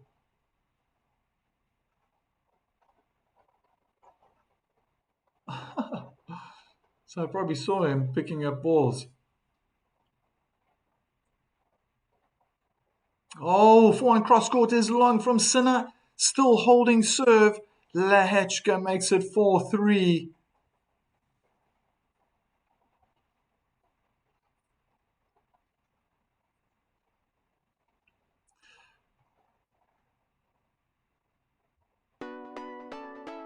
Do I have money members? Jory, oh my goodness. No, I'm not there yet. There has to be a bit of a celebration when I reach 500 subscribers. It's gonna have to wait a little bit. Things will get better for me. Things will grow. I hope. No, I hope. I always put a lot of effort into this channel as well, but that comes with time. I've been pondering that idea, Jory. You're asking, if I'm going to charge memberships. I don't want to do that. I do have an idea that there's only one reason why I would charge a membership, but I'm still ruminating on this idea. But for now, no, I want to keep this free. I want to keep this free for everybody. Everyone's getting almost like a free tennis lesson, right? I'm commentating. I'm giving my opinion as well. And I really want to continue doing that for now. So I do hope, though, I can get to the point. I should. 99 cents. I need to find out how that really works as well, honestly.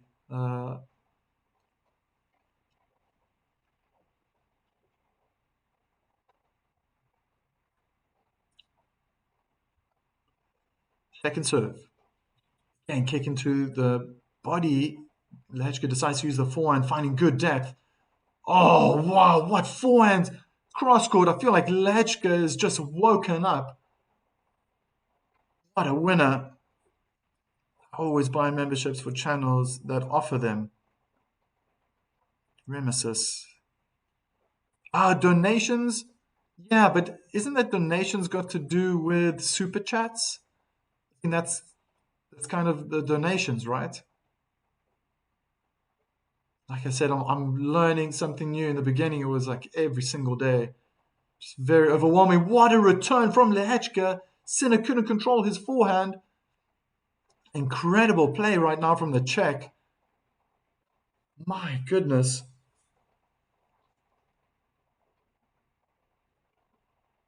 I think Sinner's going to go out wide.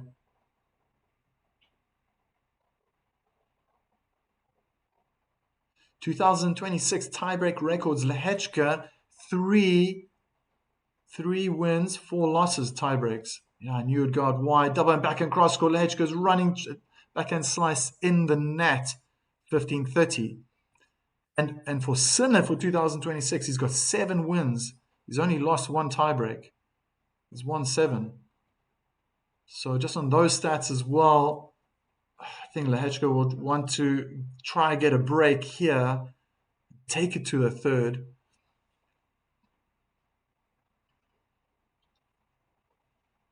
Oh, Jory, you're gonna make me blush.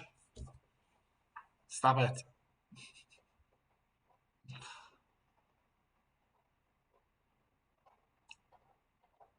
Ooh, kick onto the forehand side, down the middle. Beautiful forehand cross goal from Lehečka. He tries to go down the line, he just pulled it too much. He feels that he needs to do something extra.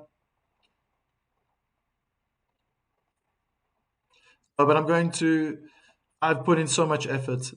I mean, I put so much effort into this channel every single day. I'm definitely going to be putting those super chats at some point. I think that's like donations, right? And then it's up to the viewers if they want to pay, they can give a little donation. Another ace out wide, well, not another, but an ace out wide for Yannick Sinner. Perfect timing. And then it's up to the viewers if they want to donate a little bit. I mean, I will definitely be very grateful. But there are certain requirements that need to be met. And I think that's still going to take a little bit of time. But I'm very happy to do this anyway. Yeah. Kick down the middle of the court. Forehand return also down the middle of the court. Now they're in a forehand cross court duel. Sinner looks like he's leaning backwards. Sometimes not looking too comfortable with those ground strokes. Hit it long. Sorry, not long. He hit it wide, landed in the tram lines. Excuse me.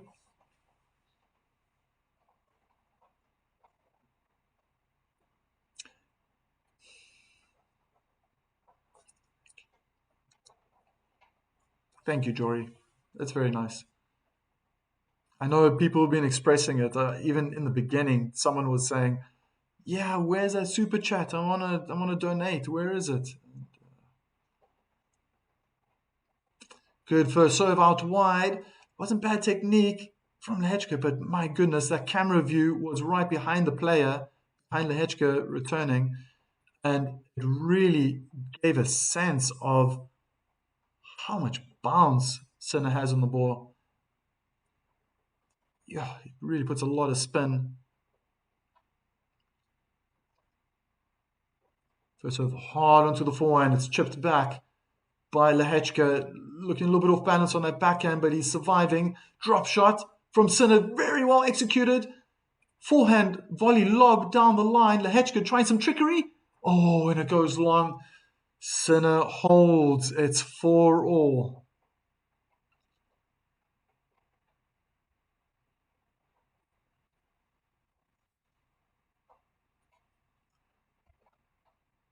Jory is a cheerleader. Okay. And when you say cheerleader, that's for American football, right? Or do you have cheerleaders for other sports? And then Remesis also 100%. Okay, I got to figure that out. The memberships. It just feels so weird. I don't know. I I like the fact that YouTube is free most of the time. I mean, there are channels. Great first serve out wide. Sinner couldn't get that return, but I like that. I like that some channels are free.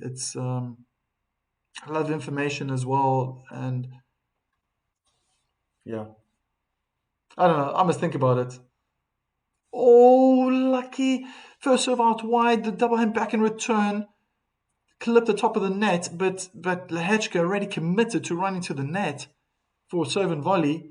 I think it changed the spin, and Yuji couldn't control that half volley. Oh, I'm reading it now. I'm your cheerleader.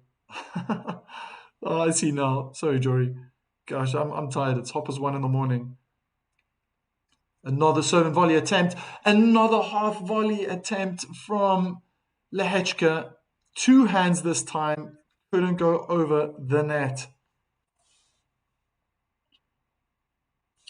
Giovanna Petrovic. Hi, please shout me out. My dad is watching the game on live TV as we speak right now. Yeah, well, there we go. Giovanna Petrovic. First serve in the net. What's Lehečka going to do now? Kick into the backhand. Sinner standing far back. That's a huge miss hit. I just saw the ball enter the corner of the screen. Oh. But he's doing something funny now. He's leaning back, looking very uncomfortable. Yannick Sinner. That's short. Oh, inside, in, forehand is long from Lehečka. Sinner has another break point. Oh my goodness.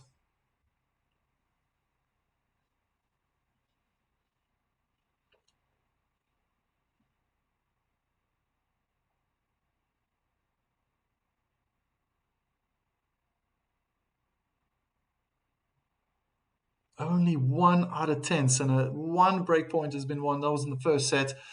And the first serve in the net. How is Sinner going to treat this?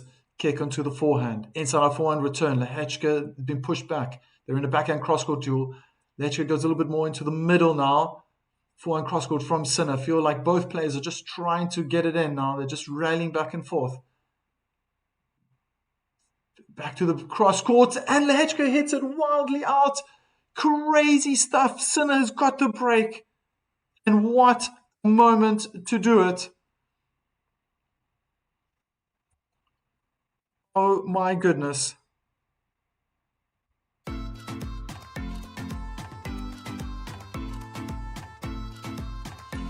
I don't know if Big Daddy is listening,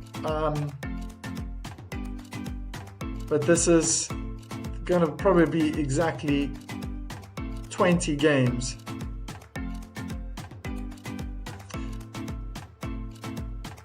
Giuseppe De Angelis M. Giovanna Petrovic, did you watch the game from yesterday? Yeah, I streamed it. I was there like a bear. Jory, see how 77 folks are watching. They need to like and subscribe. Thank you for reminding me, Jory.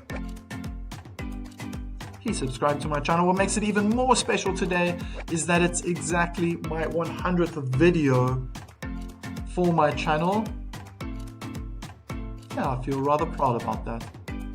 Put a lot of effort, put a lot of time. On Smiley, game over. He thinks it's all done. I must agree. I think Sinner he's going to wrap it up now. And almost, I mean, what a perfect tournament. Hasn't dropped a set. And my goodness. He's only had 2 tie breaks. 2 tie breaks was the first one, if I remember correctly. No. Mickelson and Zverev.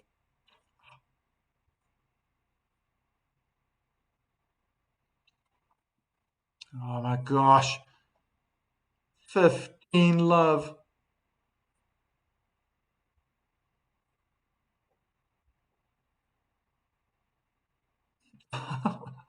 Jory, I can't read that out. With your face, with the smiley laughing with tears. Oh my word! Another ace out wide. Touching distance now. He's going to be making history before this match. 32 straight sets win for Jannik Sinner. He's on 33 now. He's about to make it 34.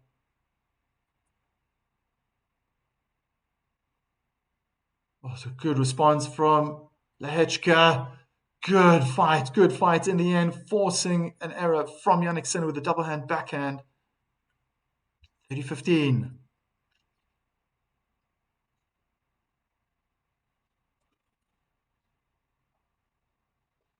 Jovana Petrovic. I watched Sabalenka versus Goff at you were at the match, Jovana. Oh my word.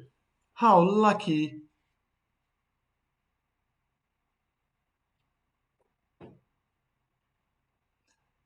A let first serve.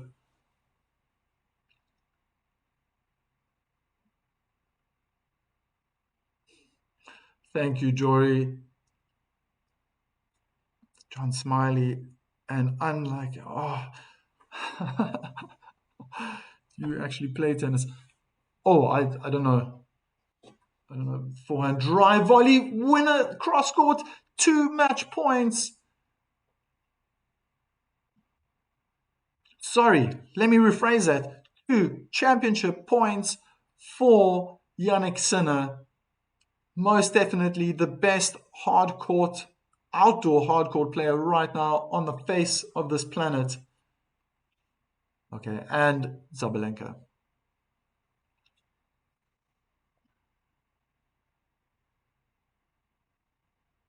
Championship point. And I thought it was too good to be true. He was celebrating.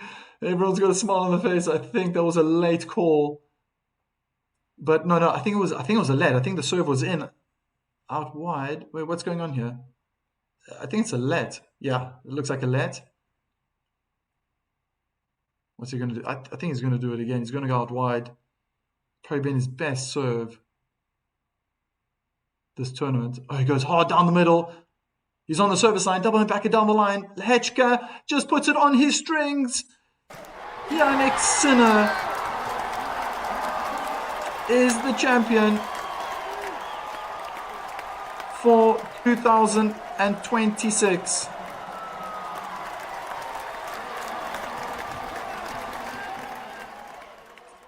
And on top of that, he's in amongst some of the best men in history to have won the Sunshine Double. Congratulations, Jannik Sinner. Incredible.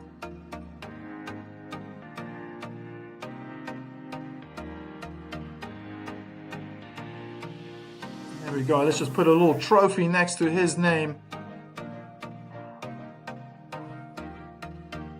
Jovana Petrovic. Yes, and my friend was matching with Sabalenka. Like they were wearing the same dress. Remesis Sinner making it look easy. He really does. He really does. I was worried after that semi-final in Australian Open. I thought, whoa, what is happening? Actually, throughout the tournament, I think today it actually suited Sinner seeing this. It would have suited Lehečka as well. I mean, both Europeans, I think they don't mind the cold weather. They don't mind the situation. But I think even more for Sinner, he really struggles in the heat. And you can't keep that a secret. There, all the carrots. Mr. Sinner making. Oh yeah, John Smiley. Thanks, Mike. Keep up the great work. Thank you, John. Thank you so much. It has been one heck of a journey. Let me just go through it. Korea, Jim Courier, 1991. Michael Chang, 1992. Sampras, 94. Rios, 98. Agassi, 2001. Djokovic, 11. 2014, 15, and 16. Federer, 2005, 2006, 2017, and Sinner, 2026. Those are your 8 gentlemen to have won the Sunshine Double. Incredible. That is, if you didn't know, that is the Indian Wells and Miami Open back to back, one after the other. Fantastic. It's been a really tough one. I think for all everyone in the chat, everyone around the world to have followed this match. It was delayed in the very beginning because of rain. They came on to play one set, and then it was delayed for 90 minutes. And then they wrapped it up. I just felt for Lehečka. I think after the delay, a few things definitely stood out. Almost immediately being 15-30 down, starting the match once again after the delay, Lehečka was struggling on each service game from then on, trying to hold it. He was definitely on 2 occasions 15-40 down thereafter on his service games, and that was just a telltale sign that this was going to be difficult for Lehečka to even win a set. But let's look at Jannik Sinner. He absolutely cruised through his service games, and throwing the ball back onto Lehečka's court very quickly is always sending a message. Jannik Sinner, incredible, absolutely incredible. He got the break he needed, and I think it was a done deal. It was a done deal in that 9th game. Jannik Sinner was only going to take that 90-second break, the changeover to his advantage. That was fantastic, and I think overall this tournament, he just got better and better and better. I didn't particularly think he played well in the first rounds in Indian Wells. He had a tough one against Medvedev. I thought that was a real challenge. I mean, let's just try and remember that. I think it was 7-6, 7-6 in the final. Medvedev he just peaked at the right time, and that was a challenge on its own. And comparing the start of Miami, the start of this tournament compared to Indian Wells, I mean, they were just so different. I thought his first match against the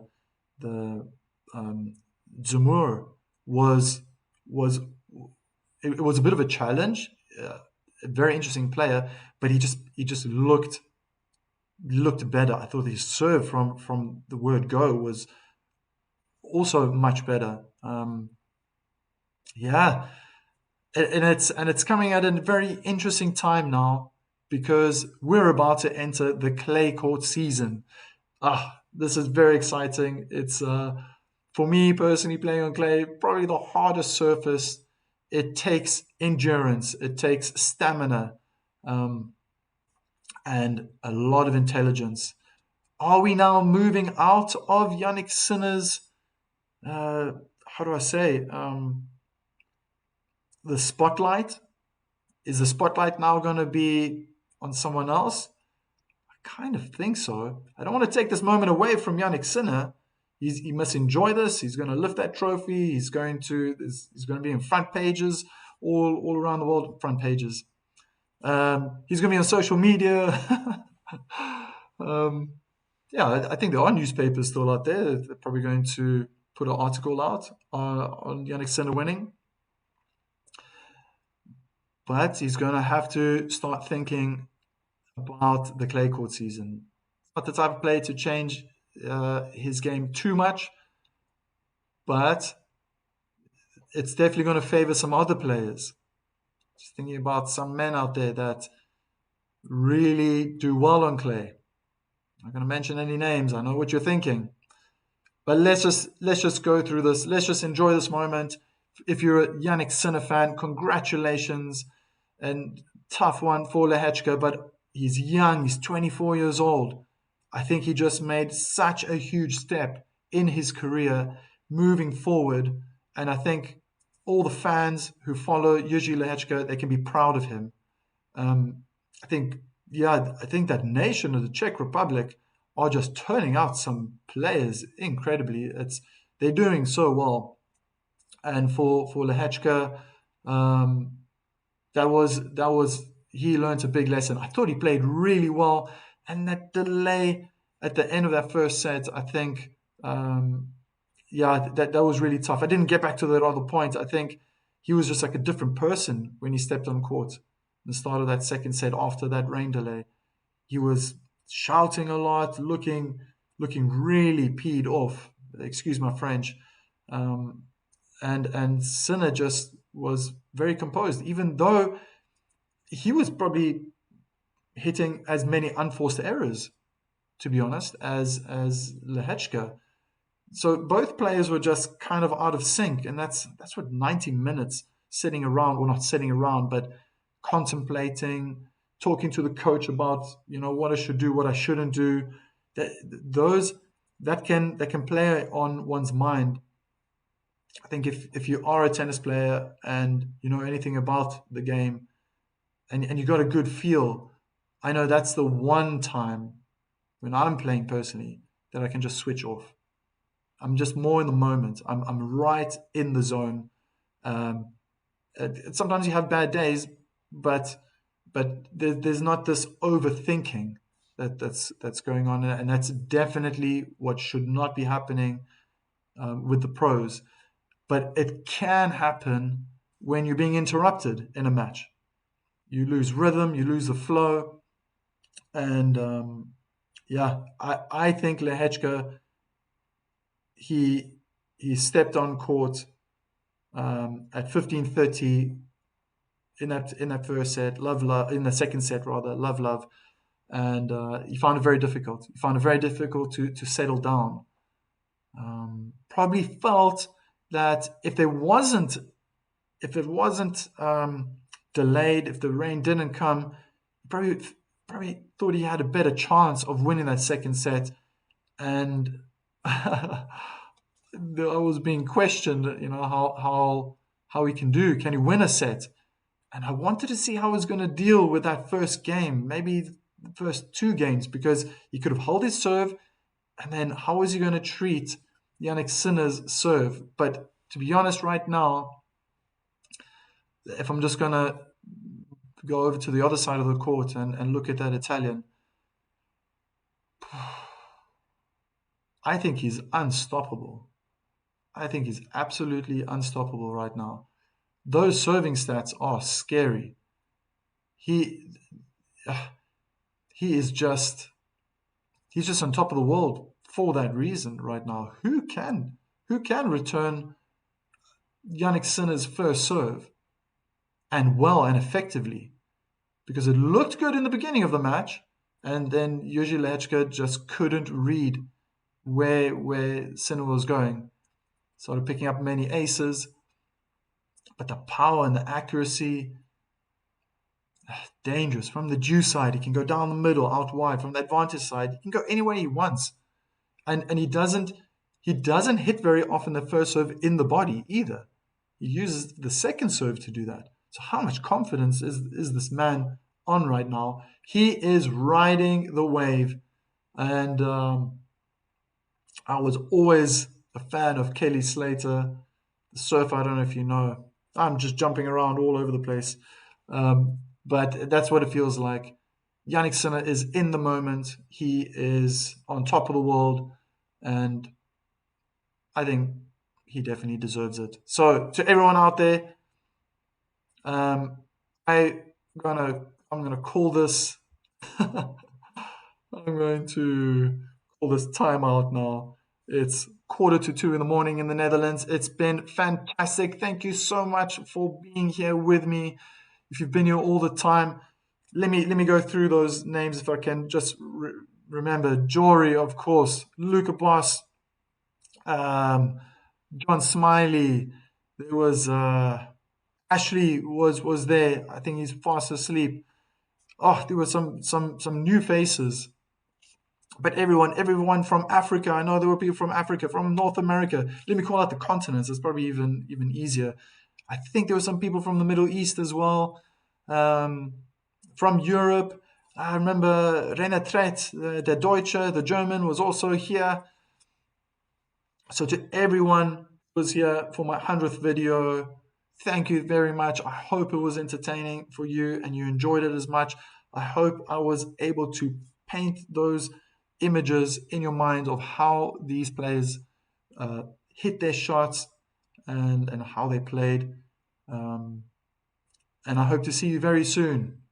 I will be coming back probably at the end of next week again, but the easiest way is to subscribe. Let me go, where's that? Subscribe. And I'm pretty sure YouTube will then offer you that opportunity for the next live stream that will be, I think, again, coming up definitely next week. All right.